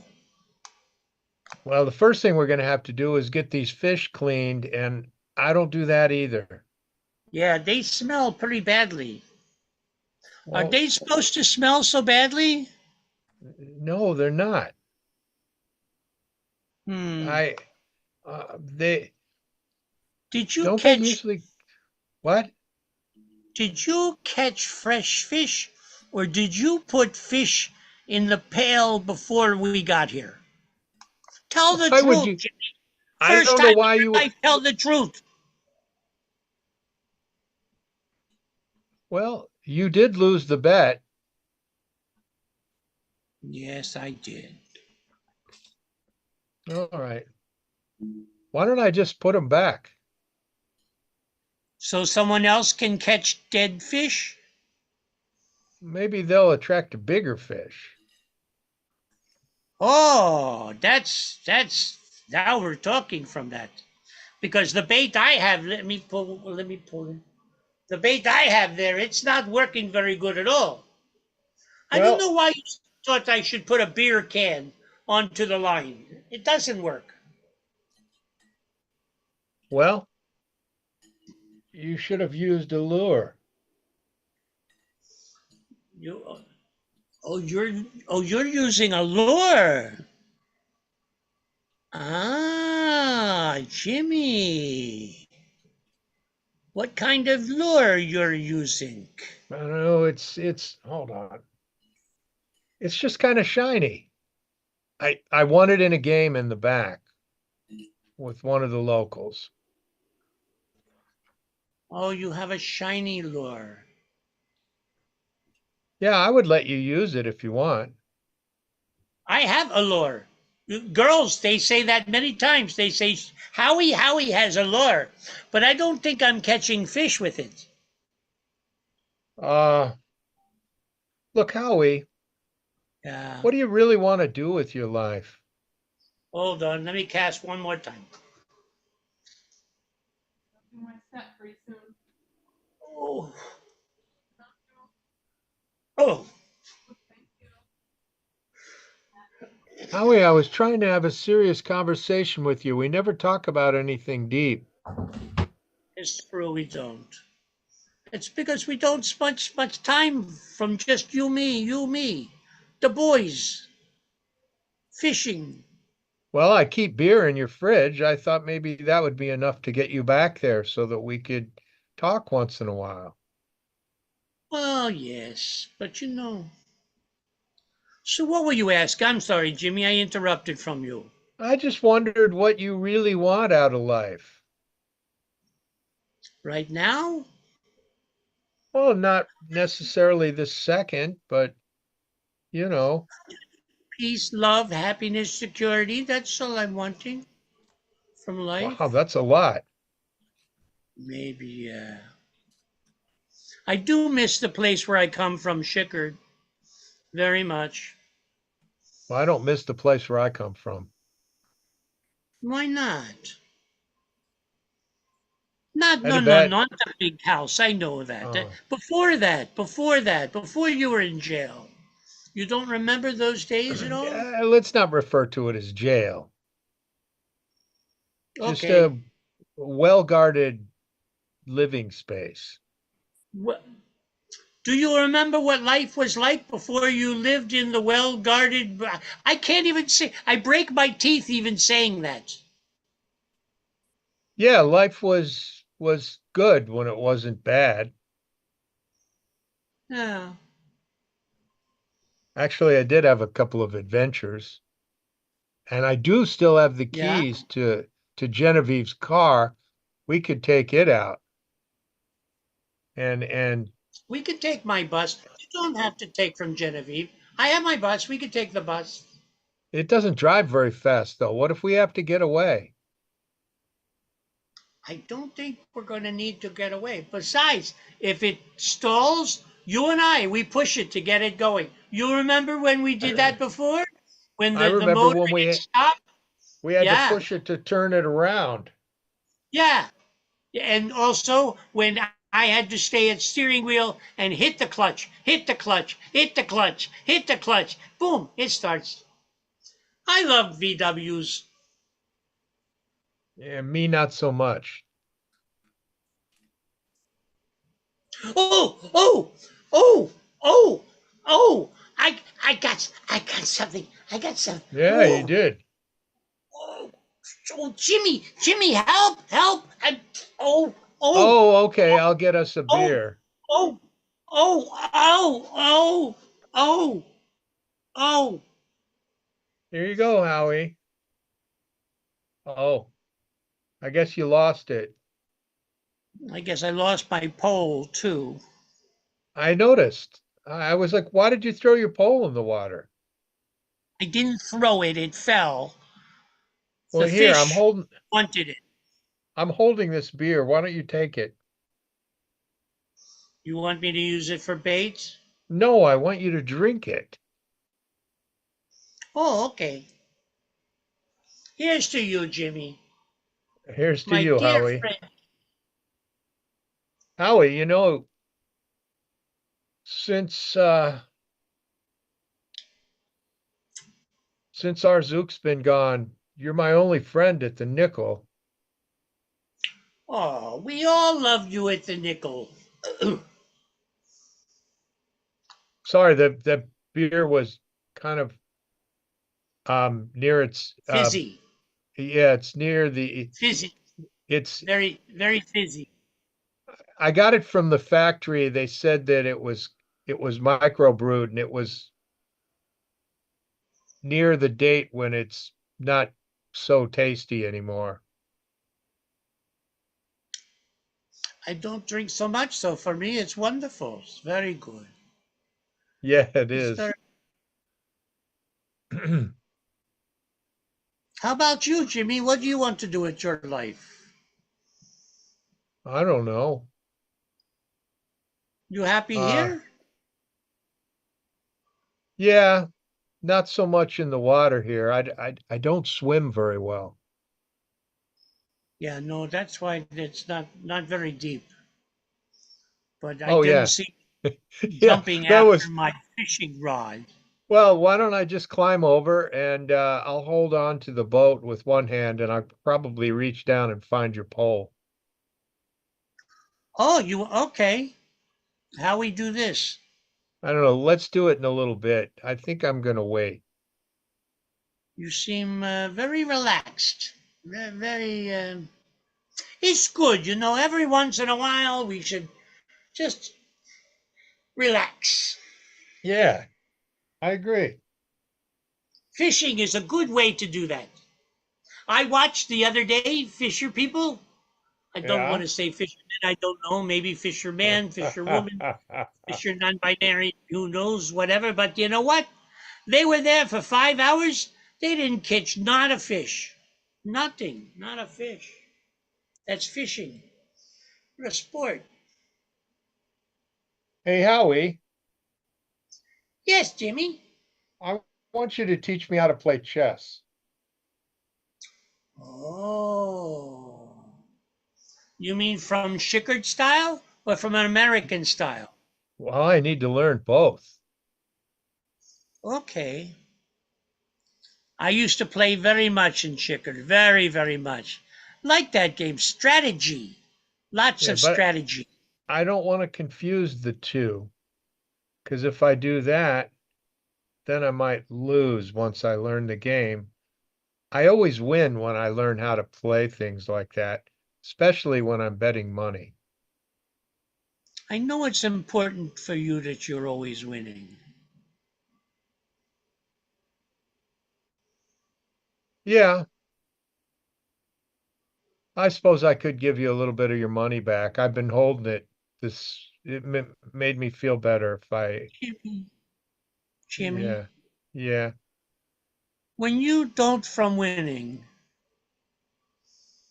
do you learn from that? I don't know what you mean by learn. When you're winning, no one says nothing. Oh, Jimmy, he winning. Jimmy says, I'm winning. Everything is good. Until Yeah. boom, suddenly you're in the big house. Yeah, that wasn't winning when I was in the big house. That was Hmm. 9 years in a rock Yeah, quarry. yeah. It changes a person, eh?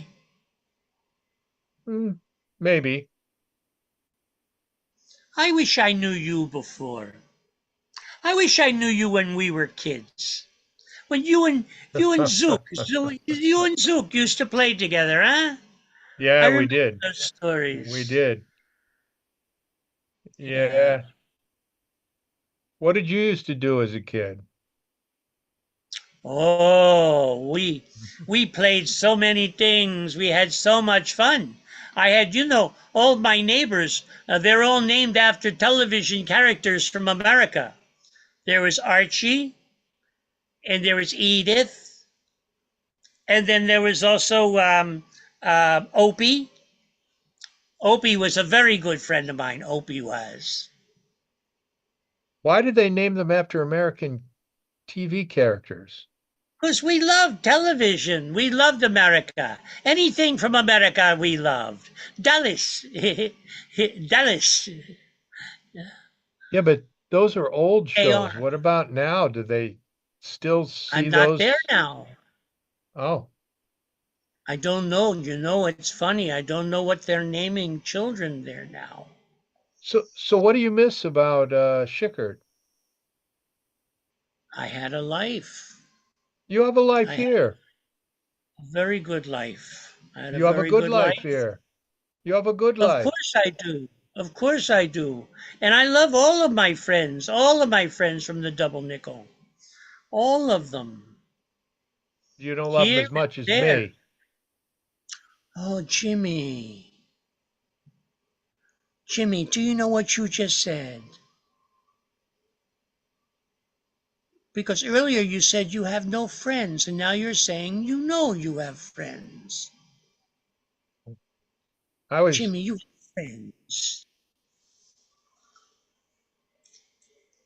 Jimmy has friends.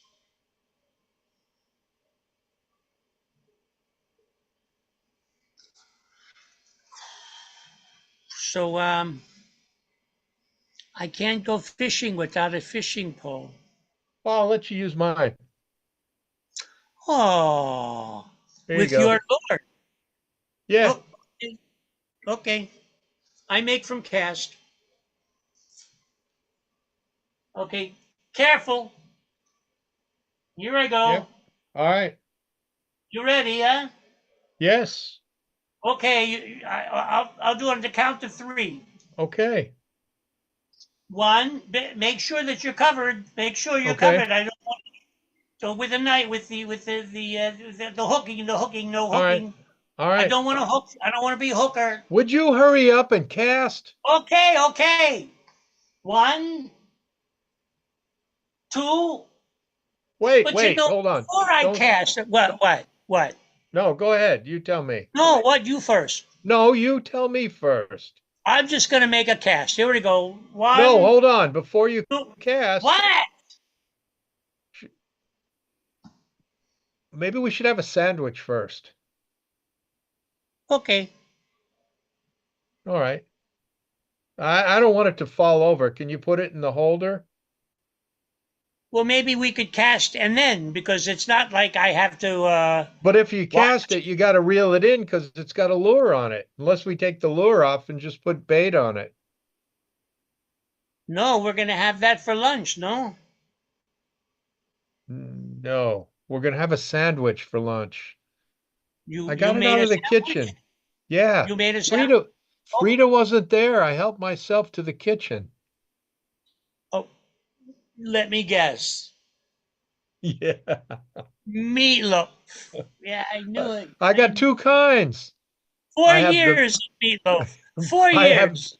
I have the meatloaf and I have This and I have meatloaf is so moldy. This meatloaf, you could make this. You could make this into a bathroom in itself. You could make an addition to your home with the amount of bad meatloaf that we have in the back in the warehouse. I have a meatloaf on one sandwich and a vegan meatloaf on the other sandwich. You know what? I'll take both. I'll put them together and have a decent sandwich. Yeah, the bread's a little stale. So are you. So am I. Okay. All right, here. Oh, hold on. Yeah, here you go. Thank you. You're welcome. You have some more beer? Yeah, I do. Hold on. All right. You got the beer? All right. Burger. You're welcome. You know, Jimmy, I think we made a discovery. What was that? If you take the vegetarian meatloaf and you put it on top of the other meatloaf, that's a decent sandwich. It tastes very good. Yeah. It's not bad. Who could complain about that? Well, somebody who doesn't eat meat who wanted the vegan meatloaf and they got a mixture. That's Or somebody who someone who's eating only meat and doesn't want to ever eat a vegetable. Yeah. You know, there's a difference between vegetarian and vegan meatloaf. About $50. Yeah. Look, I'll bet I could eat one of these in 5 minutes. It's actually a lot longer than you think.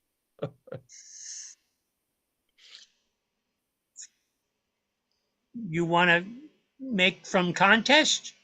You and me? How fast we can eat the meatloaf No, I and can't. drink the beer? I don't want to. Why not? Come on, let's make from competition. Here we go. You All right, ready? hold On on. the count of Wait. three. What? Hold 1, on. 2, 3. What? Well, I don't have I wrapped mine back up so that I wouldn't get any insects on it. Okay, so I have to unwrap it. Otherwise, it's not fair. I'm going to lose. And I can't lose. no, you can't lose. You All can't right, lose. good. When you were a little boy, did your father, when you played with him, did he let you win? My father? No. He played seriously, and if I didn't do well, then he locked me in the woodshed. Oh, that's very bad, father. Yeah, come on. Very Let's bad, I father. got it right here. We're going to start on the count of 3. Well, what if Okay, I here we go. start? You ready? Yes, Here we 3. go. 1. Wait a second. You started before we. Oh, I thought we were starting on 3. I started with Are we 3. going 3, 2, 1? Or are we going 1, 2, 3? I don't know, but I took a bite already. You want to take a bite so that it's even? Is that what they call it? Golfing handicap? I don't golf.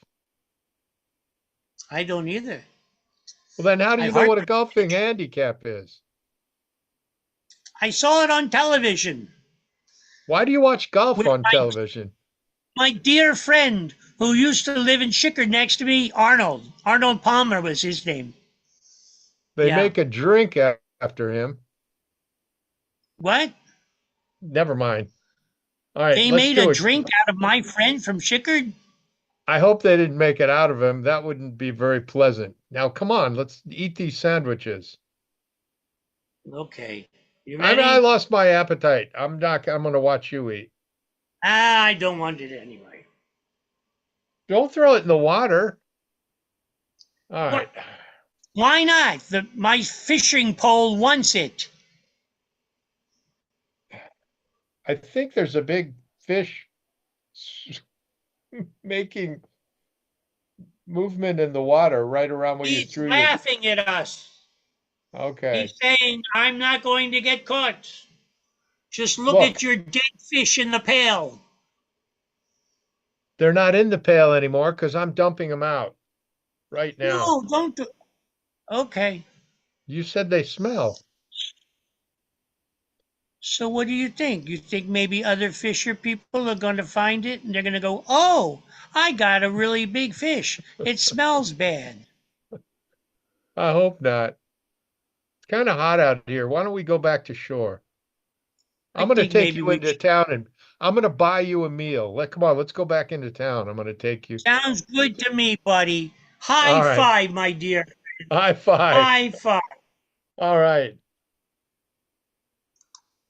And that's our show.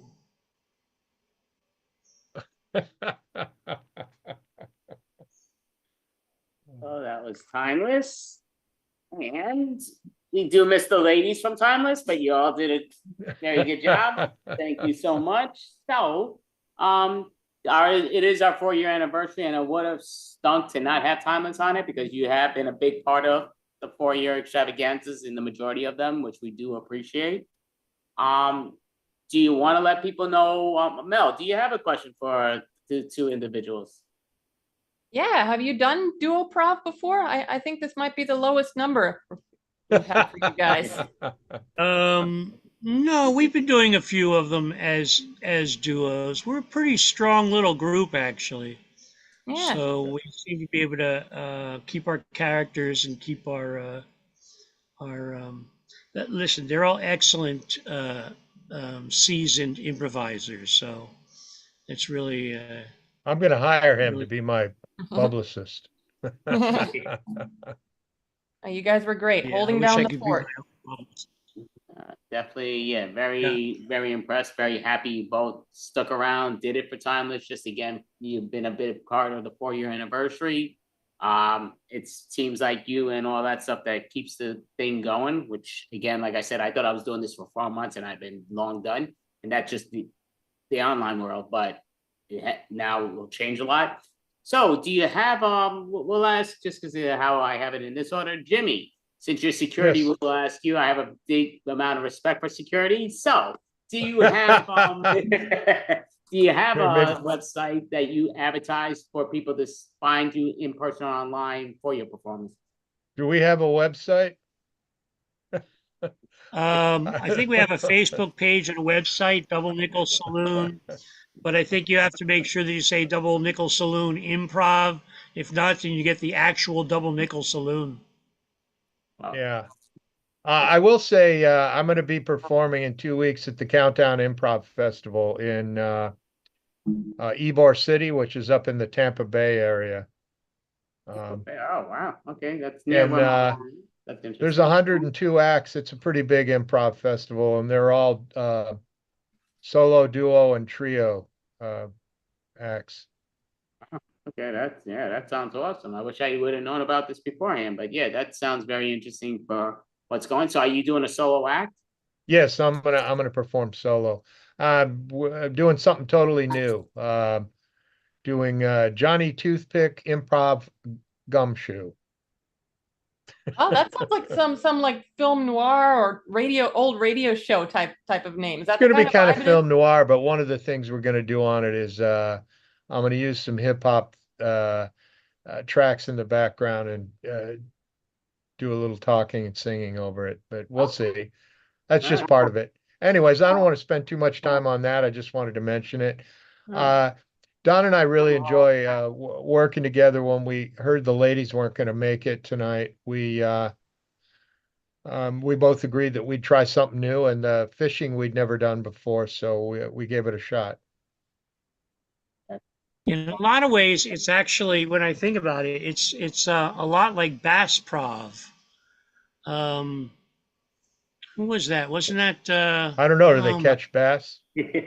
What is Bass Prov. Oh heck, Joe Bill.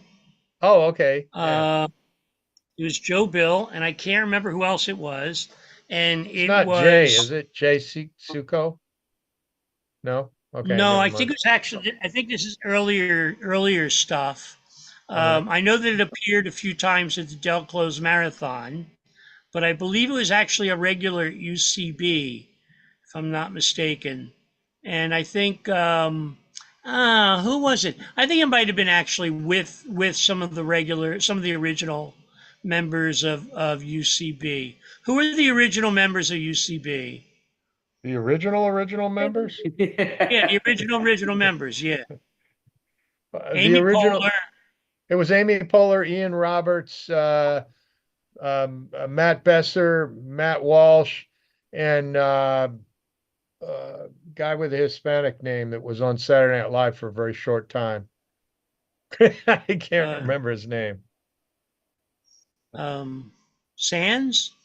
Yes, yes. Horatio Sands? Yeah, Horatio Sands. I don't think he was one of the original members, but yeah, he was certainly one. All right. All right. I think it might have great. Just because of the time, and Don's going to take Matt this Walsh. 45 minutes. Getting an improv history lesson. A wealth of knowledge here. A wealth of history and knowledge. Listening to me is, I'm a very motivational teacher. Listening to me, you want to go, I have no idea what he said. I'm going to go to Google and find out about what he was talking about. I tried to look up Bass Prov, and I got the Bass Shops, the Bass Pro Shops. Yeah. It was definitely Bass Prov with Joe Bill. It was definitely Joe Bill's thing. Remember that. So this was Timeless, and I would say, yeah, very good job by you both. I would say, I know Mel's going to be performing here in a moment, and she actually followed her online thing, and she is doing something about sleeping. I think I have the answer to sleeping, though. I have a lot of problems sleeping. Listen to Don Slovin. Listen to Don. He'll put you to sleep. Oh my God. No, I'm just messing with you, Don. But Don Slovin and Timeless, Great job. Definitely appreciate you both. And thank you so much. Thanks for having us. We really Thank appreciate you. it, Great guys. job. Thank you guys, Mel. Have Did a amazing. nice Lina, evening. wonderful. Andy, of you. course, Bye. great. Thank you, Tracy. Good night. Good Take night. care. Have a great night.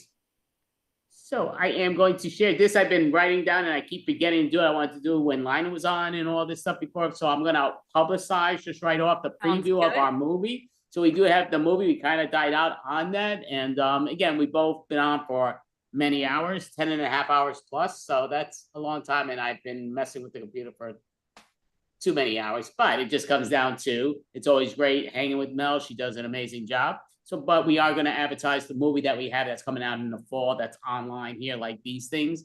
And it's a murder comedy mystery.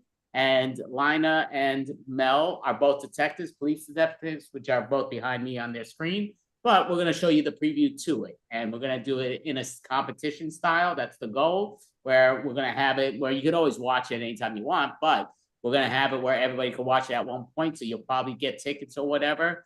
And then within the final 10 minutes before we reveal who did the crime, if somebody votes who committed the crime and they only get one vote, they win a cash prize, which is be a lot of awesome ideas. So it'll be a little complicated to figure it out, but we will figure it out and it'll go. So we're going to show you the preview right now. So we'll see if I can figure out how to do this quickly. I think I should. And yes, it's still there. Okay, that's good. So let me hit that double button and do this. And there we go. All right. I feel rather naked without a hat. Well, you're not naked. I think it's better without the hat. This way? Or even this way? That's even worse. I just think maybe just lose the hat. But that doesn't mean that I would kill anybody. The people in this town, they're too simple-minded. Bobbing and weaving the questions. How about, why are you bobbing and weaving my questions? Why are you asking me questions? I love to eat. I love to sleep. And I love to eat snacks. Miss Georgia Dupree. She says, well, I'm Brittany. I said, oh, Brittany, what kind of name is that? My goodness. I need Yelp reviews. I need TripAdvisor reviews. I need Yahoo reviews. I need Google reviews. I need WebMD reviews. I need it, but I need good ones. 5 stars, 6 stars, 7 stars. Okay, no 1 star. Or don't you dare come back to me. You are dead to me. They're totally bogus, man. I didn't do nothing. Never call a dame abroad. Never. Only another dame can call a dame abroad. Am I correct? Always, mother.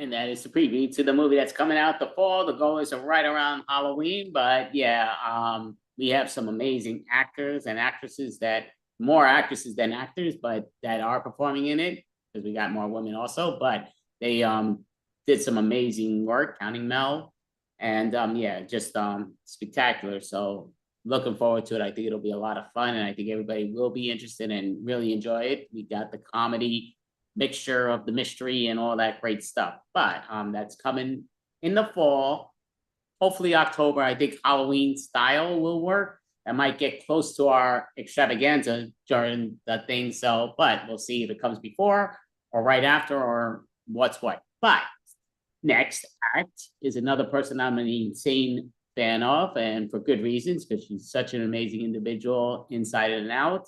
She looks amazing, she performs amazing, and just so well equipped. Mel Post. Thank you, Andy. Wow, 4 years. This is amazing. 4 years of Zoomprov. And you never would have thought that, but you know, doing comedy on Zoom, it does have its benefits, because having done both stand-up comedy on Zoom and in person, there's some benefits to Zoom. It prepares you to do comedy in person, because for one, it humbles you, because you are staring at your face the entire time. And no heckler is quite as brutal as the front-facing camera of a phone. Like, imagine if instead of hecklers yelling, "You suck," imagine if they yell things like, "Your eyes are too far apart. Your nose is oddly bulbous. Your mouth moves weird." Like, you just quit, right? But hey, that's what the camera tells you all the time. So definitely do some comedy on Zoom. It will humble you. Also, there is no crowd that's quite as tough as a Zoom room, because you're going to be unfazed by silence, because you're just talking to a void all the time. Like, that is normal. So when you go to do comedy in person, every laugh you get is a pleasant surprise. Like, I was doing comedy in New York, and I'm thinking, wow, the guy in the front row just audibly exhaled. I am killing it right now. So, I mean, it's great. And another thing is you're safe from tomatoes, because apparently that's a thing, people throwing tomatoes at comedians. I don't know if that really is a thing, but if it is, I have so many questions. Like, first of all, why are they sitting there with whole tomatoes? What are they serving at these comedy establishments? No wonder people are cranky. Or did the person come in with the tomato with the intent of throwing it at bad comedians? Or did they order a tomato? Like, did they actually have the audacity to say to the waiter, "Yeah, just bring me a tomato"? Like, can you imagine being a chef working at a place like this, or a cook? Like, I'm just imagining some guy, he just got fired from his restaurant job. He's working at this dive comedy bar. He's out of cigarettes. And then the waiter comes in and says, "Yeah, table 2 ordered a tomato." Like, that would just be the final straw. He'd just be like, "Here, take the tomato. I'm out of here." But, what do I know? I'm not much of a cook. I've never really been into it. I've tried. I've dabbled a couple times. I mean, not to brag, but I did go to the store and buy shallots recently. Not onions, shallots. There's a difference. Felt like Gordon Ramsay. "Bring me the shallots. Where are the shallots, you idiot?" But yeah, I asked for the shallots. I asked where they are.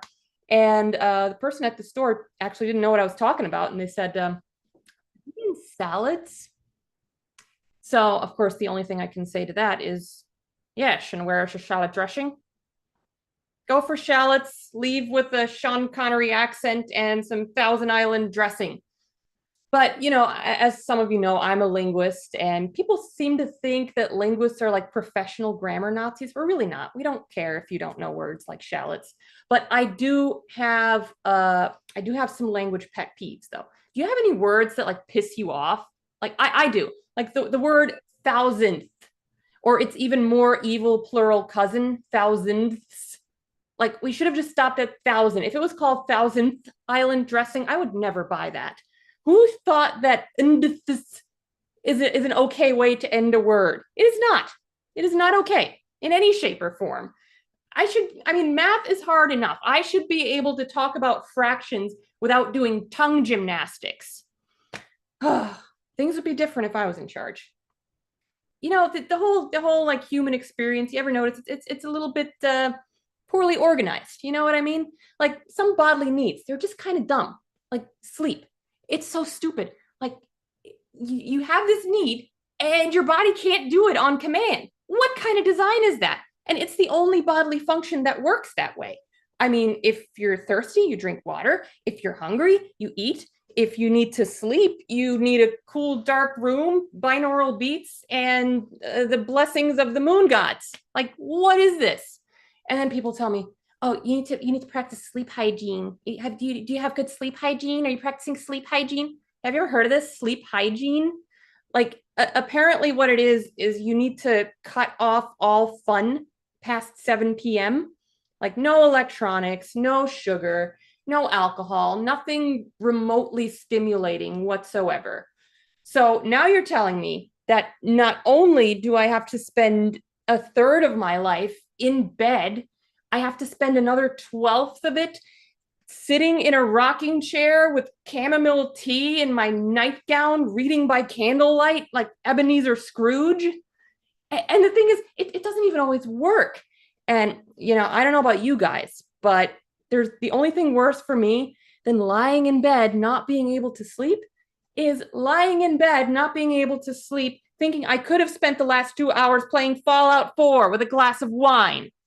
So I will not dedicate another fraction of my life to sleep hygiene. Not even 1,000. Damn it. And that has been my sleep deprived stream of consciousness, AKA my set. Thank you for listening. Great job. Thank you, Mel Post. So yeah, spectacular, very entertaining for what you did. No questions asked. I will say most definitely follow her link. She's only recently started it, so realized that she's doing it. She did a fresh post today, which I haven't had the opportunity to see yet, but I trust me, once this is over, I'm definitely going to watch it because I know she's super talented. So watch it, follow her, and follow her in the right manner when she performs, not in the wrong manner, but she's awesome. And thank you so much, Mel Post. Do you have a question? I mean, do you have it where do you want to, like, I guess I'm supposed to ask you a question. I'm like, do you Yeah, have a you're supposed to be question? asking me. Come on, Andy. Yeah, I want you to get a little creative. Mel, do you have a question for Mel? I want you to get creative. Go for it. As if I didn't just pull an entire set out of my ass in a day, Andy. Okay, I can be more creative. All right. What is my next YouTube video going to be about? Well, I do have a series planned, and no spoilers. It's called Too Much Heaven. So it's actually named after a Bee Gees song, but it's a supernatural comedy. I'm still working it out in my head, but keep your eyes out for that. It's going to be fun to do, and I'm going to plan on making it a continuous story for at least a couple episodes. So sounds amazing. And like I say, I'm in awe over Mel. I think she's an amazing individual, just an amazing performer, the whole deal. So creative, so smart. And thank you so much, Mel. Oh, thank you. I appreciate that, Andy. So just on the download between me and you, I'm supposed to be next to perform. I will perform later on because our show is going a little bit longer, but because she won't know, let me just look at here. Yeah, she won't know who's next. So I'm just going to let you know, whispering it to you though, but Anthony Renda. So Anthony Renda, he's coming next. So can you let the world know who's next? Please welcome Anthony Renda. All right. Oh, yes. 4 years of this extravaganza. What is it? It's like 3,942 hours straight of improv, comedy, and performances. I'm in that area. I think it's like 18 hours. I think today, because I think it's going to be 19 hours because you guys are extended. I was supposed to perform at 6:40. I had an early morning. I had early clients, and I worked my side job. Then I got into an argument with my manager, and he's like, he's reprimanding me and yelling at me about my time card and about one of the, my schedule because I put in a client that didn't have sessions because I'm a trainer, I do sales, and we have to do this admin work. And I was going back and forth with him. He's like, don't try to prove me I'm wrong. Don't try to prove me I'm wrong. I said, it's not about right or wrong. Why does it have to be right and wrong? Why can't you just have a discussion and go back and forth? He's like, this stuff, you should listen, this and that. And he's a young kid, I don't know, he's early 30s. I got over a decade on him. I got actually almost a decade and a half. I'm like 40, what, 6, 7? I don't even know what age I am. Wow. Time goes so fast. Right yesterday I thought I was like 33, 34. And next thing you know, I'm like 40s late. Oh my God. So I just totally forgot to go on 6:40, and plus, I forget things. Do I have Alzheimer's? I don't know. Do I have dementia? But I have my Met shirt. Hottest team in baseball. Swept the Yankees, and they won today, 8-4 against the Braves, and they won yesterday. I think they're 33-15 the last, what is it, 33-15 the last, like, 47 games? Yeah. Hottest team. You know how you can tell when a baseball team is doing well? When they have a lot of Latinos, Spanish, Dominicans especially. All right. So I forgot to log on. Let me go back to that. And I apologize. I didn't want to miss the 40th anniversary. I've been on the show since the beginning. I think I missed 1 month. I did almost every month in succession. I said, Andy, I'm sorry, man. I thought it was about 7:07. I was at the Tiny Carpet doing a performance, open mic. He's like, Andy's a gamer. Made me perform. He's like, yeah, you want to go on at 3 o'clock in the morning? I said, not really. Do you have anything earlier? He goes, yeah, 10:50. And he's going to go on later. So you get to see Andy. You get to see me. All right, enough about that. Okay. All right, besides arguing my manager, I don't call him my boss. Us Italians, especially Sicilians, we don't call people that are above us our boss. Because the only three bosses we have is me, myself, and I. All right, and the Lord Savior, Jesus Christ Himself. We're our own bosses.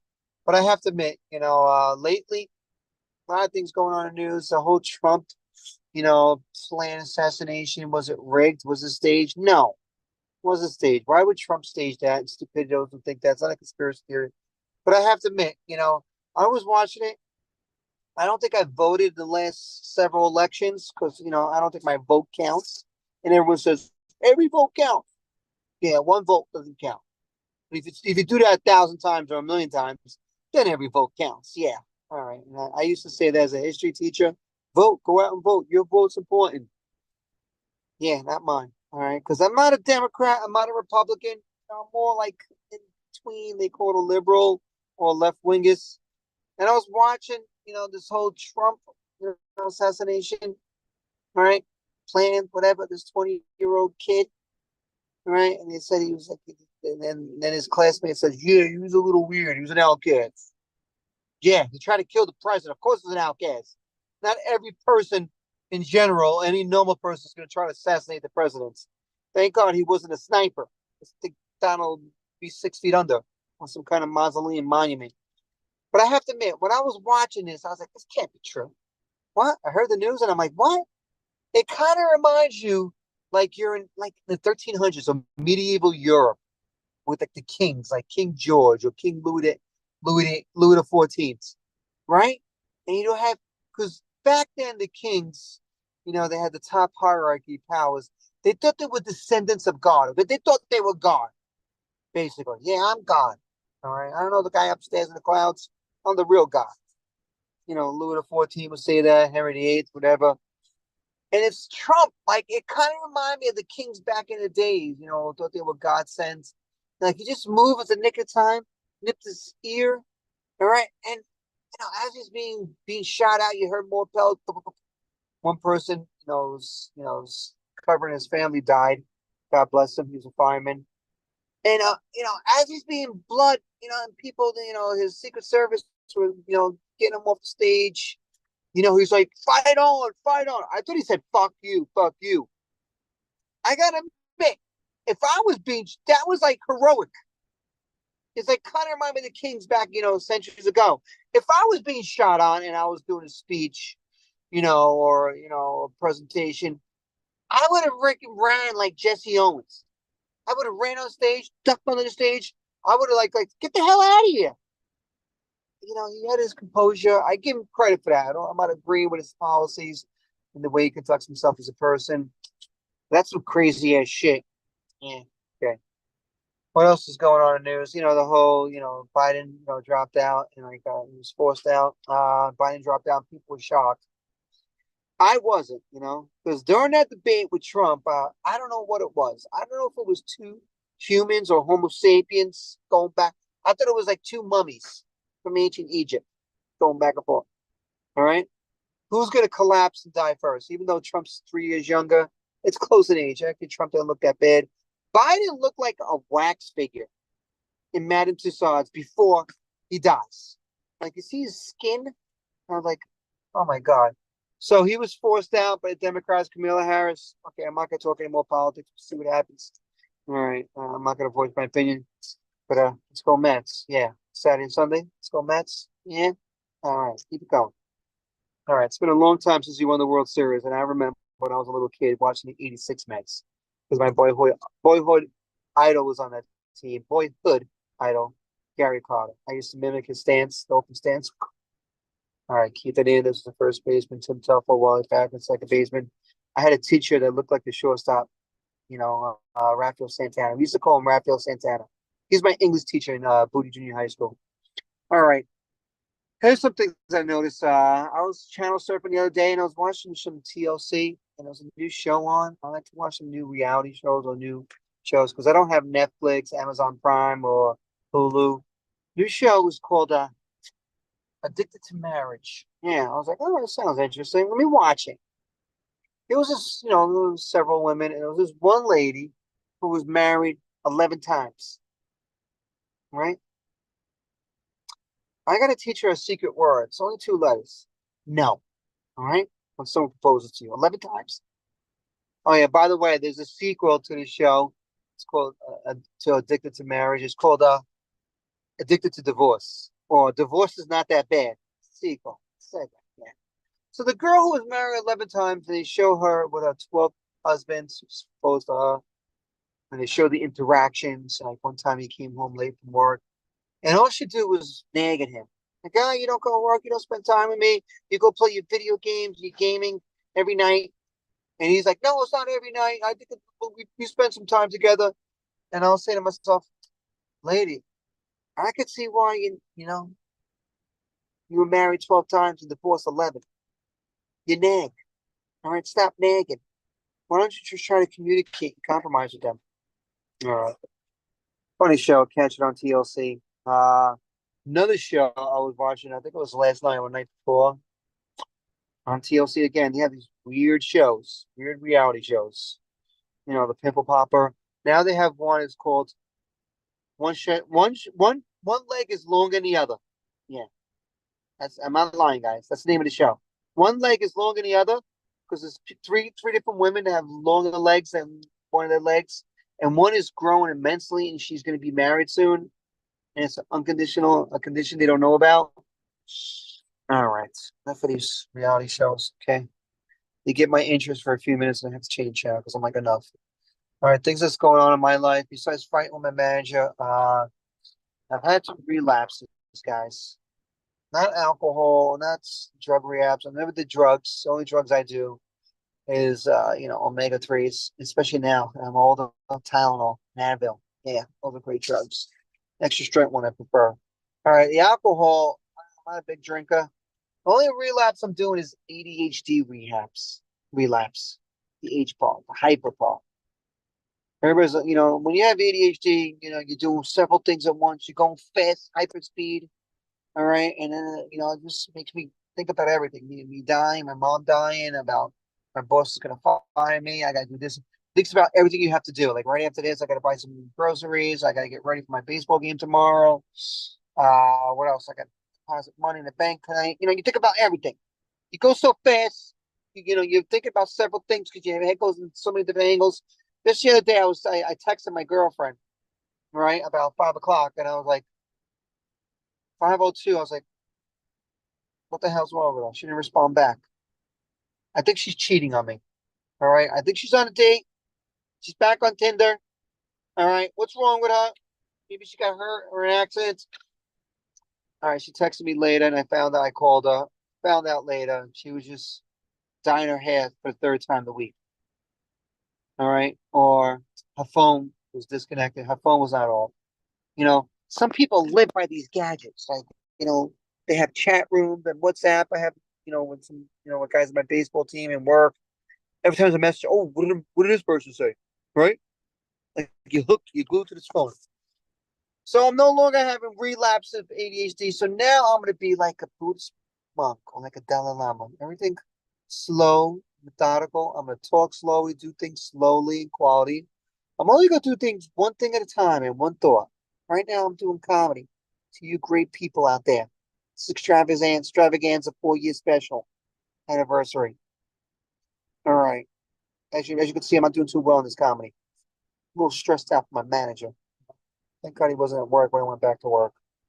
All right. So no more relapses, no more ADHD. That's pass. We all have it. Everyone says, yeah, has it. No, you have ADD. Everyone gets distracted because they lose focus, right? At work or anywhere. And we lose focus because everyone's like, oh, why you get distracted? Because I'm not a Navy SEAL. Navy SEAL's always on task. Yeah. What do we got to do? All right, point A, point B. All those soldiers you see in Buckingham Palace, right? They're always on duty, stoic face. All right. I'm not like that. I don't have that discipline. Okay. I gotta get it, but all right.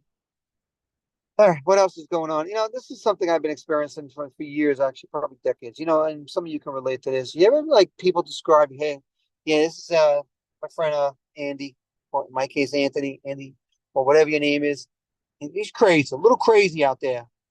All right, he's crazy. Like, how do you respond for that? Like, yeah, I'm crazy. Yeah.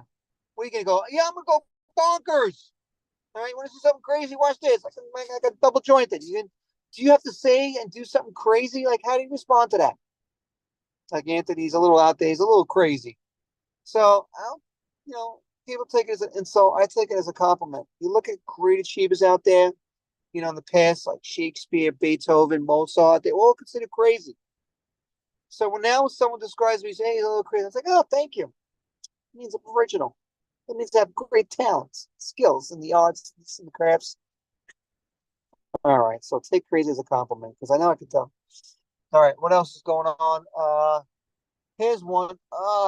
You ever talk to someone like a coworker or a friend, or even a significant other, and they treat you a certain way?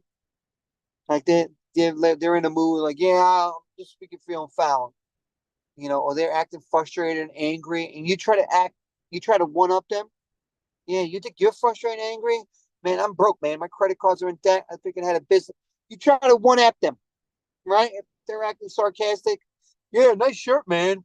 I like the way you do that. Well, I like the way you walk. You walk a little crooked. What are you, a frog? Like, you try to one up that because I'm so competitive. Being a baseball player and a football player for over 25 years and try to one up them. Who wants to be second place? I'm used to it by now because I've been on many losing teams. So I'm not going to one up them no more, guys, because I've been on losing teams because I'm a baseball guy. It's my first sport, my primary sport. I was a quarterback for 20 years. But in baseball, it ennobles you and humbles you because you realize and it's percentages. You fail more than you succeed, especially as a hitter. You fail 7 out of 10 times or 6. In my case, 6, because I hit well. Go to batting cage and do some drills. All right, so it humbles you. So you're supposed to make mistakes because they learn lessons and it progresses you. All right, maybe I should interpret that lesson today with my manager. Maybe I should start doing, clerical work and computer work right. All right. Congratulations, Andy Aberson. 4 more years, 40 more years, whatever it is. I might still be alive by then. All right, hopefully. I take care of myself. Congratulations, great feat. You guys, awesome show. What should I call? End off on this. All right.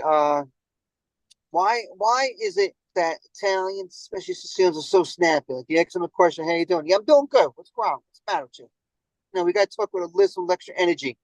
All right, we got to cut down the espresso, right? Not 10 espressos, maybe like 1 or 2. All right, I'm gonna try to do some herbal tea, maybe chamomile, maybe some hibiscus. All right, guys, thank you very much. Enjoy the rest of the show. Make sure you watch Andy. Thank you, Anthony Renda. Great job, Mel. Do you have a question for Anthony? Yes. How many shots of espresso did you have today? You know what? Most of the times I have espresso, and I used to be a big coffee fanatic. Like in my early 20s, I would have 4 to 5 cups, especially like light and sweet, 2.5 to 3 sugars and regular milk. But now I cut down my coffee 1 cup a day to 1.5. No espresso, believe it or not. I just drink coffee. Wow. Yeah. Same as me. Awesome. Cheers. I'm one that I do like my coffee. I do like my soda. I do like my beer. I do love my Jameson. All at the same time. Yeah, all at the same time. No questions asked. It's right way to do it. I feel, but yeah. So I like my hot, my cold, everything here. But Anthony, do you have a website? So and just for the record, I'm a diehard Met fan. I think you already know that, but glad you're representing there. They kicked ass once again, which you did announce and let everybody know. But people should pay attention to that. 5 in a row. And for the record, in the first seed of the wild card, which is brilliant. It's not over yet. I mean, to me, Ticker Day Parade, that's what's going. We may win the division. I know people don't believe that. Been saying that for the longest, but we were a long way out from the wild card, and now we're first place of the wild card. What do you think, Anthony, just in general? How do you have a website to advertise, or what's what? Oh yes, I have YouTube videos. I have TikTok, Brenda Comedy. Actually, Mel motivated me. I'm gonna put some more YouTube videos. I've been slacking. Because I'm on 3 baseball teams and we're in the playoffs tomorrow. We have playoff games tomorrow and Sunday, and I'm working side job trying to make more cash and pay bills. So I've been still doing comedy every day, virtual and some live shows. But the videos, I've been slacking on the videos, the TikTok. I got to start doing. I want to do at least how many videos you do a week, Mel? I've been slacking too. I was shooting for one every 2 weeks at the start, but that didn't happen. I actually got really burnt out, lost in the sauce during the editing process, but hoping to get back on track. Maybe once I get that down pat, bump it up to once a week. I don't burn myself out. I don't feel so bad. When it comes to comedy videos, you know, TikTok, you put short reels. I want to do like 2 to 4. I have a cousin. He's a professional comedian. He's also an actor for 35 years. Mario Bosco. He's a short. He has a thyroid issue. He looks like he's 50 years old, but he looks like he's 12. And he puts videos every day. But that's his job. I have 2 jobs, so I'm gonna try to do 2 to 4. I got to step it up. Me and Mel are gonna step it up. Yeah. Thank you so much, Anthony. You've been a humongous part, as you even said it in the show, but part of the extravaganza, you've had it. You've been in the high majority of them. You might have been in more than anybody else but myself, very possible, in the actual extravaganzas. That's probably the truth. And I'm very honored. Thank you very much. It's a great show. Have continued success. You know, 4 more, 40 more. All right, great show. I'm gonna be watching you guys throughout the night too. thank you Take so much, care. Anthony. Great job. Definitely follow him on his online channels and all that good stuff. So, we are coming to an end. It's been a long day, even though we still got more acts. We still got, I believe, 3 more acts. We've been on for almost 11 hours, but we've been on for just shy of 11 hours. Now we do have another person who I'm a huge fan of. Do know her in person, haven't seen her in ages, but she's now Miss Las Vegas, April Brucker. Thank you. Do you guys have a suggestion for me? I will say, you know what, just because it is the 4-year anniversary, we'll say anniversary. All right. I just want to start by saying happy anniversary, happy 4 years. I am glad that I've been a part of this show. And it started during COVID, and it was just another way to love Andy. And I am all about anniversaries, and I am all about weddings, and I am all about celebrations.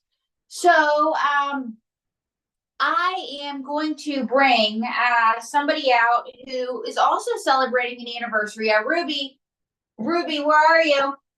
Ruby.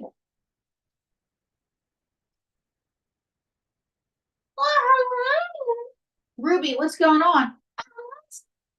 This is the casino, so I can't see. Oh, I'm sorry to hear that. So, Ruby, do you know what today is? Today is Jackpot Friday, and you're taking me away from my winning machine. No, it's the anniversary of the extravaganza. You know, Andy show, Mel. Oh, I can see you. Okay, Ruby. Well, dear, it's nice to see that you have the house with all your possessions. Thank you. I didn't know you could see. Well, I get blurry vision. Well, thank you. I'm used to you wearing less clothing. Oh, okay. So anyway, let's talk about you. You have an anniversary coming up. 50 years. 50 years. Wow, how do you get through it? Well, we don't talk much. I spend all my time with the casino, and he spends all his time with the pink pony. The pink pony? Is he betting on racehorses? No, dear, those other girls. Oh, I see. But Ruby, why would you be married to a man like that? Well, I don't mind it at all. You don't mind your husband going to a strip club? No, I don't mind going to a strip club because he's blind with Alzheimer's. Blind with Alzheimer's? Yes, he can't see to begin with. And he always forgets that he went. Oh, so what's your other secret to a happy marriage? Well, other secret to a happy marriage is a frying pan. A frying pan. Is it because you're a good cook? No, it's because when he sleeps and I get mad, I take the frying pan to his head. Oh. Okay, and what else do you do for a happy marriage? Well, dear, I pray to God. You pray to God. This is what I'm looking to hear, God. I say, please, God, let him die in his sleep, and that way I can cash in that life insurance policy and go to the casino, Judge. Rudy, you're supposed to be a Christian. Yes, but God invented slot machines. I don't know that God invented slot machines, but isn't gambling a sin? Not in my church. And what church is that? Our Lady of the Holy Slots. Okay, wow. Do you want to say a prayer with me? I think that would be lovely, Ruby. Our Father, who art in Vegas. Wait, that's not how it goes. Yes, it is. Repeat after me. Our Father, who art in Vegas. Again, that's not how it goes. It's our Father who art in heaven. Our Father who art in heaven, who shall be in Vegas, winning jackpot with Ruby, that is sacrilegious. I tell you, sacrilegious. That slot machine's opened up and I got a room there. Ruby, but you have arthritis. Well, the Lord gave me the ability to walk and he healed my limbs. Winning slot machine, here I come. Wow, that was special. So the secret to a happy marriage, I guess, is letting your blind husband with Alzheimer's go to the strip club, hitting him with a frying pan, and praying to God for him to die. Now, I don't know. Anybody else have an anniversary? Anybody else? Oh, look. Look who it is. You look familiar. Yes. Tomorrow will be the 2-week anniversary of me getting this. Oh, the thing on your head. Former President Trump, how are you doing? Well, reports of my demise have been greatly exaggerated. I'm not ready to give it up and become a car Shanley just yet. Let me fix you. You look terrible. Well, because I almost dodged a bullet. But I'm biting the bullet and going back to Butler. You're biting the bullet and going back to Butler, the scene of the crime. I got to compliment you, former President Trump. So how's the ear? Nothing that a little needle and thread couldn't fix. Wow, that's great. Can I tell you a joke? Sure. What do me and Vincent Van Gogh have in common? I don't know, not your painting talent. Part of our ear came off and we became famous. Oh gosh. Okay. So let's talk about your running mate. You mean Jethro Darth Vader? Jethro Darth Vader? You mean J.D. Vance? No, Jethro Darth Vader. You mean J.D. Vance? No, Jethro Darth Vader and J.D. Vance. He's had a bunch of name changes. I see. Yes, I'm the one with 34 felony counts, and he changes his name like a guy with a bunch of warrants. That's one of the reasons that I picked him as my running mate. And why else did you pick him? Well, Jethro Darth Vader is my Harvard hillbilly, but he went to Yale. Harvard, Yale. It's not like those hillbillies know the difference. Okay. But what do you think about what he said about those not hating those childless cat ladies? I hate those red hat ladies because they don't like me. No. Cat ladies, Mr. Tramp. Well, I love cat ladies because I like a good cat fight. I like jello wrestling, mud wrestling. No. Cat ladies. He apologized for what he said about the childless cat ladies. Well, let me say this. I'm glad he apologized for what he said about the cat ladies. Because Catwoman is the hottest Batman villain. Now, why else did you pick him? Well, just like me, Jethro Darth Vader believes that marriage should be between a man a woman in a rubber glove. I see, I see. And what about your running mate's wife? Well, Jethro Darth Vader's wife, you better check her papers. But Mr. Tramp, your wives have all been foreign born. What can I say? I like the newest, hottest, youngest foreign import. As a matter of fact, your first wife was foreign born. Yes. And just like me, when he's done with her, he can deport her. You mean divorce? Divorce, deport, what's the difference?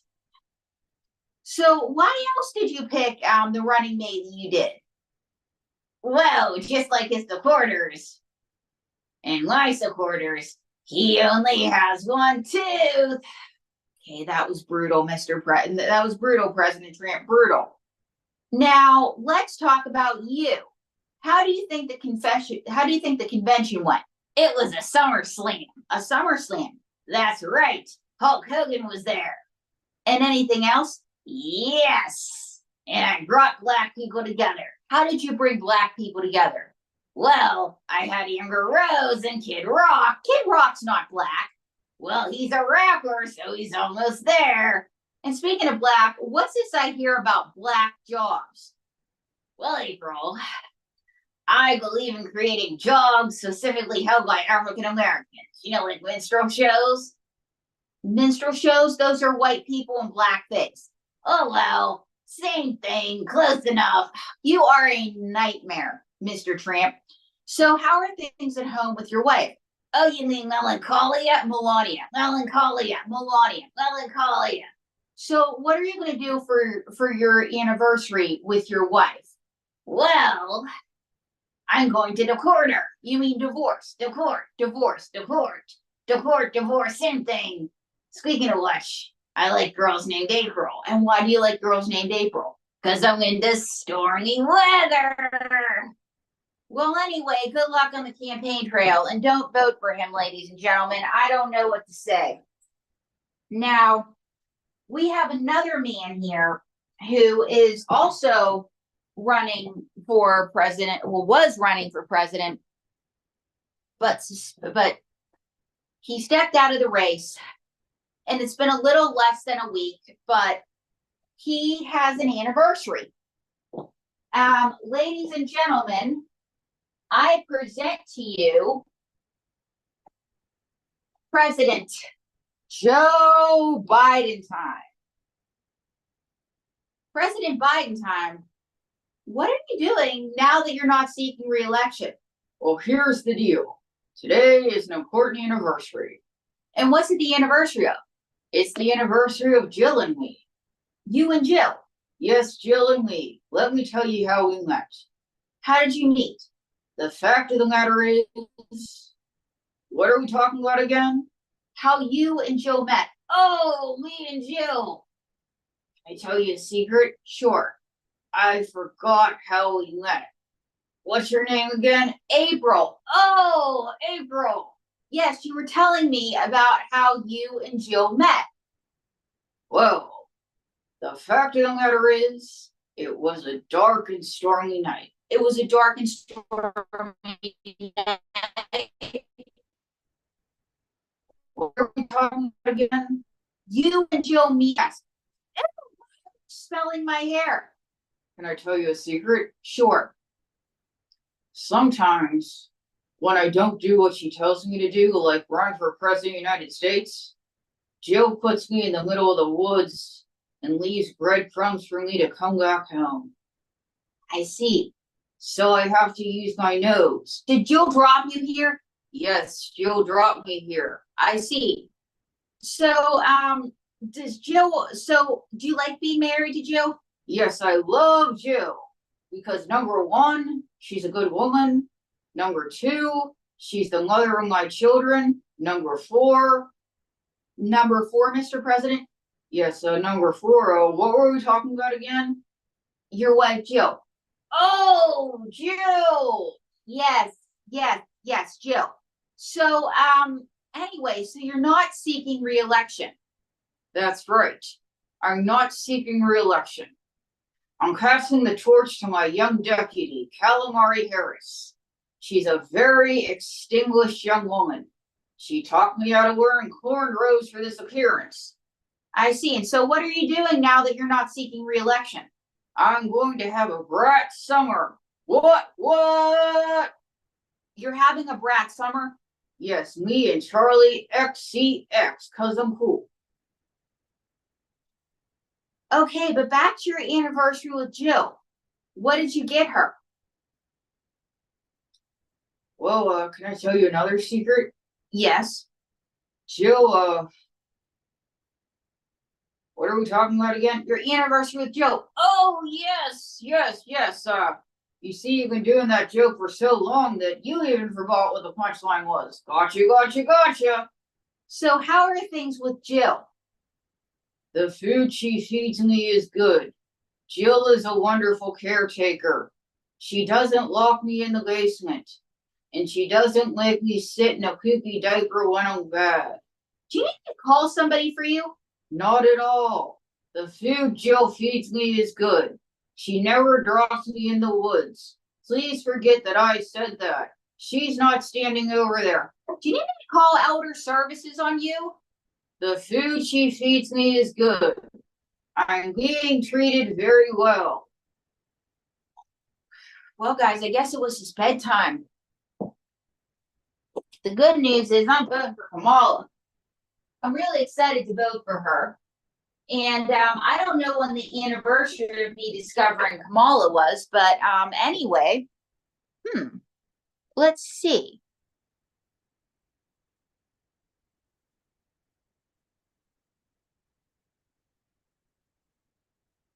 I have 10 seconds left, right? 10 seconds. 5 minutes, 4 minutes, 10 seconds. Okay. Wow. All right. So, anyway, just to wrap it up, I have Dwayne Newton singing a special song for you. You look like somebody famous, but you're not. I'm Mr. Las Vegas's second cousin, twice removed. Twice removed? I was removed once by casino security and once by the Clark County Department of Health. So you're not Mr. Las Vegas. No, little lady. I'm Mr. Almost Las Vegas. Here we go. Happy anniversary to you, Dunkershine. Happy anniversary to you, Dunkershine. Happy anniversary to Indian Well. Happy anniversary, Dunkershine. That was really nice. And so, but back to you. Have you ever done any shows with your famous cousin? Yes, I did. How was it? Loud. Was this the crowd? No, the stage hands were breaking down the set, and the janitor was running the vacuum cleaner. I see. And so, have you ever met your famous cousin? Yes, he gave me his autograph once. Autograph? That's nice. It was good and gold at the bottom of the restraining order. I see. And what do people typically say when you tell them about your famous cousin? They say that's great. I didn't know that he was still alive.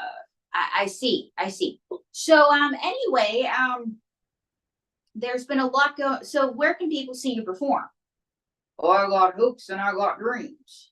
And someday when they get a game license, I hope to appear at Whole Foods. Whole Foods. And so how've the show's been going?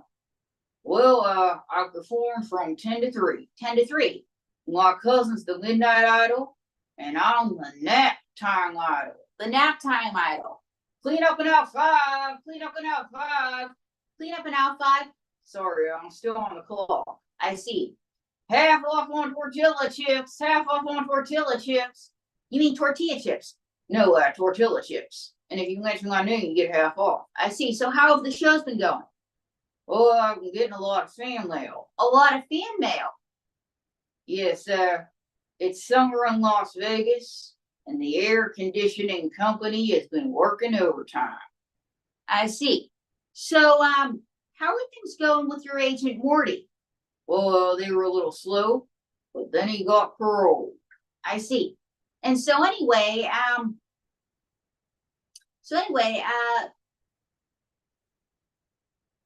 today's their anniversary, like I said, and you sang a song for them. Do you have another one? Yes, I do. And this is a song that means thank you. Join me, April. Dankeschön, darling, Dankeschön. Thank you for all the joy and pain. Picture show, second balcony. That was where we meet.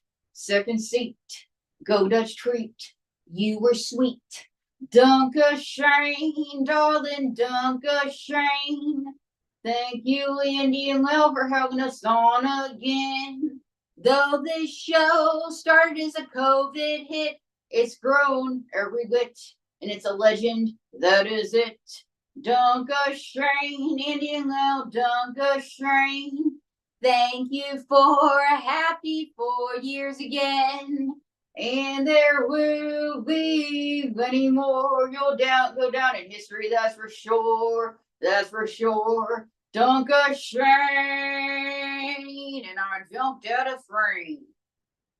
Yes, you did. But that was all your fault, little darling. Dankeschön. Thank you guys so much. Great job, April Parker. Excellent job. Yeah. So, Mel, do you have a question for April Brucker? So how many puppets do you currently have? 38. Wow, impressive. Very cool with the 38 and all that stuff. So what I would ask you just in general, again, are you planning to come to New York City to visit anytime soon to perform? Because I know that's where I know you from originally, and now you went to Vegas and you're taking over Vegas, but are you gonna reward New York to see your lovely face once again? Actually, I'm trying to. I want to come this fall to do some stuff because election season's around the corner, and I've been doing a lot of election stuff. And I was the only comedian that bothered to show up at the RNC after everything. Daily Show pulled out, Bill Maher pulled out. I was the only one that showed up. So I'm hoping to come to New York City and just ride that wave. No, definitely you did a great job. I mean, again, no guts, no glory, and you got plenty of guts. You're awesome. You're like, okay, I'm gonna let it be known and have fun with it. And you do such a great job. You're so enjoyable to watch and seeing you get creative. Do you have a website so people know when you perform next in person or online? Yes, aprilbrooker.tv, and check out my channel. I've made a ton of new videos. April Brooker Comedy. Follow me there. Follow me on X. Just follow me in general. And you can even follow me down the street. I'm groovy with that too. Oh, remember what she said. You're my witness. If I follow her, I can't get in trouble. But no, you are awesome. Thank you so much, April. 4-year anniversary. You've been a humongous part of helping us expand on this. So thank you so much, Miss Vegas. April Brucker. Thank you so much. Thank you. Great job. Thank you. Looking right here. So would you like to we're quickly down to 2, but would you like to introduce the next improv team? They're actually in the breakout room, I believe. But sure. Let's close the room. Up next, we have Duo Charmers. Duo Charles, we're gonna wait for him.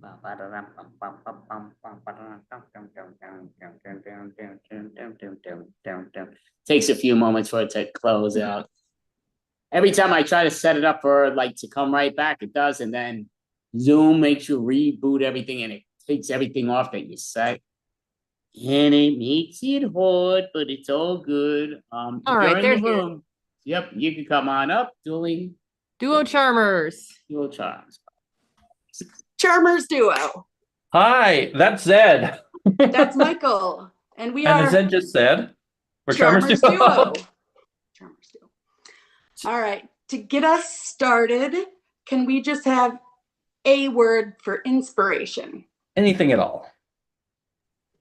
Midnight. Ooh. Midnight. Got it.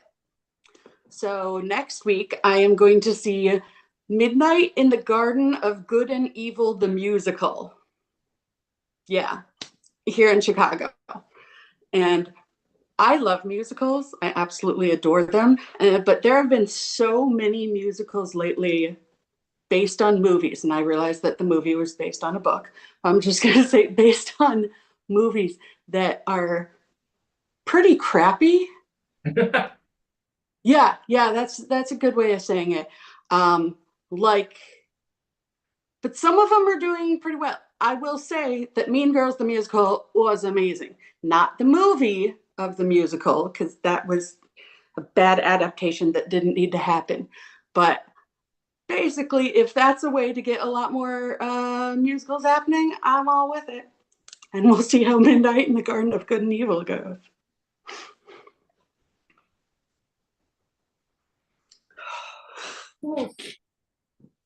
You know, I think our book is bold. Bold. Bold, but I think we've got a chance. Because between you and me, yeah, the source material is garbage. Terrible. That's what we were paid for. Well, we're trying to turn a novel aimed at young adults into a terrible novel for young adults into a picture book for children. Terrible novel. Well, I mean, a lot of them are. Did you ever read Twilight? First one, yeah. Yeah, it was really bad. You know, but well, now that you say that, though, if I put myself into like 12-year-old mindset, I mean, not bad for 12-year-old, which means it's gonna be it'd be like magic for 5-year-olds. I mean, obviously magic, but also not exactly discerning taste. Well, so what on that was note, okay, I'm gonna go back for a second. What was your favorite food when you were like 6 or 7? favorite food, Yeah. without a doubt, hot dogs. See, this goes to the not having good taste. Yeah, they're terrible, aren't they? Yeah. Children not having discerning taste, at least, let's say. I feel like we should give them a little credit. Why?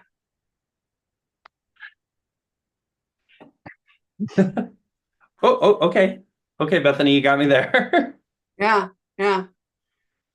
I just so my niece. Yeah. She's 9. Mm-hmm. She's brilliant. Brilliant. She can play chess. I mean, I knew how to play chess at 9. I wasn't good, but I understood the mechanics. We've played 7 times. I won twice. I've played you. Okay. Okay, by the way, I've been working on some character just designs because the characters are described in the novel. Yeah. Right. Here's what I got here's draft number 1 for Allison.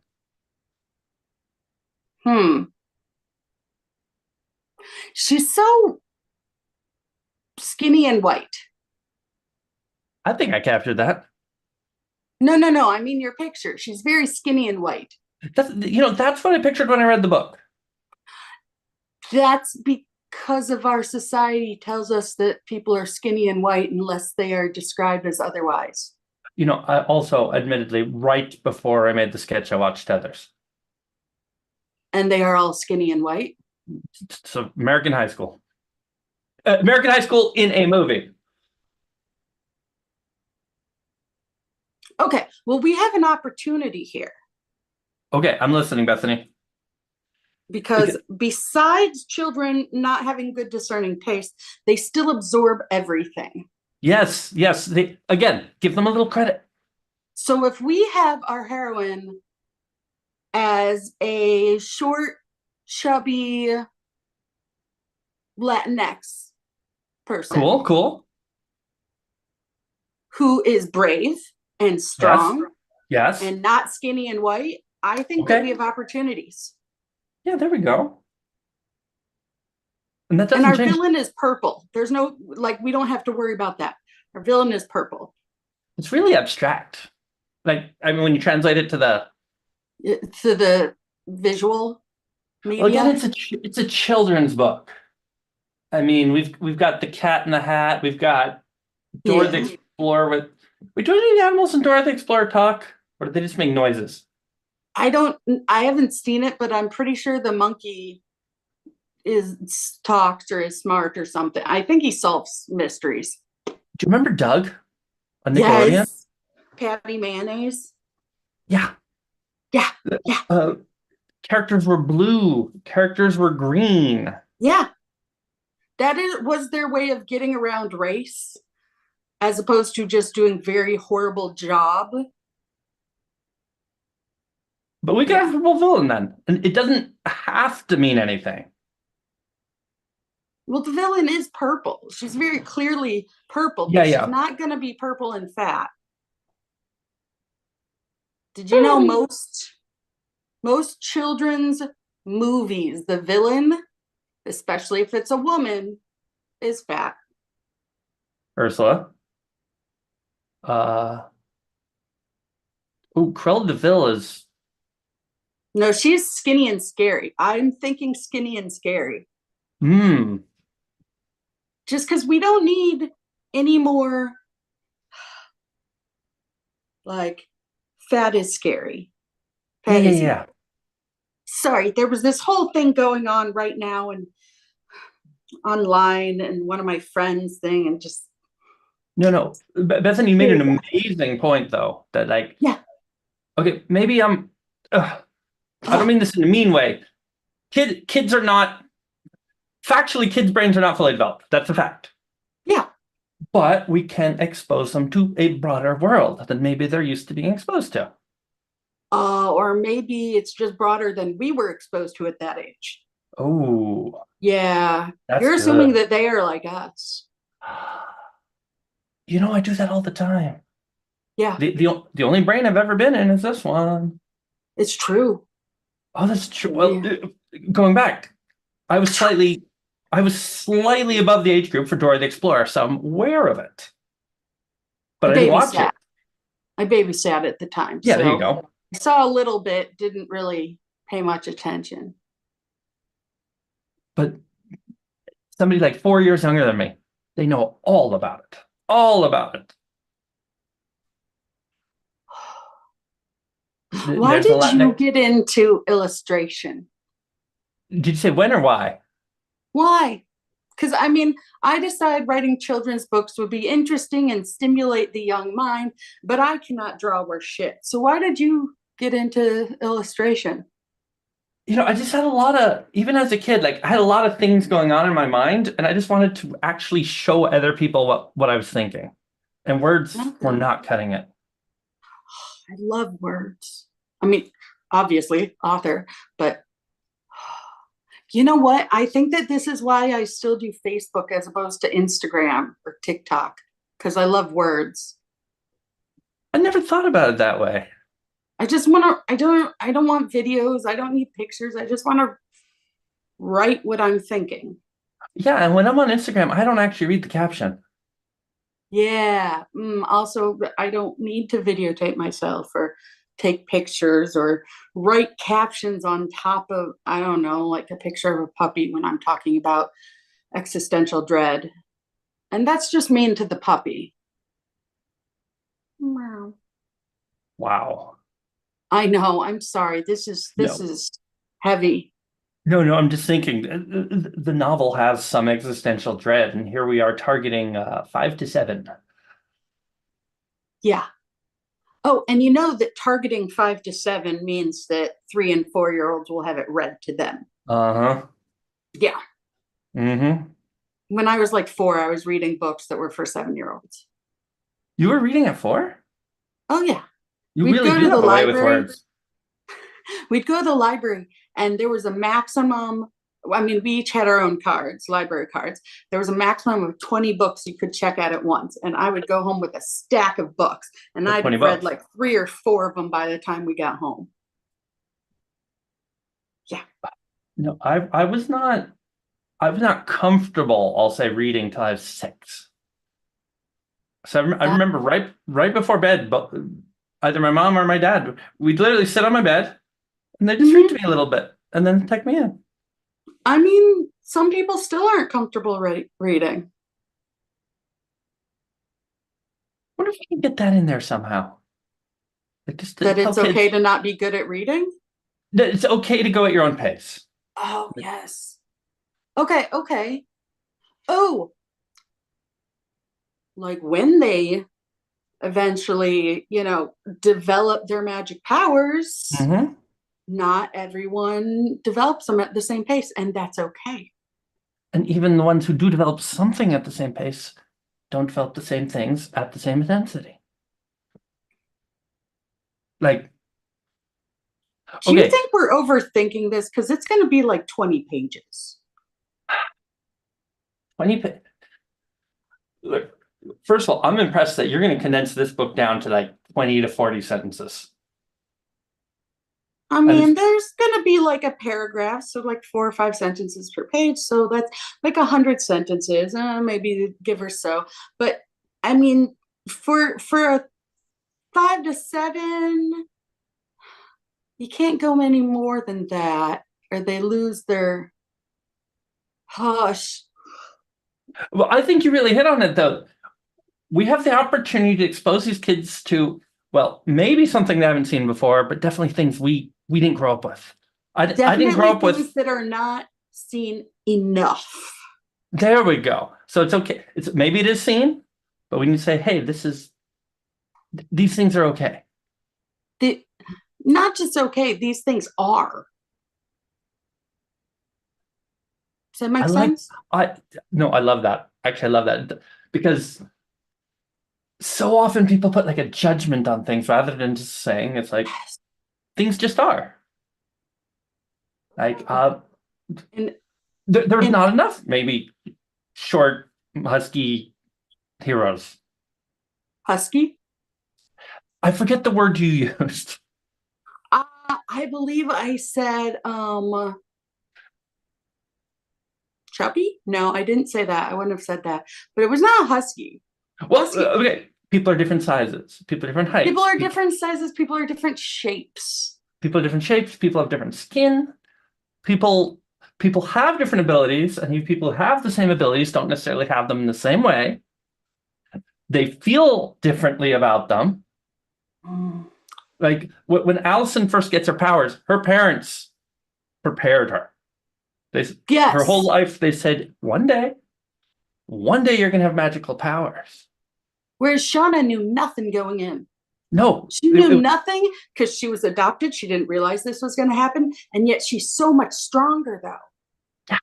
Which is why it's even more scary because she has so much power. Oh.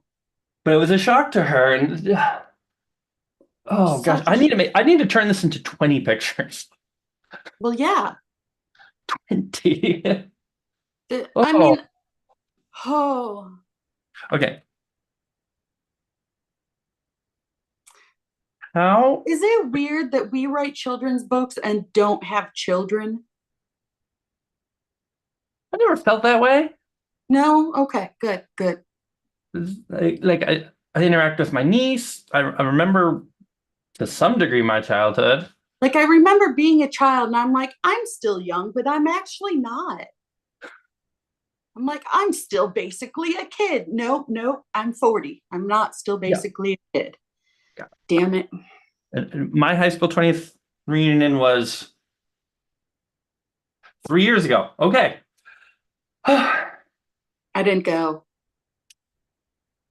I did, and when I told people I was an artist, there's just I think a lot of people want to show off at a reunion.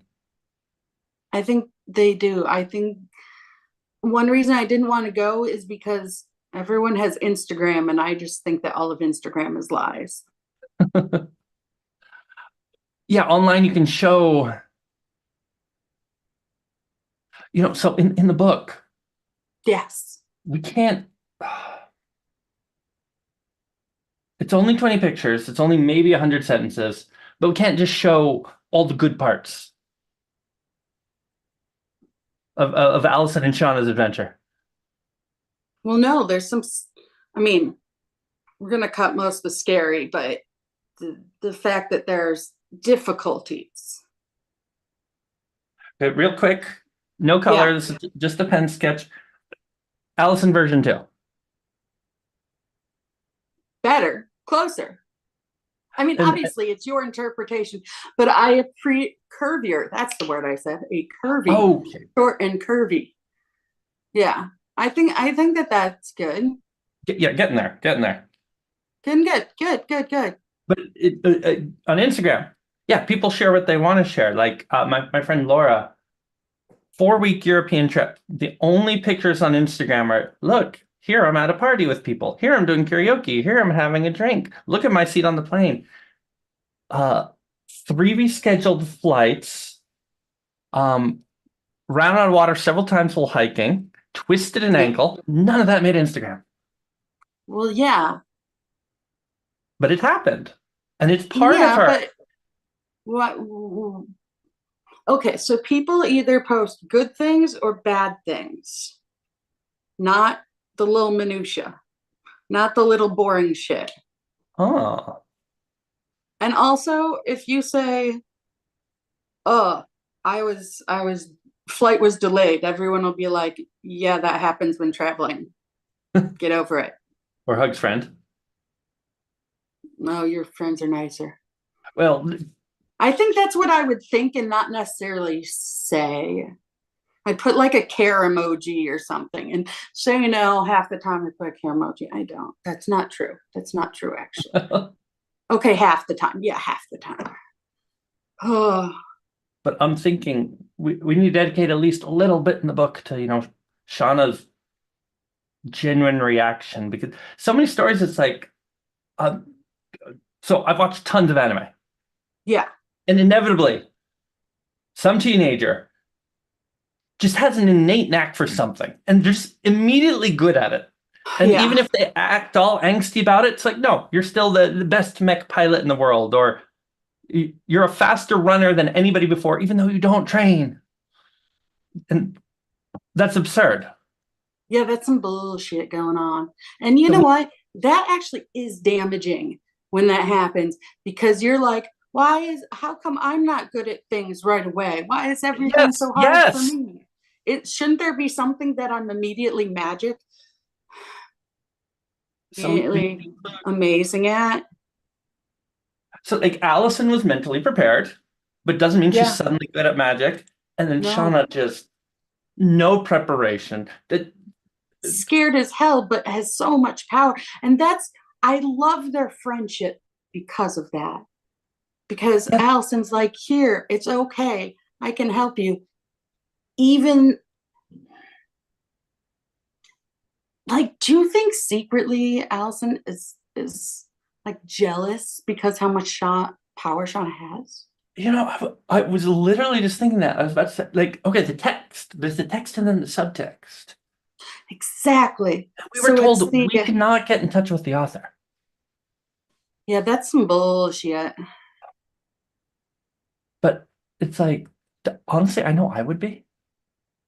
At least a little bit. I mean, if you've been preparing your whole life and then your magic is a trickle and this new friend who knew nothing is just a powerhouse. Okay, so I'm a singer. I know. And my cousin, not a singer. And the first time she tried, she was a fucking powerhouse. And I was very pissed off about that.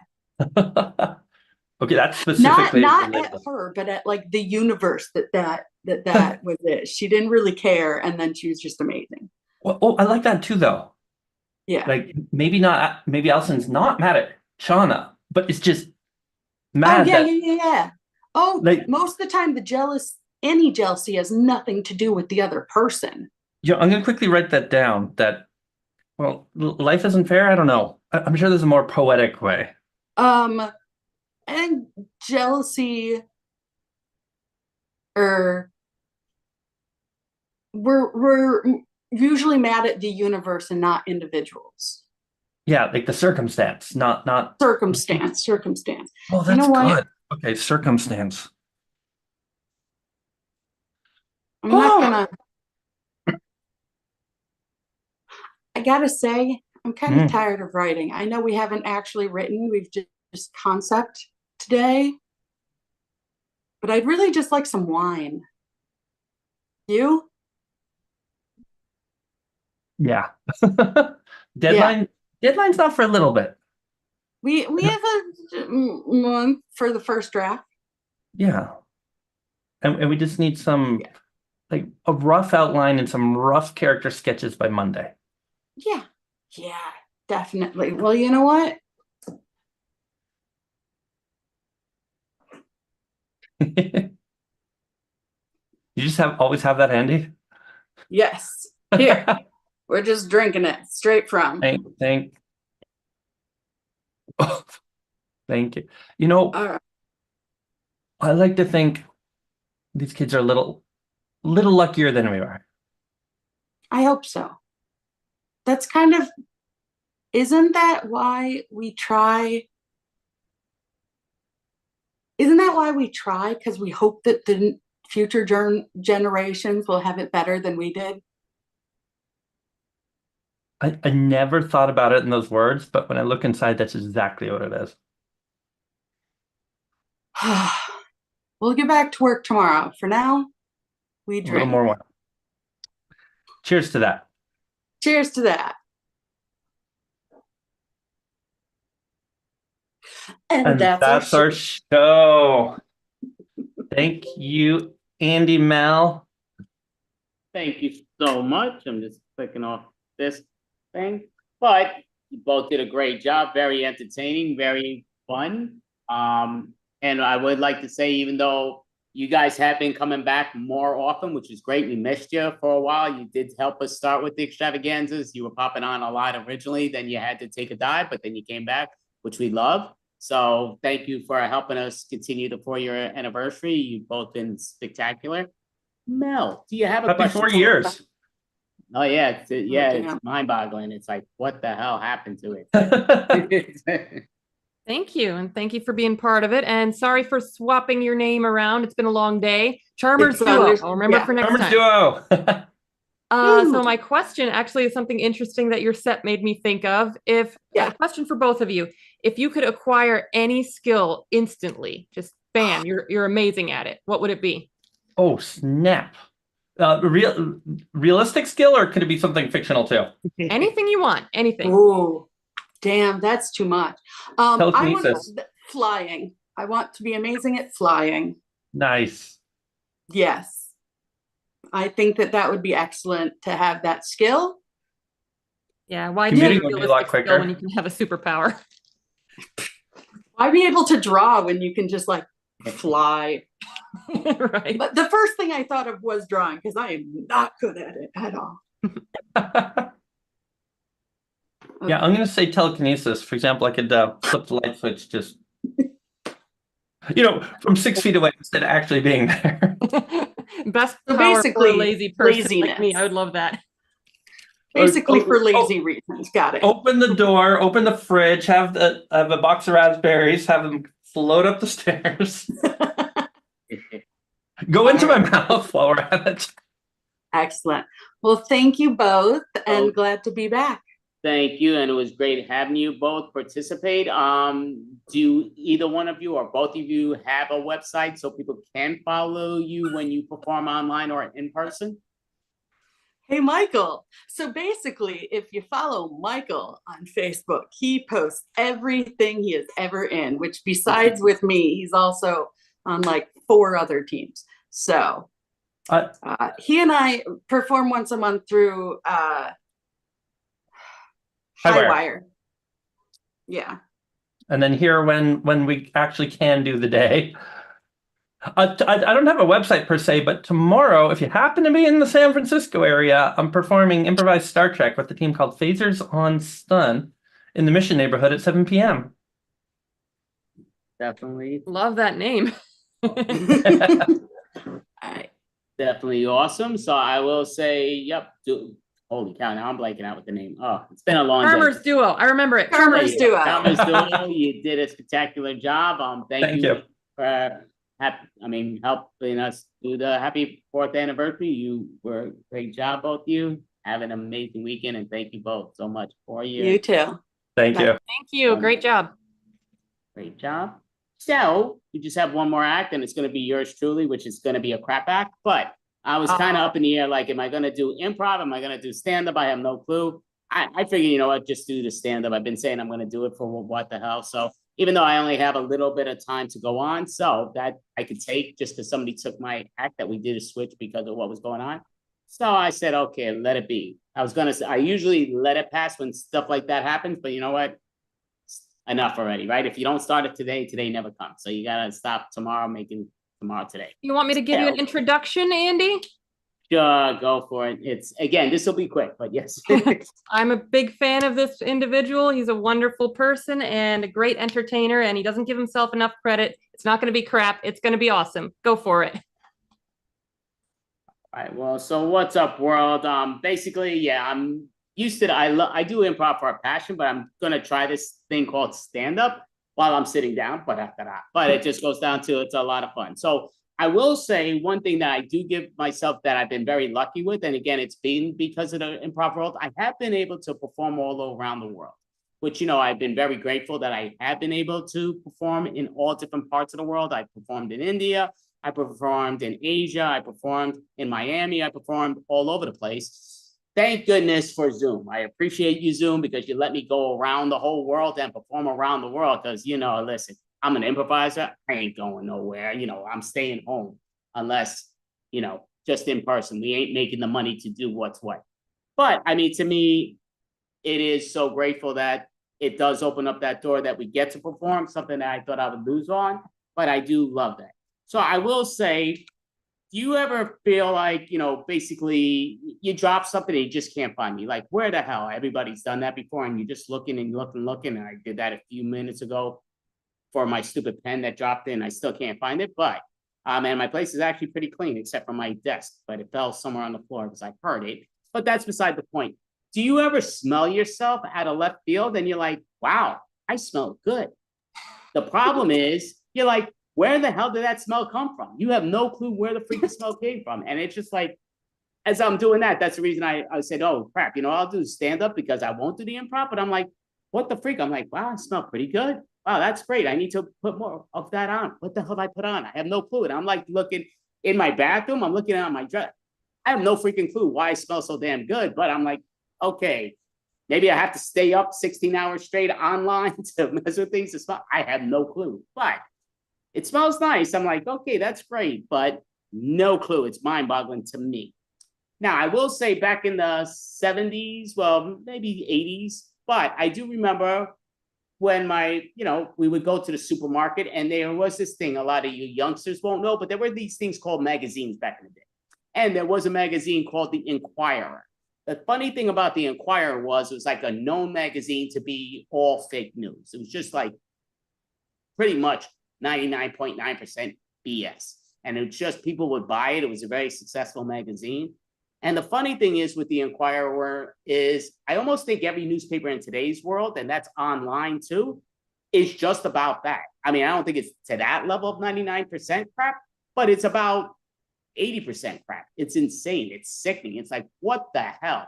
And it's funny that so many people, they read one thing, then they're like, oh, that's it. It's written in stone. Nothing else matters. It doesn't matter if they read 5 things and you'll get 3 different answers. They go to their first thing or their second thing or their third, but they always have that thing like, oh, this overturns me. And it blows me away. I'm like, what the fudge? You know, it's just like insane. But the news, that's why I kind of stay away from the news. You still get it every so often. You look at what's going on here and there from their mouths. I don't like to hear it from secondhand because it's like, what the hell? Though today's world, the online world, AI is taking command, and you don't know when the real person's speaking and when it's a video. It's just mind-boggling with that, how advanced the world is. It's kind of like cell phones. You know, cell phones are amazing, but if you have a cell phone for 5 years ago, it's like ancient. It's like, it's got to be walking with a cane. It's just mind-boggling. Like, to me, when did phones just become that they have a new phone like every 2 weeks with these new brands and new numbers and even their numbers have different letters and here and there and just like magnetized. To me, mind-boggling, but you know, it's what it is. So what I will say, just in general, this is our 4-year extravaganza. Again, mostly I have a pride of improv. I'm going to try to start doing more comedy, but I'm definitely going to be cutting up videos for it on YouTube, on different online stuff and getting crazy with that. So I wanted to give this a stab in the dark. So this basically, I'm just over a little bit over 4 minutes doing this. So, you know, it's small, cheesy, quick, but that is my set. We're going to call up Mel and we're going to show off the one more type of thing one more time online world.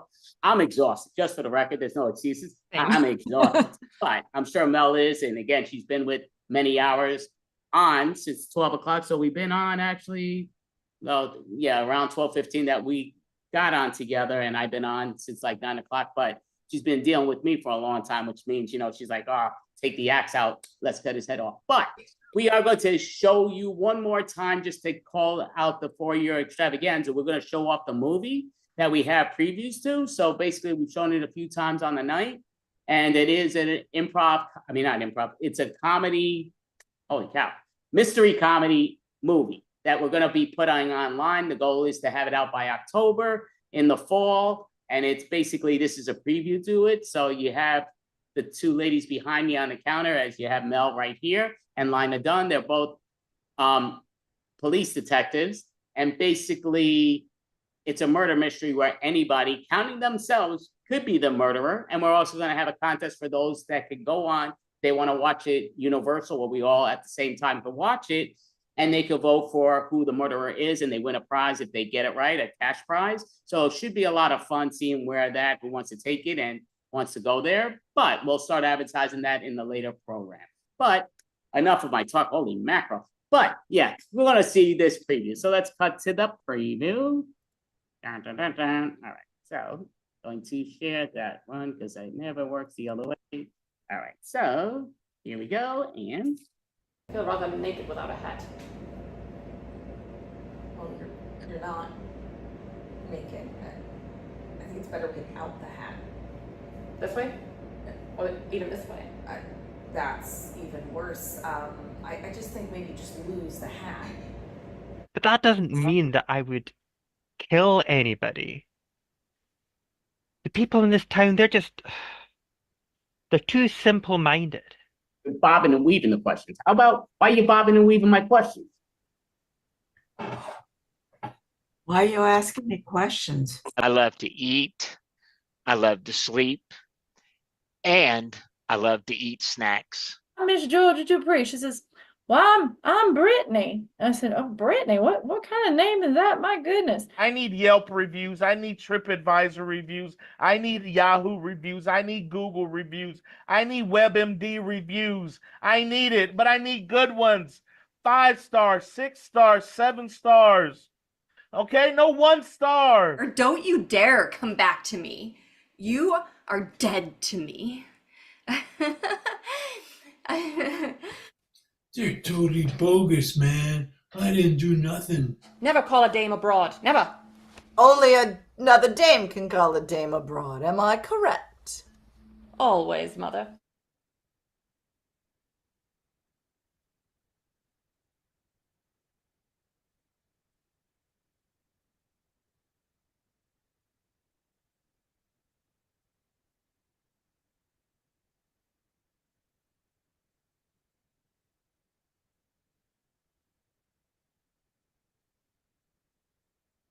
Bum, bum, bum. So that's going to be coming in the fall, hopefully around the Halloween time. But that is our 4-year extravaganza. We'll see how much longer we can go. The goal is to go for another 400 years. Who knows what? Probably won't happen that way. But yep. So we do have a movie that's coming up in the fall. Will be spectacular. We had Mel, who's been helping me host tonight. So she did an amazing job with her stand-up, her improv teams, performances, and all that stuff. So thank you, Mel. Thank you, world. And thank you for 4 years of, online world where I didn't think 4 months would have lasted. So thank you, world. I hope you all have an amazing night. Thank you, Mel. You did an amazing job. Thank you, everyone. Thank you.